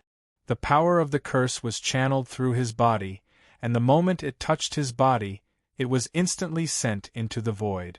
The moment it entered the void, it turned into golden Buddhist power and light red dragon chi. It will take some time to whittle down these powers, but this will not stop me from killing these 3 demons. If I can successfully kill them and absorb their power, I will definitely be able to ascend to godhood in this world. Kill! Pei Ziyun's eyes were bloodshot, and he killed his way through the dense crowd of enemies. Everywhere he passed, there was not a single one who could withstand a single blow. The 3 demons' joyful expressions gradually froze, and they could only hear screams, the sound of collisions, and the sound of burning. Although this person looked like he was on the verge of collapse, he was still as hard as a rock, resisting wave after wave of attacks, and every time an attack ended, the ghost mounts would be thinned by a layer. This is really an unparalleled warrior. The ghost mounts had been reduced to less than 100, and Yamada Shinichi's face was turning black. This was a sign that the curse was getting stronger, but Yamada displayed shocking skills. Within 3 feet, no matter how many attacks, he killed them all. With this level of martial arts, even the so-called 4 heavenly kings are far behind. Seeing the last few ghost mounts fall, the entire battlefield was devoid of corpses, but the air was filled with a tragic aura. Pei Ziyun did not care, and he waved his sword in the air. Ha! Indeed, Yamada Shinichi is exhausted. Seeing this, Shutendaji could not help but laugh out loud. Let me, Shutendaji, take your head. As he spoke, he raised his sword and pounced towards Pei Ziyun. Wait! Big Umaru wanted to stop him, but Tamamo no Mae stretched out her hand to stop him. She also stopped Big Umaru from helping Shutendaji. Tamamo no Mae, what is the meaning of this? Big Umaru looked at Tamamo no Mae, thinking that this cunning fox would definitely be able to tell that although Yamada Shinichi was at a disadvantage, he still had some strength left. After a while, he came to a realization. You are planning to kill him with a borrowed knife? Although Big Umaru was not as famous as Shutendaji, he immediately understood Tamamo no Mae's intentions. There was only one Yamada Shinichi, and he did not have much divinity in him. If the 3 demons were to split the divinity, each of them would not have much. However, if Shutendaji and Yamada Shinichi were both injured, the two of them would be able to take Shutendaji's share. Furthermore, Shutendaji was not stupid. He would rather take the risk to kill Yamada Shinichi and get the biggest share. Thinking of this, Big Umaru retracted his leg. At the end of the day, Big Umaru did not think much of Shutendaji, who was originally a bandit. He did not have a deep friendship with him. At this point, Shutendaji had already rushed in front of Pei Ziyun. Yamada, you are at the end of your rope. Die. Shutendaji was now in his true demon form. Without any hesitation, he slashed at Pei Ziyun. Seeing that the demon blade was about to land, Pei Ziyun laughed. Shutendaji could not help but feel a sense of danger. However, before he could retreat, he heard a "paw" sound. The chains on Pei Ziyun's body twitched, and one of them rebounded, wrapping around Shutendaji's body. Shutendaji was shocked and tried to struggle free. Fool! Even if I am exhausted, I can still take you down with me. As he shouted, Pei Ziyun's entire body turned copper red. Even his hair was not spared. In an instant, he looked like a copper statue. As for the wooden blade in his hand, as the copper color spread to the hilt, a golden light flashed, and a layer of dazzling golden light appeared. Kill! The wooden blade pierced forward. Damn it! Shutendaji used all his strength to shake the chains, causing them to crack. However, the wooden blade was already in front of him. Seeing that it was about to pierce through, he gritted his teeth. Boom! A layer of black light appeared on his body. This was his demonic powers. Even if Pei Ziyun's sneak attack was successful, he was already exhausted. To break through his demonic powers was not something that could be done in an instant. As long as he could buy himself a moment, he could retaliate. Pooh! Just as he was thinking about this, the black light formed a shield. Under the golden blade, it was as thin as paper. Pooh! How could this be? Shutendaji's eyes were about to pop out of their sockets. Without hesitation, he shouted, "Come and help me!" However, there was no response to his cry for help. On the contrary, his defense, which could last for 1 or 2 breaths, disappeared along with his shout. The wooden blade no longer showed any mercy. With a "pew" sound, it pierced through Shutendaji's chest. Boom! White flames spewed out. It was as if Shutendaji was a huge barrel of gasoline. The flames spat out several feet. Why? Shutendaji's eyes were bloodshot. He gritted his teeth. You lied to me. Not far away, Tamamo no Me covered her mouth and laughed. Her voice was filled with mockery. Shutendaji, you are really stupid. I have been conferred a title. Even Otamaru was a demon god. He had the chance to become a god. You are just the leader of the rebels. You are a lowly commoner. How can you be a god? This enchantment has been secretly modified. When the eye dies, it will be used as a blood sacrifice. This will increase the strength of the eye.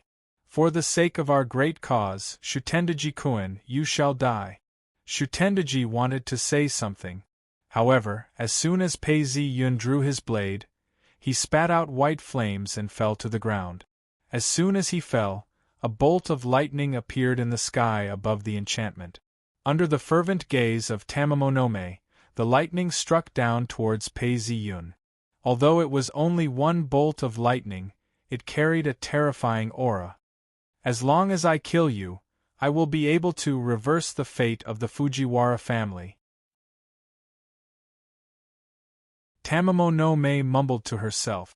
Just as the bolt of lightning was about to hit Pei Ziyun, Shutendaji's corpse disappeared before everyone's eyes.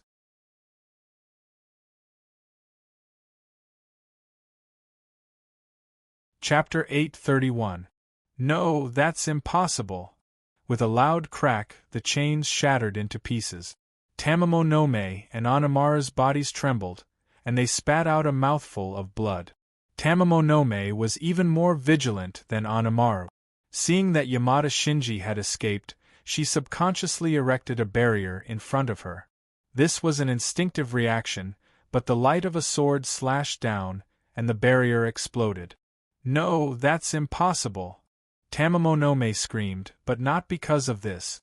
Yamada's real body had suddenly appeared behind Anamaru, and the wooden sword had already pierced through him. Pooh! The sound of a wooden sword piercing into something was always creepy and exciting. Anamaru gathered his spiritual energy, but when he felt the wooden sword piercing through him, all his spiritual energy dissipated. His eyes were filled with unwillingness and despair. No! Anamaru screamed in despair. His entire body was engulfed in flames, but in the blink of an eye, he disappeared. At the same time, Tamamo no Me suffered another blow, and spat out a mouthful of blood. Tamamo no Me retreated several steps before stopping. She looked at Yamada Shinji, whose body was still red. She could not believe that this was the opponent's strength. Not long ago, Yamada had been exhausted. How could he have recovered, and become stronger than before? Nothing is impossible. Tamamo no Me, it's time to settle the score between us. Pei Ziyun laughed coldly as he walked over. In the space, the shrine had been completed, and the main hall was glowing with a faint red light. Seeing Yamada Shinji walk over, Tamamo no Me was terrified. She no longer had the will to fight. He had killed Anamaru in one move. What kind of strength was that? Although she was slightly stronger than Anamaru, there was a limit. After fighting with Yamada Shinji, she had already lost all confidence. Damn it! Even the barrier can't stop Yamada. If she had known this would happen, she would have stopped Shutendaji and not let him die.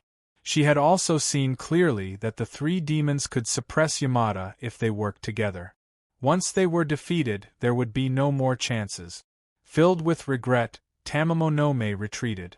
However, as soon as she reached the barrier, a powerful force hit her and sent her flying. No! Seeing the golden wall of talismans around her, Tamamo no Me fell heavily to the ground, filled with despair. Your Majesty, you are so cruel. She could use Gao Shanya's power, but when the situation was over, he could also restrain her. Especially when she lost her identity as the Empress and became a fox. You're really stupid. A pair of feet appeared in her line of sight. Tamamo no Me forced herself to look up and found that Yamada Shinji had already walked in front of her and was looking at her with a hint of mockery. Tamamo no Me gritted her teeth and forcibly changed her seriously injured fox form back to human form. Her black hair cascaded down like a waterfall, and her body was lithe and graceful. She had a slender waist and long legs, and when she looked up, her neck was white. Due to her injuries, she had taken on a human form, appearing even weaker and more pitiful. Yamada-kun, no, Yamada no Me, please spare my life. Although Tamamo no Me was a demon, she was still able to bend at the critical moment of life and death. She begged. Shutendaji is just the leader of the bandits, and Oyakumaru is just the chief of the Luao district. I am different from them. I am a member of the Fujiwara family, and I am an empress. I have a lot of power, and can help you solve many problems. With your noble status, wouldn't it be too tiring for you to do everything personally? If you spare me, I will be your retainer, and you can order me around. Pei Ziyun looked down at her, his expression unchanged. I really can't afford to use a retainer like you. In this era, the nobility of an empress was far beyond anyone's imagination. To put it simply, an empress had to have at least 5 daughters of nobility. A master had to have at least 3 daughters of nobility. A master had to be a daughter of the regent Guan family. Although there was no limit to the number of empresses, in reality, those who became empresses were basically the daughters of the Fujiwara family. Fujiwara Daoist was the head of the regent Guan family. In theory, he could only make his daughter into an empress. To be able to force the emperor to create a concubine meant that he was extremely powerful. Historians believed that Tamamo no Me was based on the Empress Fujiwara. She had given birth to Prince Kazuko, Yaji no Yuen, Emperor Kono, and Takamatsu no Yuen. In order for her son to ascend the throne, the Empress Fujiwara started a rebellion and set a precedent for the Wu family. The Fujiwara family declined because of this. Such a woman, even if the emperor were to sacrifice his own life, he would not leave her for himself, much less a retainer. If he were to leave, he would definitely suffer a backlash. Most importantly, if he killed her, his life would be complete. Tamamo no Mae stood up and made a final effort. Yamada, you come from the other world. It's not like no one knows that. Since the emperor has changed, we have to work together to have a chance of survival. I want to kill you, and take control of the two worlds. I want to change history. The emperor wants to do the same. If I kill you, the two worlds will merge, and we will have the upper hand. Who knows, we might be able to restore the emperor's rule. I can guarantee that the palace outside is filled with samurai and monks. Even Abe no Saimai will make a move. When that time comes, you won't be able to live. Seeing that Yamada Shinichi was still unmoved, she screamed, besides, both worlds have me, Tamamo no Mae, and Daomaru and Shutendaji. In the other world, they have already entered Takama Jiehara. Even if you kill us, they will not let you off. Pei Ziyun finally understood. Indeed, the two worlds had only diverged during the Warring States period. Before that, history was exactly the same. If the two worlds were to merge, there would be two people who were exactly the same. Hence, there would be a difference. Regardless of who was the primary or secondary, he could not let an outsider kill him. Besides, he also felt that Tamamo no Mae, Daomaru, and Shutendaji were a little weak. If that was the case, it made sense. Even so, this was not a reason to let them off. He raised his blade and charged forward. Hearing these words and seeing the situation, Tamamo no Mae knew that Yamada Shinichi would not let her off today. Although her demonic powers were depleted, she still let out a scream and charged towards Pei Ziyun. Even a rabbit would fight an eagle before it died, let alone a powerful demon like her. However, such a desperate struggle was meaningless to Pei Ziyun. With a slash of his blade, Tamamo no Mae's body fell to the ground with a loud thud. When she landed, her body transformed into the body of a nine-tailed demon fox. White chi flowed out from her body. Pei Ziyun did not waste any of it. With a wave of his hand, he collected Tamamo no Mae's body into his pocket dimension. However, at that moment, something happened. Following the cry of a phoenix, Tamamo no Mae's 9 tails turned into dots of light. They gathered together and flew into the distance in the shape of a phoenix. This is Phoenix Chi? Pei Ziyun looked at it and suddenly understood.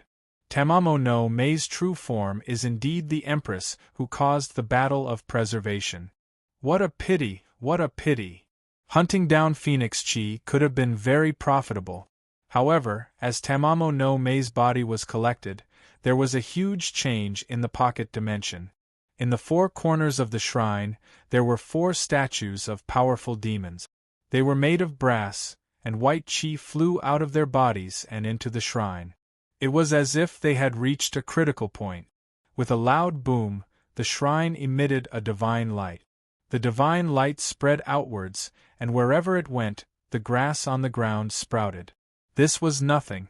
When the divine light spread to the Greek shrine, there was a loud boom. The Greek holy fire suddenly burst out, and the huge flames reached the top of the shrine. Following that, a white chi shot out of the Taoist monarch's Taoist temple. Suddenly, the entire space fell silent, as if time had stopped. The 3 holy lands were connected to each other, clashing with each other. In an instant, everything that had not been transformed was sucked in. Countless statues were destroyed, turning into ashes. Only Typhon in the Greek shrine, and Shutendaji, Tamamo no Mae and Otameru in the Japanese shrine were still alive. Pei Ziyun's soul floated in the air. The godly power that he hadn't felt for a long time rose up from the depths of his soul.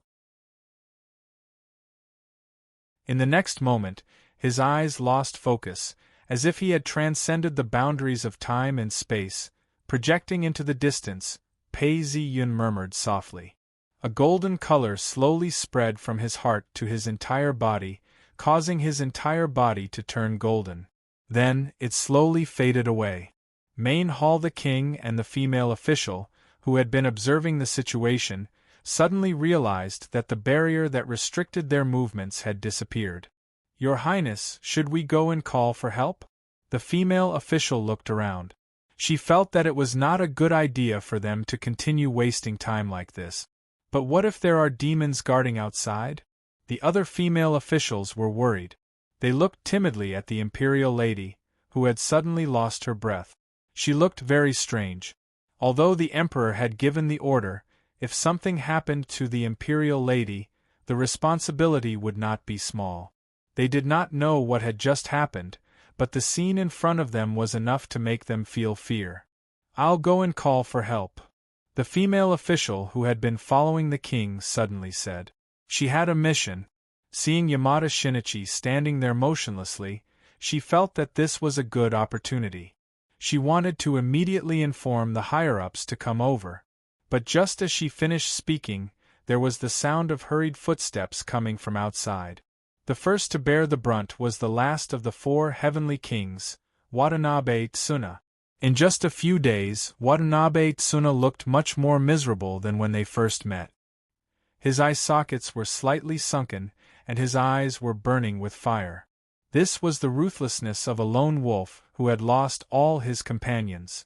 As soon as he entered, he saw Pei Zi-yun standing motionless not far away. He was stunned for a moment, then his mouth slowly widened into a laugh that turned into tears. "Ha ha ha ha ha, Yamada Shinichi, to think that you would have such a day." As he spoke, he quickly walked towards Pei Zi-yun and drew his sword to kill him. "Wait!" A voice stopped him, and an invisible force directly pulled Watanabe Tsuna's footstep. Watanabe Tsuna looked over with bloodshot eyes and found that it was the mysterious Abe no Haruaki who had stopped him. "Lord Abe, you want to save him?" Watanabe Tsuna gritted his teeth.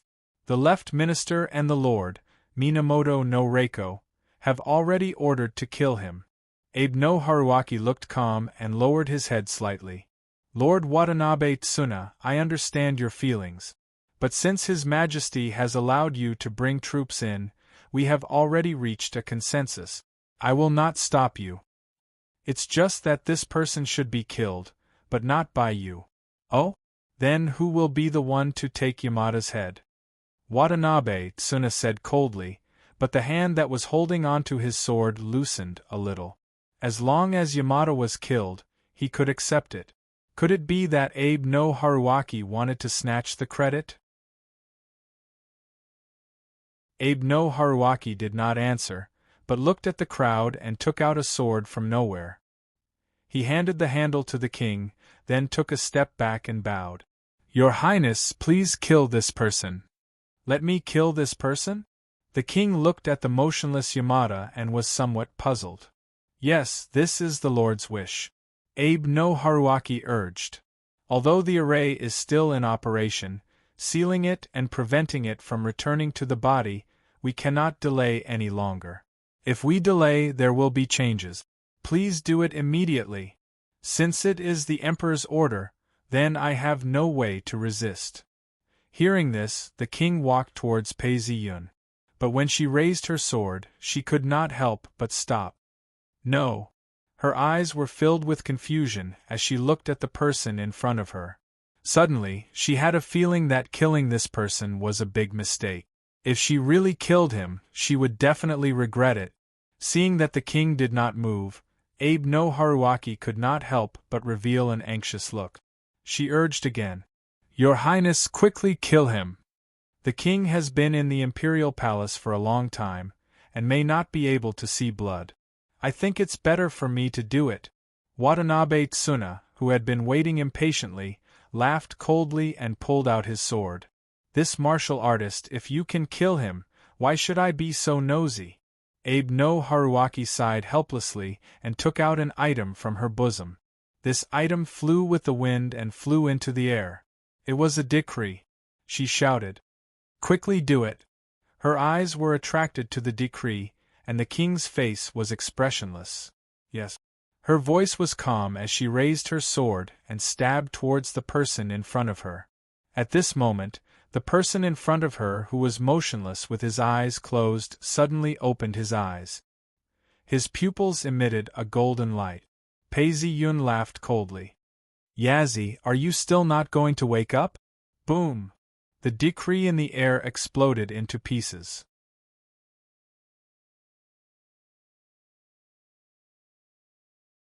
Chapter 832. You. The king's eyes widened. Just as the blade in his hand was about to pierce into Pei Ziyun's body, he stopped. She looked at the person in front of her in confusion. For a moment she couldn't tell which of the two completely different memories that filled her mind was real. Was she the Yazi who once lived in the modern world, or the imperial prince who once lived in the Heian capital? I can't take it anymore. If she won't kill him, I'll kill him. At this time, Watanabe Tsuna, who couldn't hold back his killing intent, shouted with bloodshot eyes, "Sword draw chop." Pooh! The saber light turned cold as it slashed down. This time, Abe no Saimai did not stop him. The young girl, who was struggling with her chaotic memories, saw this scene and her pupils shrank. Before she could regain her senses, her body had already subconsciously moved. Clang! Sparks flew, and the girl subconsciously used the back of her sword to block, causing a dent to appear on the enemy's blade. Watanabe Tsutomu looked at the girl in front of Yamada Shinichi in shock. Under the wind of the blade, her veil had fallen to the ground, revealing her childish and beautiful little face. Not only did this young girl help Yamada Shinichi, but she also had such powerful skills. Not only did her saber block the full blow, but her feet also only slid a step back. Princess Yako, are you going to defy the Emperor's decree? Watanabe Tsutomu was furious, but he didn't dare to make a move on her. Using all her strength to block Watanabe Tsuna's knife, the girl did not speak, pursed her lips, and slowly moved forward, not giving an inch. This made Dubian Tsun almost vomit blood. Yamada Shinichi was extremely difficult to deal with. This was a rare opportunity. If he let it go, there might not be another chance at all. Watanabe Tsuyoshi's expression suddenly turned ferocious. He had to seize the opportunity to kill Yamada Shinichi even if he had to injure the prince. Thinking of this, a murderous look appeared on his face as he shouted, "Prince Yako, you, boom!" Along with the winding silver snake, a clap of thunder interrupted Watanabe Tsukasa's words. Watanabe Tsukasa's movements paused.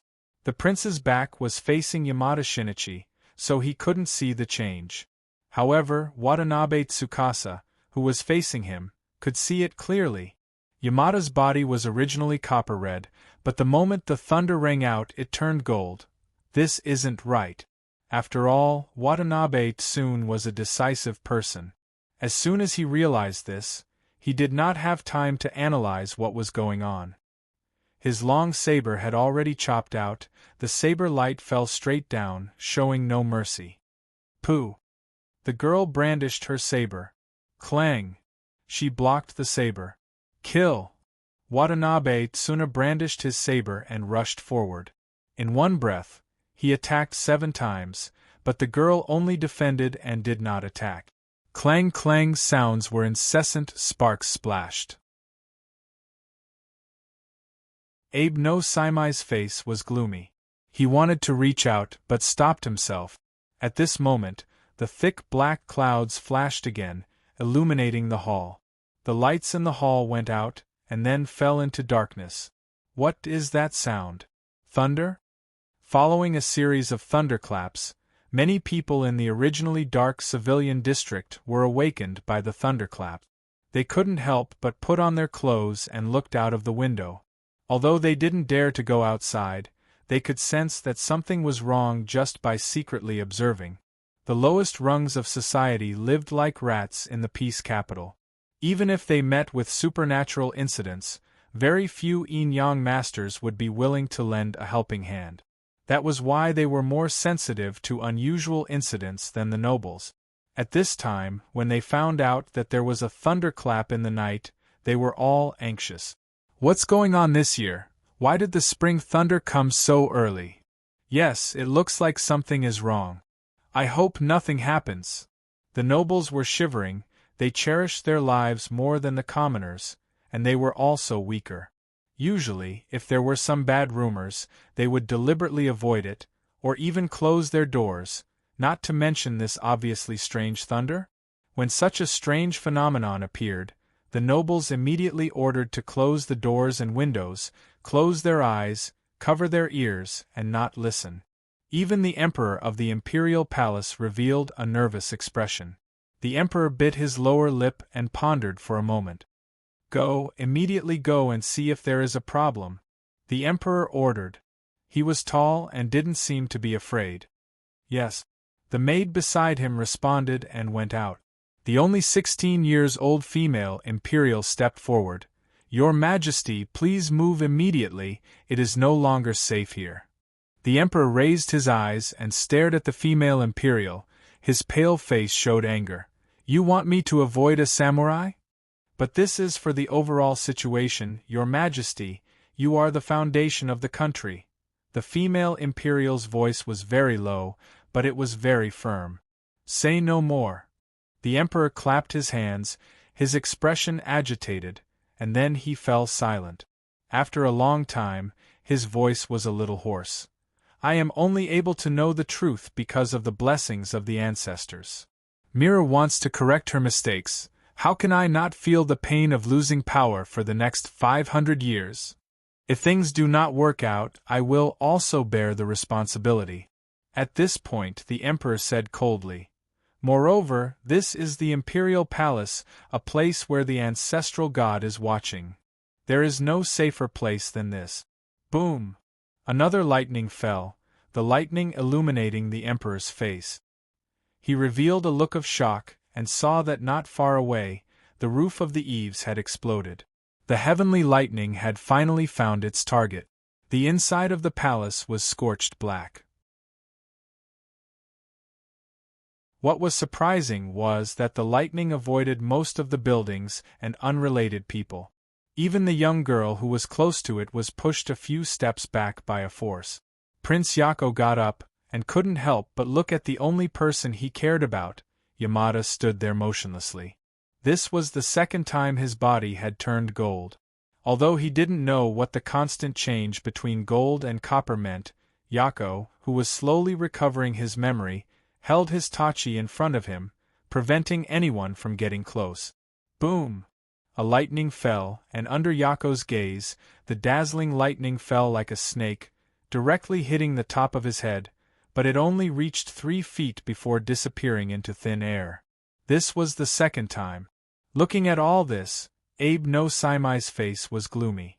And more lightning was still hovering above the palace, condensing, and in the dark of the night, light as thick as a silver python continued to coil around the area.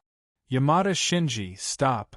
In the stunned crowd, Abe no Saimai shouted loudly, trying to persuade the young samurai to stop. If you become a god now, you will connect 2 worlds into one, and the people will be plunged into misery and suffering. Can you bear to see this happen? What a pity! Pei Ziyun slowly opened his eyes, and a golden light flowed in his eyes, which made Abe no Saimai even more shocked. He hoped that Yamada Shinji would take his words into consideration and stop everything himself. Pei Ziyun looked at him and said calmly, Abe, even without me, the 2 worlds will eventually merge. There is only one chance to become a god. If I stop this process, I will lose the chance and become food for the world. It has already come to this, and you are still bullying me. Abe no Saimai was directly speechless by Yamada's question. Boom! At this moment there was another lightning strike. This time, it was stronger than any other. This was the last lightning punishment that had gathered all its power. His body had turned gold twice before, and this third time, Pei Ziyun did not avoid it, but said again, What a pity! Before he could finish his words, there was a loud boom, and the whole world instantly turned white. Modern Tokyo, Bando building busy staff came and went, but at the same time, high-power mocha compressors could be seen everywhere, and the aroma of coffee wafted in the office. Kawako tapped the table with her fingertips, feeling a little annoyed deep in her heart. It had been half a month since Yamada Shinji suddenly disappeared, and there had been no movement. She felt increasingly uneasy, and at this moment the phone rang. "Hello, it's me.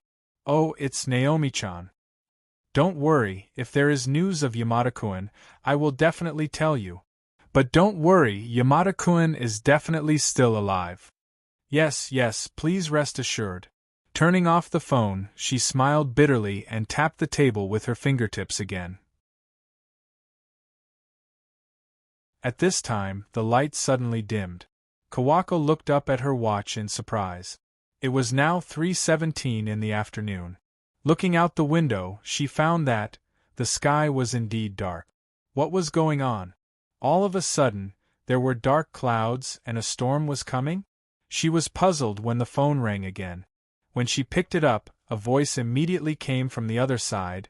"Madam Yuki, 3 minutes ago there was an anomaly in the sky and the range is expanding. The situation is very wrong." Kawako was shocked and looked out the window. What was originally a blue sky was suddenly filled with muffled thunder. What she saw was a horrifying scene. The quaint streets and buildings of the Heian capital era, along with ordinary people in ragged clothes, appeared directly in the darkened sky. There was even someone playing a movie for everyone to watch. Whether it was office workers, students, or even drivers, everyone stopped what they were doing at this moment and looked up at the sky. "This is a mirage?" someone in the crowd murmured. At this moment, a dazzling white light flashed, and the whole world was covered in snow white. When the white light passed, Peizi Yun and Kawako opened their eyes and found that the surrounding environment was somewhat familiar. There was a stone staircase in the middle that led up to a higher place. The walls were covered with vines and the ancient building. Whether it was the corridors, entrances, or rooms, everything was shrouded in a layer of shadow. "This is Sendo. This is Mikawa Shrine." He opened the door and found that compared to the dark corridor, the room was very bright. Someone was sweeping the floor with a broom, which made Peizi Yun feel familiar. At the same time, he realized where he had appeared with Kawako. "This is my shrine." He did not expect that in such a short period of time, the shrine would transform into such a state. Peizi Yun was delighted and said to Kawako, "Welcome back." Kawako had just regained her memories and was very reliant on Peizi Yun, but also felt guilty. Seeing that Yamada Shinichi not only did not reprimand her, but even spoke to her gently, she pursed her lips and was about to say something when she suddenly sensed something and looked up. The shrine seemed to have sensed the arrival of its master, and suddenly emitted a bright light. At this moment, the light was so bright that Kawako had to cover it with his hands. Following that, a white mist circled around and rushed into Peizi Yun's body.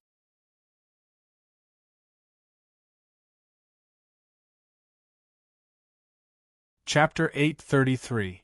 "Ah, this is..." Yazi's eyes widened in surprise. Although she could not see it, she could not grasp the flash of inspiration. Because she was in this place, she could feel some sort of change. Peizi Yun opened his eyes and noticed that the white mist had disappeared. Lanterns had appeared on both sides of the shrine. Every single lantern was lit up, illuminating the already dim shrine. Although there was no one around, they were cheering, anticipating, and jumping for joy. "It's done." Peizi Yun could feel that the white gas had disappeared, but there were 4 forces gathering in the void, flowing into it like a stream. In this world, he had forcibly made a name for himself and became a god recognized by this world. In the world of Desu, one cultivated by force, seizing fate energy to become a true lord. Unfortunately, due to the limitations of the world, although a true lord is the only immortal, he is not complete. In the Greek world, one plundered the divinity of Typhon and shared the spirituality of Troy to become a god. In this world, one plundered the spirituality of the 4 demons through the plum blossom, and became a god. Now it is time for the three to unite. In the next moment, Pei Ziyun's eyes lost focus.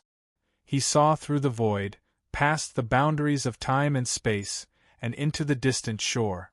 Royal palace of ancient Mycenae. The sound of waves could be heard from afar, and the air was filled with the smell of the sea. The majestic Lion's Gate could be seen from afar. The palace was surrounded by warehouses, workshops, and shops. A few young girls were loitering in front of the stalls. They were mostly in their teens, with clean skin and long hair. They had servants with them, and with one look, one could tell that they were not ordinary people. It's the princess and the maids of the palace. Seeing that they were wearing accessories, the stall owner shouted even louder. In the era of the Greek city-states, lowly slaves could be executed at will, but the citizens had the right to discuss matters. There was not much difference. Slightly further away, in the direction of the sea, ships sailed in and out of the boundless sea. The seascape of this period in Greece was more beautiful than it was in the future. But the people who were familiar with all of this were already used to it. Only these noble girls had no intention of looking at the sea. They only focused their attention on these colorful little items. That's great, there are merchants from other countries coming. We can choose the offerings for God. Although the items were relatively small and not too expensive, at least they were very cheap for them. However, this kind of careful selection was more important. In this era, the women of the royal family had the habit of serving as the priests of God. Not only were they royal maidens, but they were also the messengers of God and loyal believers of God. As the most loyal believers of God, the best sacrifice was to give their beloved things to God. In my opinion, these gems are the most suitable to be offered to God. Look, they are all shipped from overseas. Not only are they more expensive, they also look very crystal clear. When I use them to look at the sunlight, I find that I can actually see colorful light. How magical! One of the girls liked the red and green gems very much. She felt that it was the most suitable to use them as a personal sacrifice. The young girl beside her chuckled and disagreed. "Oh, Agatha, you said the same thing the last time we met. But you believe in your Prince Charming. You can't always give him something that only women like, right? In my opinion, it's better to give him this." She picked up a bough from a stall and shook it in front of the crowd.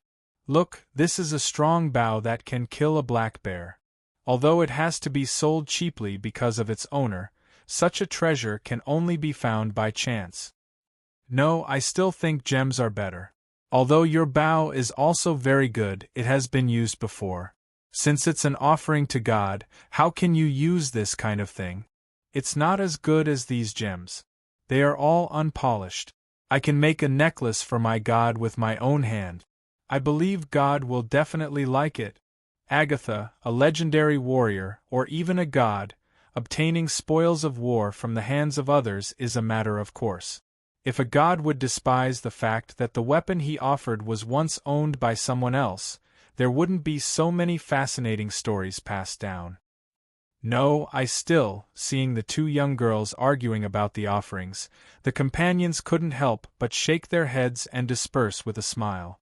They formed groups of 2 or 3 and went to look at the things in other stalls. "But Neria, aren't you worried at all?" A pair of young girls who were walking together browsed through the things in the stalls and whispered to each other. One of them suddenly asked this question. The young girl called Neria was stunned for a moment, and then came to a realization. "You mean, the god I believe in?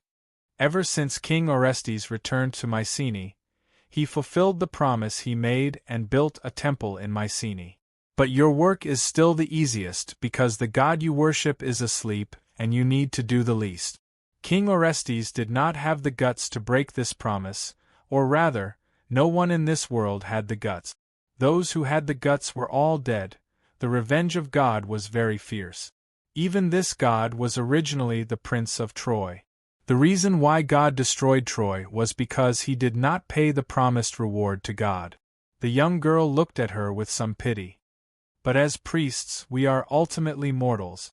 We are only valuable when the god we worship is active. A sleeping god is truly a tragic thing for a priest.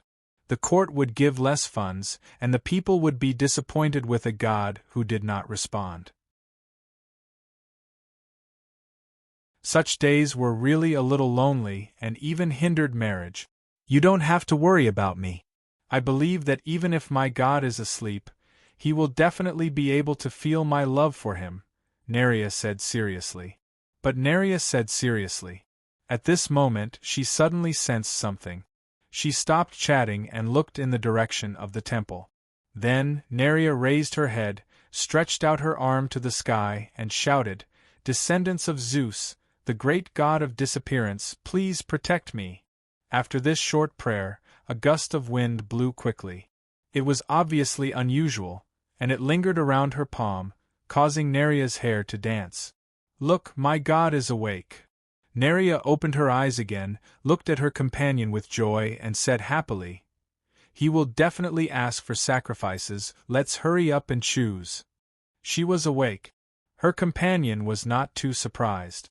In this world, it was very common for gods to show their divinity. The prayers of Zeus priests, if they were blessed, would even appear in the sky with electric arcs. This way, Neria will be able to choose better noble youths. Boluo Island, Desuyi Sur frowned, and finished reading a document. "Another batch of immigrants has arrived?" Gently throwing it on the table, Yi Sur stood up, took a few steps, and looked out the window, deep in thought. The ground here was slightly higher, and outside the window, the houses were distributed along the river, extending all the way to the harbor. Further away there were fields, and farmers could be seen farming. Merchant ships came and went, the fields were being cultivated, and the bridge was like a rainbow. If one did not look closely, they would feel as if they were back in Desu. In the blink of an eye, 13 years had passed since Pei Ziyun left. The population of Boluo Island had gradually increased, and the number of households had increased to 13,000. Yi Suer's gaze subconsciously stopped on the ancestral temple. The environment there was quiet, and green trees surrounded it. "You are not awake yet, and I am old." Yi Suer, who had been separated from her husband for 13 years, was now middle-aged. However, as she grew older, it took away her youthful charm. Her face was still beautiful, and even gave her a mature charm. Just as she was about to turn around, she paused, and looked into the inner room. There was originally no one there, but as she looked over, a man appeared. He was dressed in a royal robe, and had a tall stature. His features were handsome, and he smiled. "Suer, don't you recognize me?" How could she not recognize him? It had been 13 years, and he should have been a stranger. But looking at him, it was as if they had just parted yesterday. Her husband, who had been separated for 13 years, had appeared again. He still looked like a young man, and time had not stopped for a second.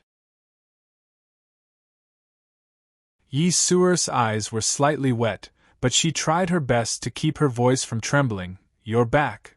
"Yes, and I will never leave again." Pei Ziyun looked at her as he spoke, and reached out to pull her into his embrace. He did not sit down, but walked to the window and said, "Looks like things are going well. Boluo Island has not been conferred a title by the Desu dynasty, right?" Pei Ziyun seemed to be in a good mood, as he looked out of the window. Yi Suer did not reply, and buried her face in his chest. "After a long time," she said, "how could I disobey your instructions? Golden Island has been conferred a title by the Desu dynasty, and is the Earl of Golden Island. They are in charge of communication with the Desu dynasty. Our goods only reach Golden Island, and not the Desu dynasty.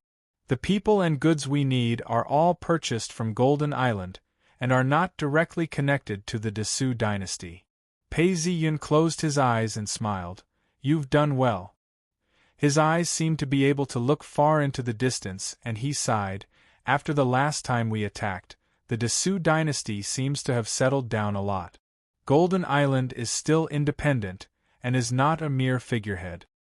Even so, after being conferred a title by the Desu dynasty, It is now a vassal state of the Desu dynasty. Although the development is going well, and the number of people living there has increased, it is still unable to produce king's chi or heavenly pillars. It can only be considered a blessed land. Baluo Island, however, is different. In Pei Ziyun's eyes, the chi energy of the entire island rose up into the sky. It was pure red in color, and took the form of a dragon turtle. It even had the intention of transforming into a flood dragon, and the king's chi was gathering. Everything is as I expected.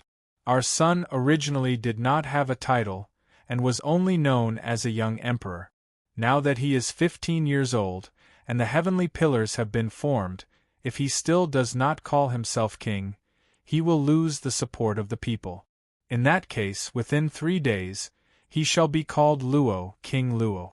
Even if he had said this, he would still have to call himself king before the system would change. However, Pei Ziyun was different now.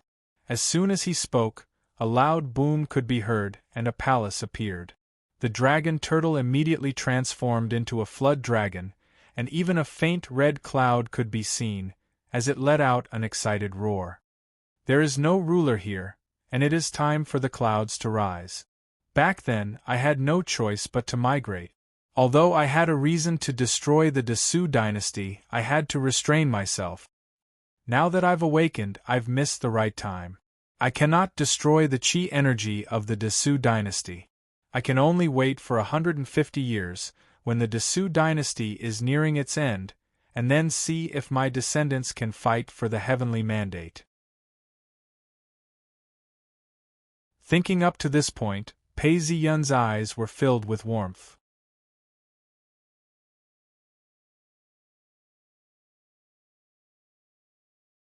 Chapter 834. Before Pei Ziyun could open his eyes, he heard the sound of a phone ringing. Hearing this, he knew that the first guest he had been waiting for had finally arrived. As expected, he picked up the phone and heard a familiar female voice. "Is this Shinji? Alright, I'll be right there." Seeing that she was at the Jinkawa shrine, Ban Higashi Genko put down her phone and said to the people in the car, "Let's get out." Kana nodded and got out of the car with a solemn expression. Tokugawa Hisashi looked a little impatient, but he was wary of Ban Higashi Genko's identity. He kept his mouth shut and got out of the car with a solemn expression. The torii was very close, and they soon arrived. There's actually such a huge change. How unbelievable! Kana touched the torii's pillar first. She couldn't even conceal the astonishment on her face. She then looked at the empty torii, and her expression became even more astonished. In fact, even Ban Higashi Genko and the priest following her had a slight change in expression, especially the priest. His expression was so solemn that Tokugawa Hisashi also looked around. However, when he looked around, everything around him seemed normal to him. Miss Kana, what are you touching?" Tokugawa Hisashi walked up to Kana's side and asked her in a low voice. This was an ordinary torii. It wasn't tall or large, and it even had traces of wind and frost on it. It was obvious that it wasn't new. Kana frowned. "It's the door is tightly shut." Door. Looking at Kana, who was touching the air in front of the torii, Tokugawa Hisashi was doubtful. "What do you think?" Ban Higashi Genko asked the priest who had followed her. Although the priest was young, he had a calm demeanor. His expression was solemn as he sensed around and sighed. "Just as I guessed when I came in, a barrier has formed here." Seeing that only Tokugawa Hisashi had a blank expression, the priest shook his head slightly and took out a small bottle about the size of an eye drop. He handed it to Tokugawa Hisashi. "Toda Palace, this is spiritual water. Apply it to your eyes and you will see the truth." Tokugawa Hisashi took the small bottle from the priest's hand, opened the cap, and dripped a drop into each of his eyes. A cool feeling instantly spread across the surface of his eyes and quickly seeped in. Blinking, Tokugawa Hisashi tried to look around again. When his gaze fell on where Kana was standing, his pupils contracted. A faint white gate of light hanging down from the torii appeared before him just like that. Is there really a door here? Tokugawa Hisashi walked over in astonishment and tried to touch it with his hand. However, Chana hurriedly stopped him. This is the domain of God. Even if it's harmless, you can't touch it. Ban Higashi Genko said. It's fine for normal people to go in, but we need the owner's permission before the door can be opened. But just now, Shinichi invited us in. With a push, the tightly shut door of white light slowly opened to both sides, revealing a small path that led straight inside. Let's go. Ban Higashi Genko could not help but smile when she saw them hesitating. She knew that they did not know what Yamada Shinichi was thinking and had some misgivings. She had confidence in Yamada Shinji and was the first to walk in. Seeing her like this, Kanna and the priest exchanged glances and followed in as well. Tokugawa Hisashi was not afraid, however, and he strode forward. In front of him was a small mountain with tall stone steps leading upwards. Everything was very simple. This is truly a paradise on earth. Although this was nothing out of the ordinary, even breathing here made one feel refreshed. Tokugawa Hisashi could not help but exclaim in admiration. He was able to see the potion earlier, but he did not understand its purpose. In the eyes of Kanna, Genko, and the priest, this entire area was covered in a faint white light that fluctuated from time to time and emanated a terrifying power. Kanna withdrew her gaze and said to Genko with a complex expression, "It seems that Yamada-kun has completely become a god. The entire shrine has been converted into a holy residence." Genko was actually even more surprised than Kanna. She bowed slightly to Tokugawa Hisashi. "Tokuwa-sama, I feel that the original Gongfang decree of 6 is a little inappropriate." Tokugawa Hisashi fell silent. He understood this very well. After all, he had personally witnessed this environment and quickly realized that Yamada Shinji was no longer the same as before. Now that Yamada Shinji had become a god, it would not be a favor, but a slight instead of a favor. "You are right. I will report to the Gongfang, Shogun, and mention the Prime 5. Tokugawa Hisashi felt that the Gongfang would definitely agree to such a proposal. Unexpectedly, Sakato Genko still shook her head. Under Tokugawa Hisashi's puzzled gaze, she slowly said, "The Prime 5 might not be suitable." Tokugawa Hisashi frowned. Japan was known as the nation of gods. Other than Amaterasu, which had no rank, unrestricted, the other gods were basically the same as the Gongfang. Inari God, who owned 30,000 shrines, had also received the Prime 1 title. The Prime 5 was enough for an ordinary god in the mortal world to be conferred a title for the first time. Tokugawa Hisashi was very surprised. Why? With this kind of shrine and divine light, the Prime 5 seems to be very suitable. Even you have never asked for a high position, much less the Yamada Shrine. Hearing this, Sakato Genko knew that he had probably misunderstood the difference between Yamada Shinji's god and her own. But for her to personally admit to a mortal that she was not as good as other gods was too much. Kanna did not have this concern. She took a step forward and lowered her head to explain, "Tokugawa-sama, the divine light of the shrine is only a manifestation of the local faith. It may not be the true divine rank of the god." As they spoke, they reached the top and saw the main hall. Pointing at the red light emitted from the main hall, Kanna said, "This position is very suitable for the Prime 5.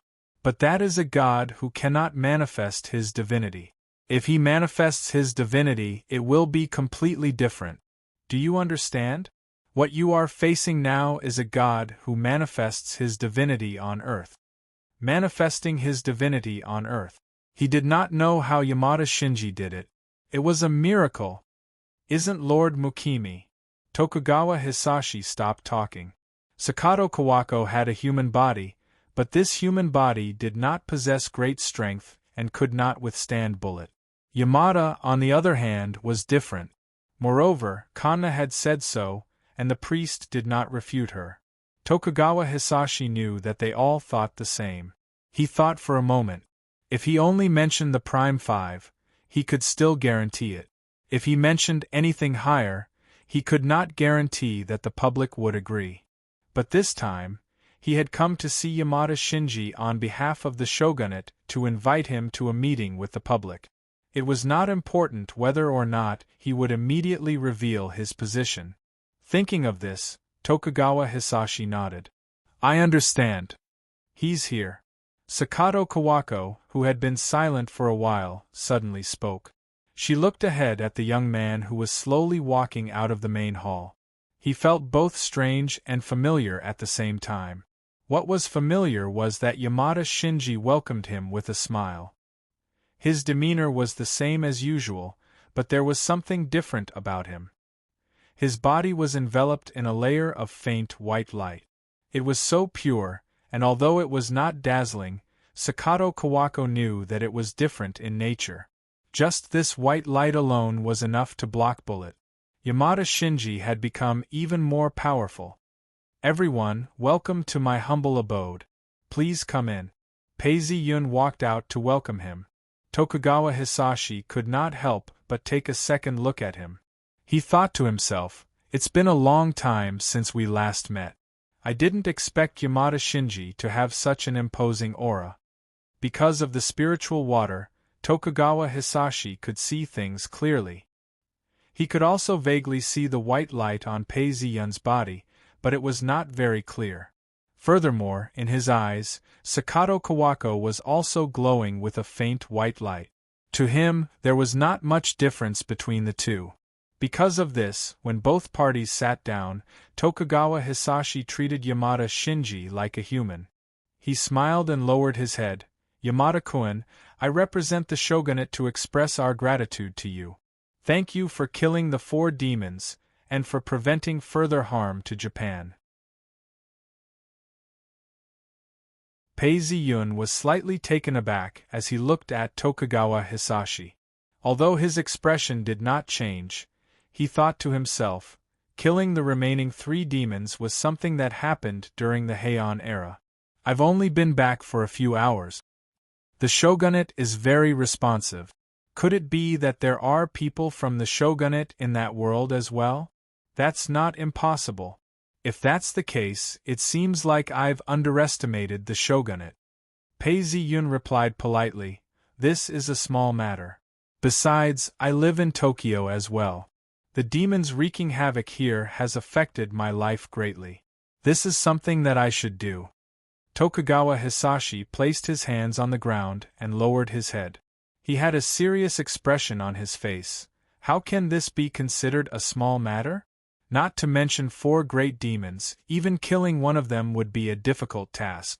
To stop the great demons from harming the people, Yamada-kun, with such a meritorious service, the shogunate will issue a decree to increase the security from 1,200 stones to 1,500 stones. Furthermore, the increase will be implemented as soon as possible. Furthermore, the government will apply for 5 or more official positions for Yamada-kun. However, official positions are not decided by the shogunate. I hope Yamada-kun can understand and await good news. The so-called decree of the shogunate was, in modern times, a grant of land. One had to know that the average price of land in Japan was 1,000,000 stones per mu. The Jinkawa shrine originally had 700 stones. Now that it had been increased to 1,500 stones, it meant that they would be given 800 mu. Even if it was a mountainous area, the price would still be around 1.5 billion stones. As for official positions in the imperial court, they would be awarded in the spring and autumn seasons. This was something that had to be planned carefully. Seeing that Tokugawa Hisashi was speaking with such sincerity, Peizi Yun understood that the shogunate was taking this matter seriously. To Peizi Yun, this was not a huge benefit.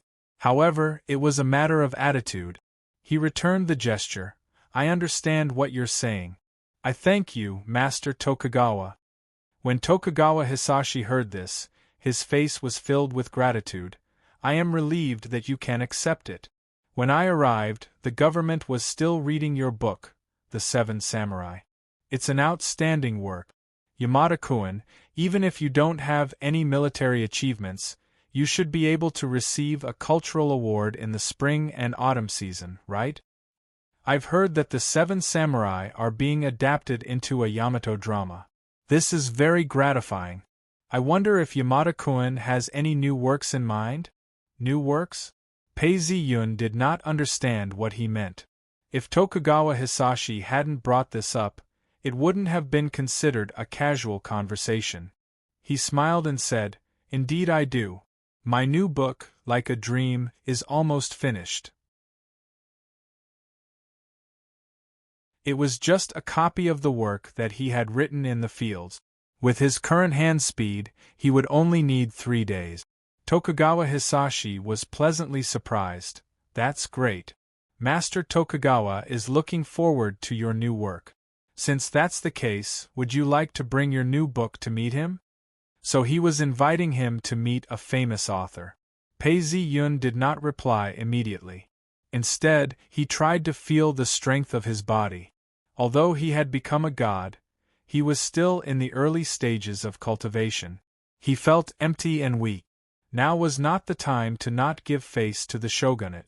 Besides, he still needed the support of the shogunate.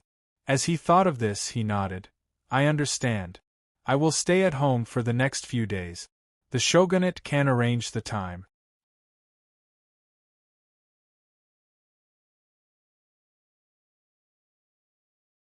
Chapter 835. Mission.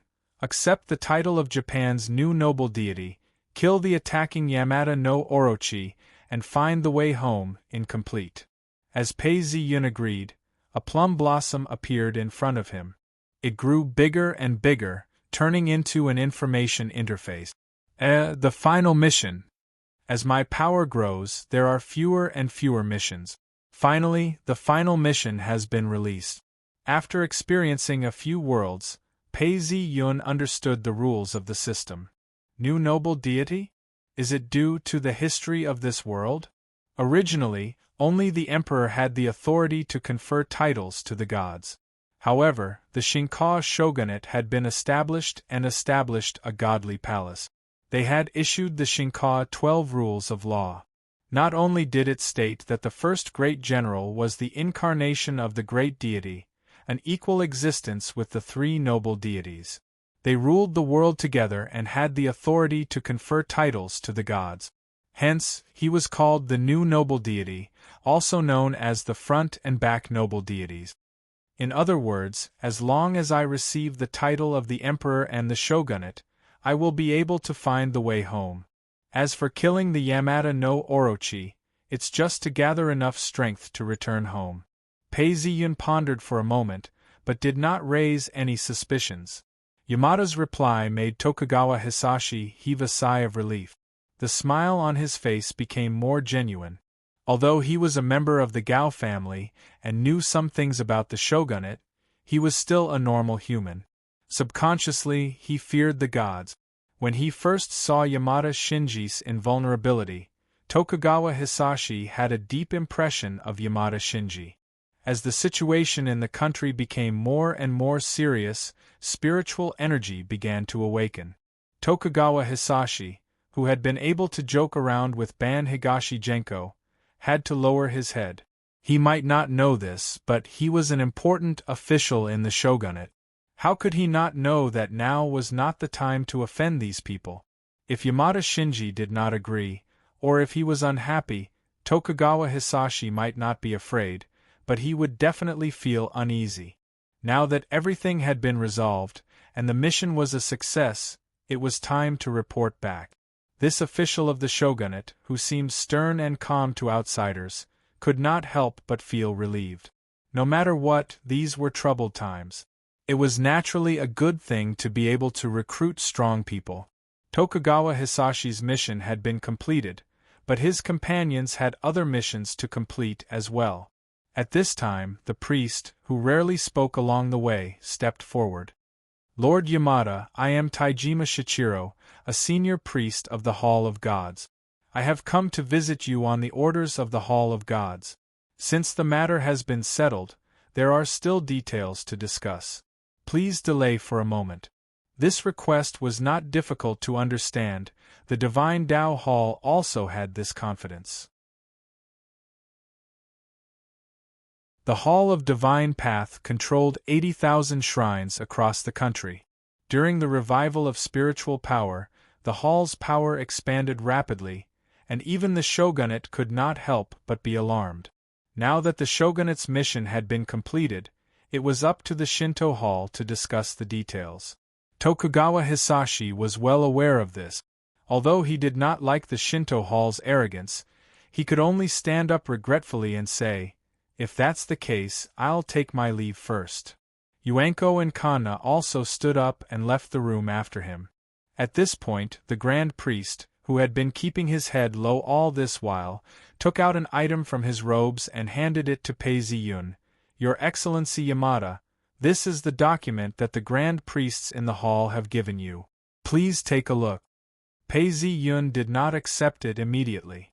Instead, he looked at the Grand Priest and asked, "My apologies, you look unfamiliar. Have I not seen you before?" In the past, Pei Ziyun had never met this person among the Grand Priests. However, if there was a choice, the Hall of Divine Path would be more than willing to send someone who was more familiar with him. Taijima Shichijo had a good temperament. At this point, he smiled apologetically and lowered his head, appearing even more harmless. "Your Excellency Yamada, I have just been promoted to the Hall of Divine Path. I used to work in the outer hall." This surprised Pei Ziyun. However, after thinking about it for a while, he could understand why. With the emergence of the supernatural, the country was in turmoil. The shogunate and the conglomerates were greatly affected, and the Hall of Divine Path had a great impact. There was no reason for the Hall of Divine Path to be targeted while the other two were spared. Thinking back to the time when the Hall of Divine Path had been attacked by some Grand Priests, it was likely that the Hall of Divine Path had been infiltrated. However, compared to the shogunate and the conglomerates, the Hall of Divine Path had its own unique characteristic. It had the support of 80,000 shrines, and was more experienced in identifying spirits and analyzing demons. It also had some secret techniques. Presumably, when they left for Changsha, the Hall of Divine Path had been cleaned up. He could smell the stench of blood in the air. "I see." Having obtained the information he wanted, Pei Ziyun did not intend to ask any further. He reached out and took the document.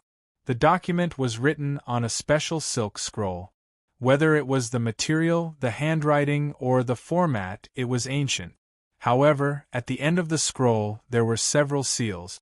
One of them was the official seal of the Hall of Divine Path, as well as the official seals of the shogunate and the imperial household. All that was missing was the official seal of the emperor and the shogun. However, this matter was related to the shogunate. Judging from Tokugawa Hisaki's expression, he did not seem to know anything about it. In theory, the Hall of Divine Path belonged to the shogunate.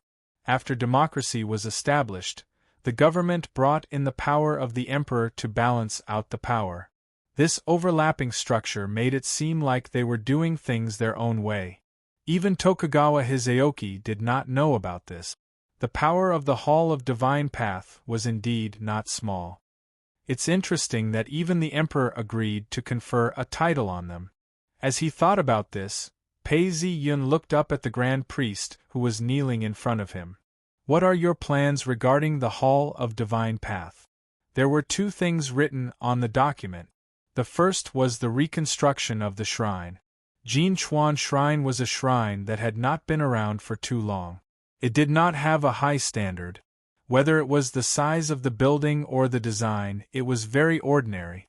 Now that it was upgraded, according to the rules of Fusang, the level of the building had to be upgraded. Since the Hall of Divine Path was in charge of the various shrines, there was no reason for them to only ask for compensation and not help. The reconstruction of the shrine and the establishment of the main shrine for Yamada Shinichi was something that the Hall of Divine Path had to worry about. When the time came for the reconstruction to start, they would have to send grand priests to help and supervise. However, the cost of reconstruction was not low. The estimated cost was as high as 1.5 billion yuan. It was impossible for the Hall of Divine Path to pay for this. The second matter was the Hall of Divine Path, which was also the main point of this trip.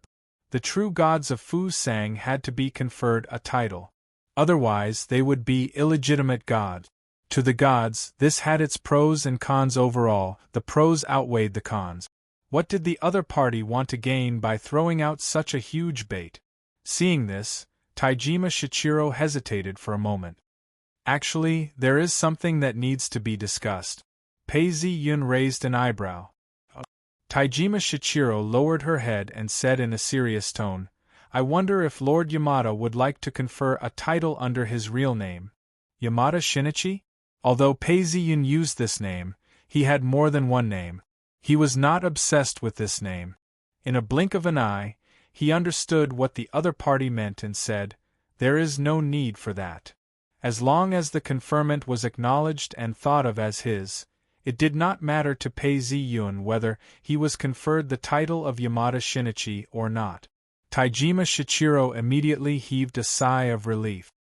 If that is the case, then the matter of the Hall of Divine Path will be much easier. In reality, no one wanted a living person to be conferred as a god.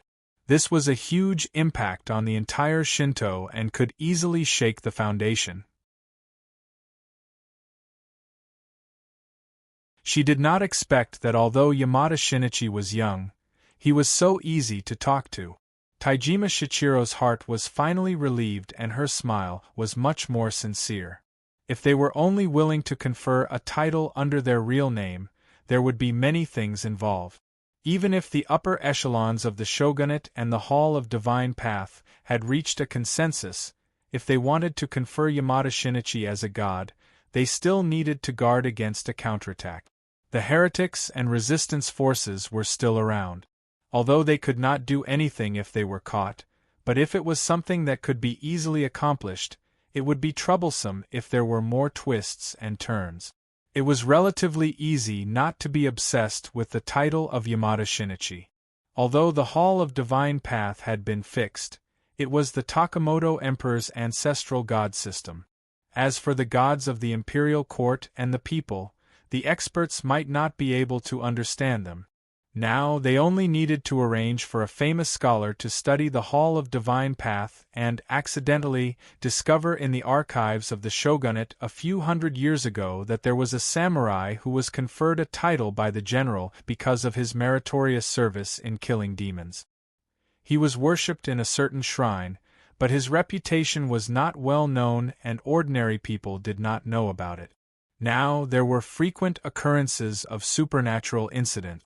The loyal samurai appeared to exterminate demons and did meritorious service to the people. The emperor was overjoyed and the conferment of the title to the imperial court became real.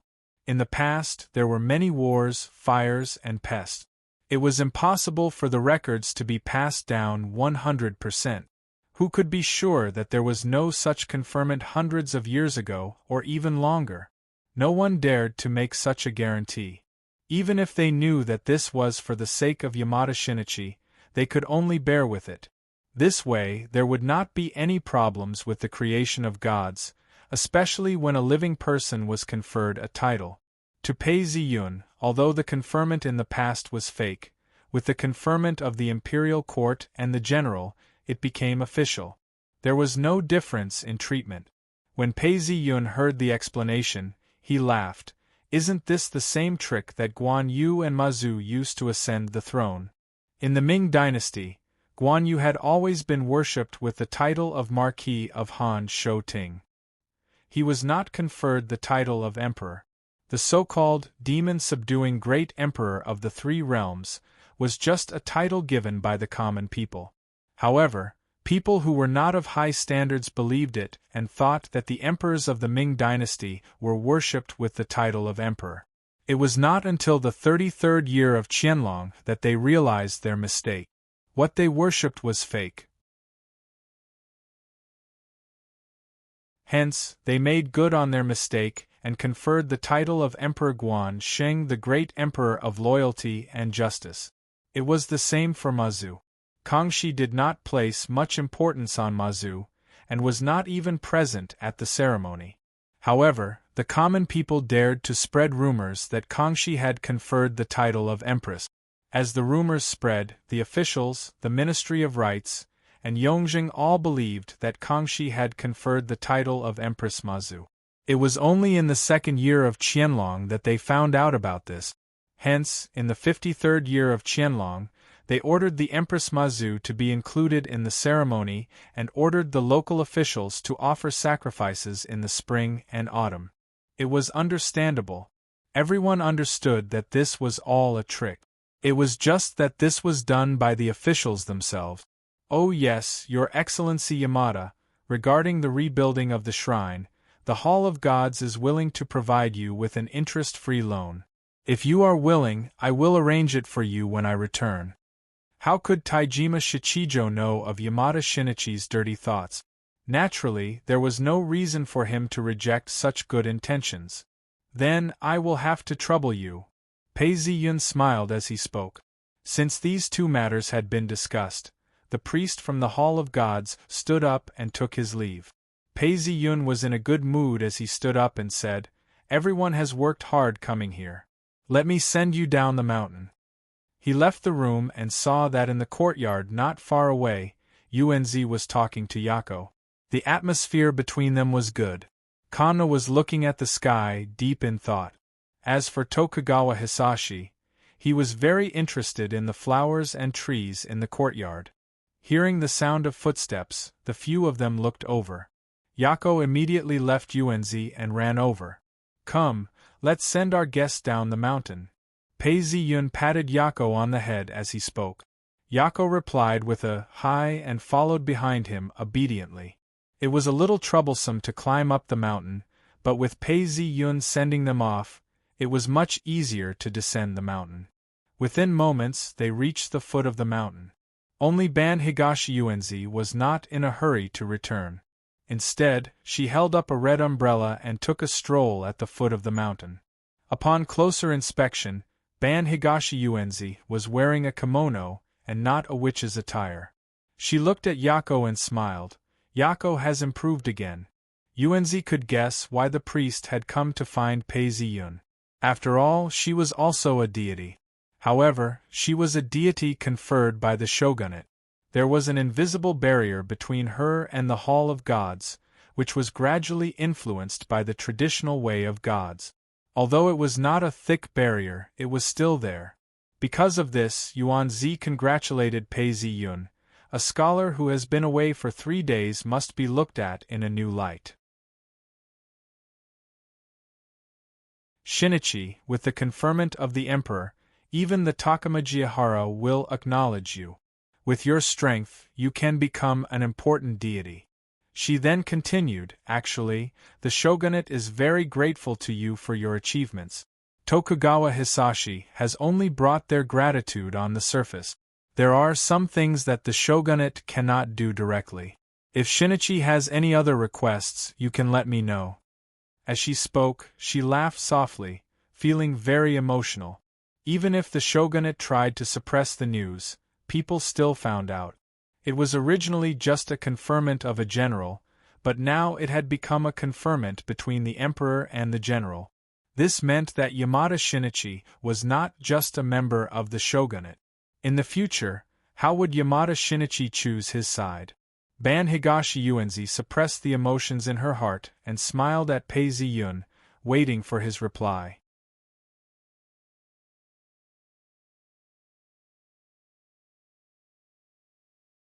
Chapter 836. If possible, I hope you can take care of my family, including Yako and Naomi. Yuanzi wanted to help. Of course he could. Pei Ziyun thought about it and said, "That's a small matter." Yuanzi immediately replied, "I will always have people protecting your father. With me and the Bandong organization around, No one will harm your family and friends. This is my duty as a friend. Why don't you tell me what else you want? Pei Zi-yun understood that if he did not ask for anything else, with the Hall of God trying to rope him in, the shogunate would feel uneasy. He smiled. Then I won't stand on ceremony. I don't really lack money. According to scientific analysis, if a person had an annual income of 100 million ryu, 6 million renminbi, their quality of life was already top-notch. Unless it was just to show off one's status and taste, one would have to spend extravagantly. Many people wanted to earn hundreds of millions, billions, and tens of billions, but to Pei Zi-yun it was meaningless. Then give me some faith. I don't need a lot, just tens of thousands of believers will do, Pei Zi-yun said. Whether it was the Tao Lord, the Greek god, or the Fusang god of this world, they were not created by faith alone, but it was still a great supplement. Faith? This matter indeed required a lot of planning before it could be achieved, but this request didn't exceed Ban Higashi Genko's expectations. Ban Higashi Genko readily agreed. That's not a problem. I'll discuss it with the shogunate. It won't be difficult for them to promote the gods. Then there's nothing else. Pei Zi-yun waved his hand to stop her from asking any more questions. Ban Dong Yuanzi pursed her lips and smiled. Shinji, you are still so decisive and have a sense of propriety. She was indeed very impressed. Pei Zi-yun smiled and did not say anything. Ban Dong Yuanzi then looked at Yako. Since the beginning of their conversation, Yako had been following them like a guard. Although he did not speak, his presence was very strong. Yako's strength has increased too. Congratulations, she said with a sigh. Not long ago, although Yako was an expert, he did not give her such a strong feeling. But now she could clearly feel that Yako's strength had increased greatly. When she looked at him, there was a thin layer of fog that blocked her view. This thin fog felt familiar, which puzzled Ban Dong Yuanzi. Pei Zi-yun understood that this was because Yazi had once been an imperial prince, and was acknowledged as such. At the very least, up until now, Yazi had been tainted with the karma of the descendants of the gods. Legend had it that the Japanese imperial family was the descendant of God. They had the blood of God and the blessing of God. For many great monsters who tried their whole life but failed to obtain divinity, it was enough to make them jealous.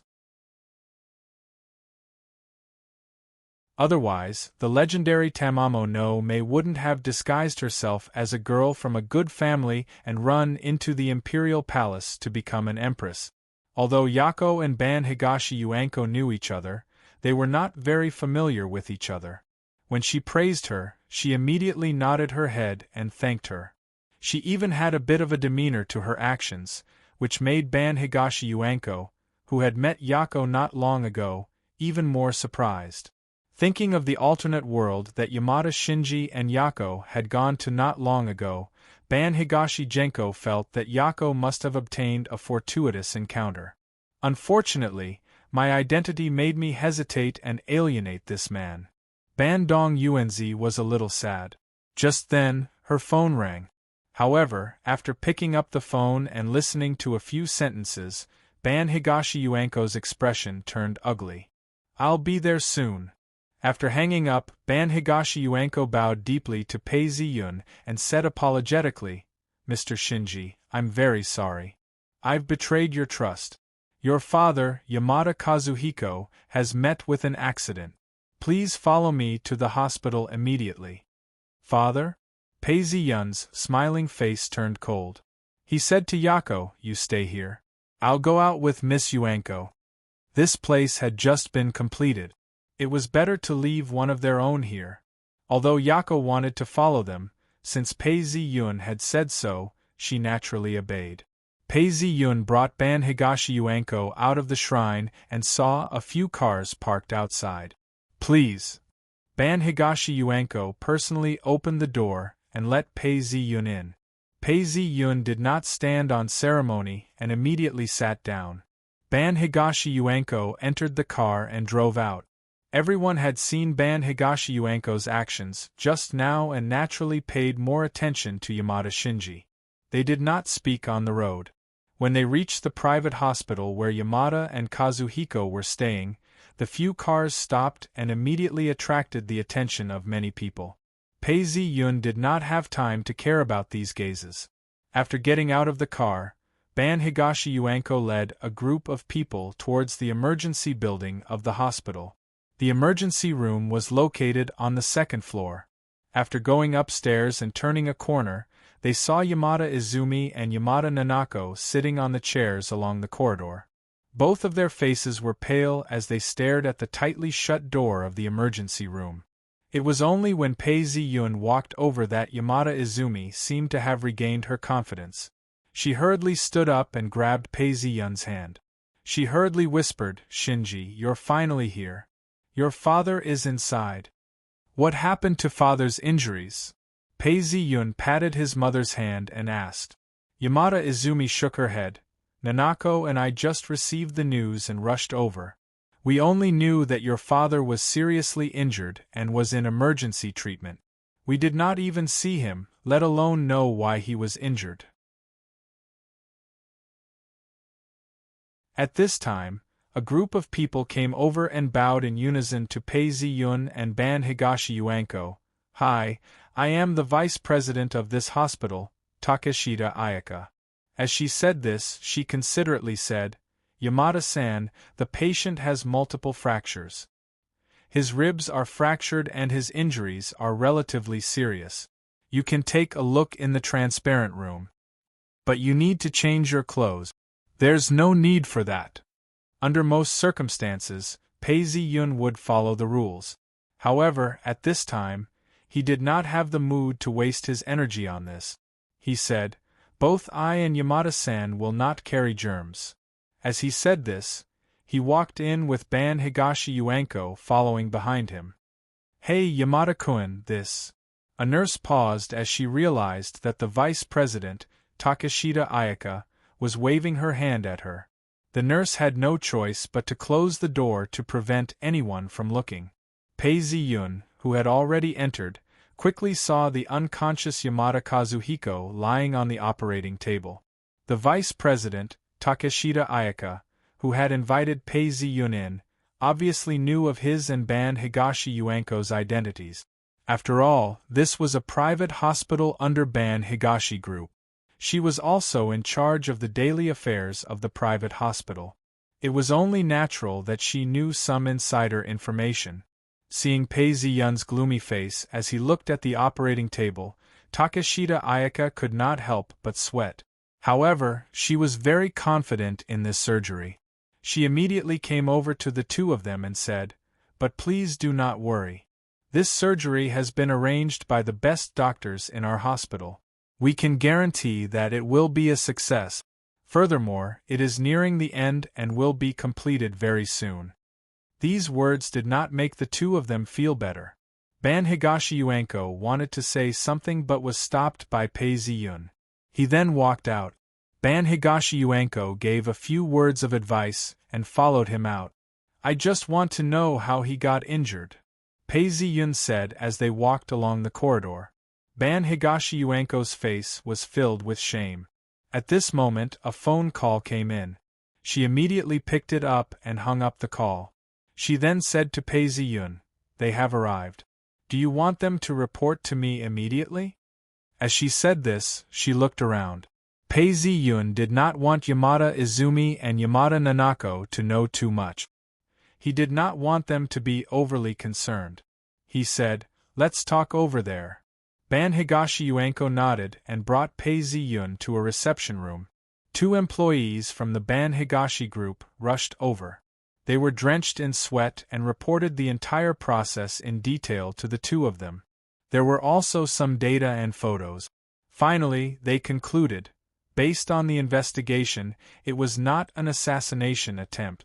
When Mr. Yamada was inspecting the construction site, there was a huge pit in the ground, causing them to fall into it. 3 people died on the spot. Only Mr. Yamada was seriously injured and was sent to the hospital. The pit has been investigated by our people. It was a naturally formed pit. A naturally formed pit. Pei Ziyun muttered to himself and did not speak. Ban Higashi Yuenko was not sure either. She knew that there were many things that could be naturally formed. However, she thought about it carefully and said, if it was intentional, Mr. Yamada would not have been left alive. He would not have given us the chance to treat him. Furthermore, we did not feel any abnormalities. Pei Ziyun nodded. At this moment, the door to the emergency room opened. A few doctors, nurses, and the associate hospital director came out from inside. The surgery was a success. The patient's life is not in danger. Takeshita Ayaka wiped the sweat off her forehead and said to Yamada Izumi. Yamada Izumi heaved a sigh of relief and hugged her daughter. That's great, your father is fine. He bowed to the doctors and nurses to thank them. Pei Ziyun's expression did not relax. Instead, he looked even colder. Bring me to this pit. Pei Ziyun's mouth twitched. I was in the middle of an operation. I was under anesthesia and did not have time to check. Now that a part of his soul is missing, even if the surgery was successful, he would still be in a vegetative state. This cannot be a coincidence. He was not the only one who thought so. Ban Higashi Yuenko also felt that it was too much of a coincidence.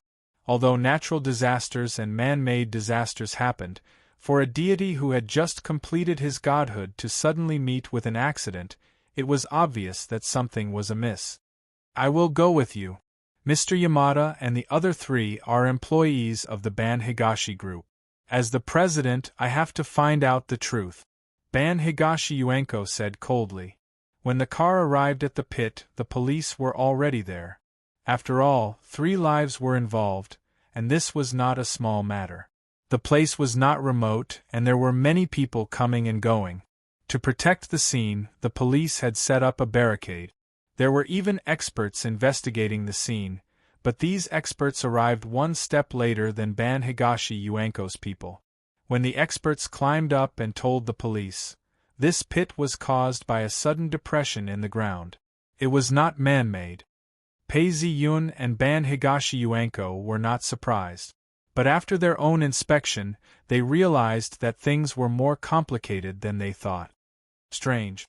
Ban Higashi Yuenko squatted down and touched the ground. She was sure that she did not feel any curse. Could it really be a natural pit? Was Yamada Kazuhiko just unlucky? Yuenko, no matter what, let's find the soul first, Pei Ziyun said. I will go with you. Ban Higashi Yuenko felt that she was responsible for this. Not long ago, she had said that she could guarantee the safety of the Yamada family's friends and family, and now this had happened. It was embarrassing. Pei Ziyun did not object. After all, she was a deity. She would not be a burden. She was an assistant. The 2 of them returned to the car, but they did not drive away. They looked at each other and closed their eyes. Boom! As soon as she closed her eyes, Sakato Genko felt her entire body sink and reappear in a different place. You're tuning in to the Phoenix Nights YouTube channel. Don't forget to subscribe and join us on this journey to catch the most captivating stories.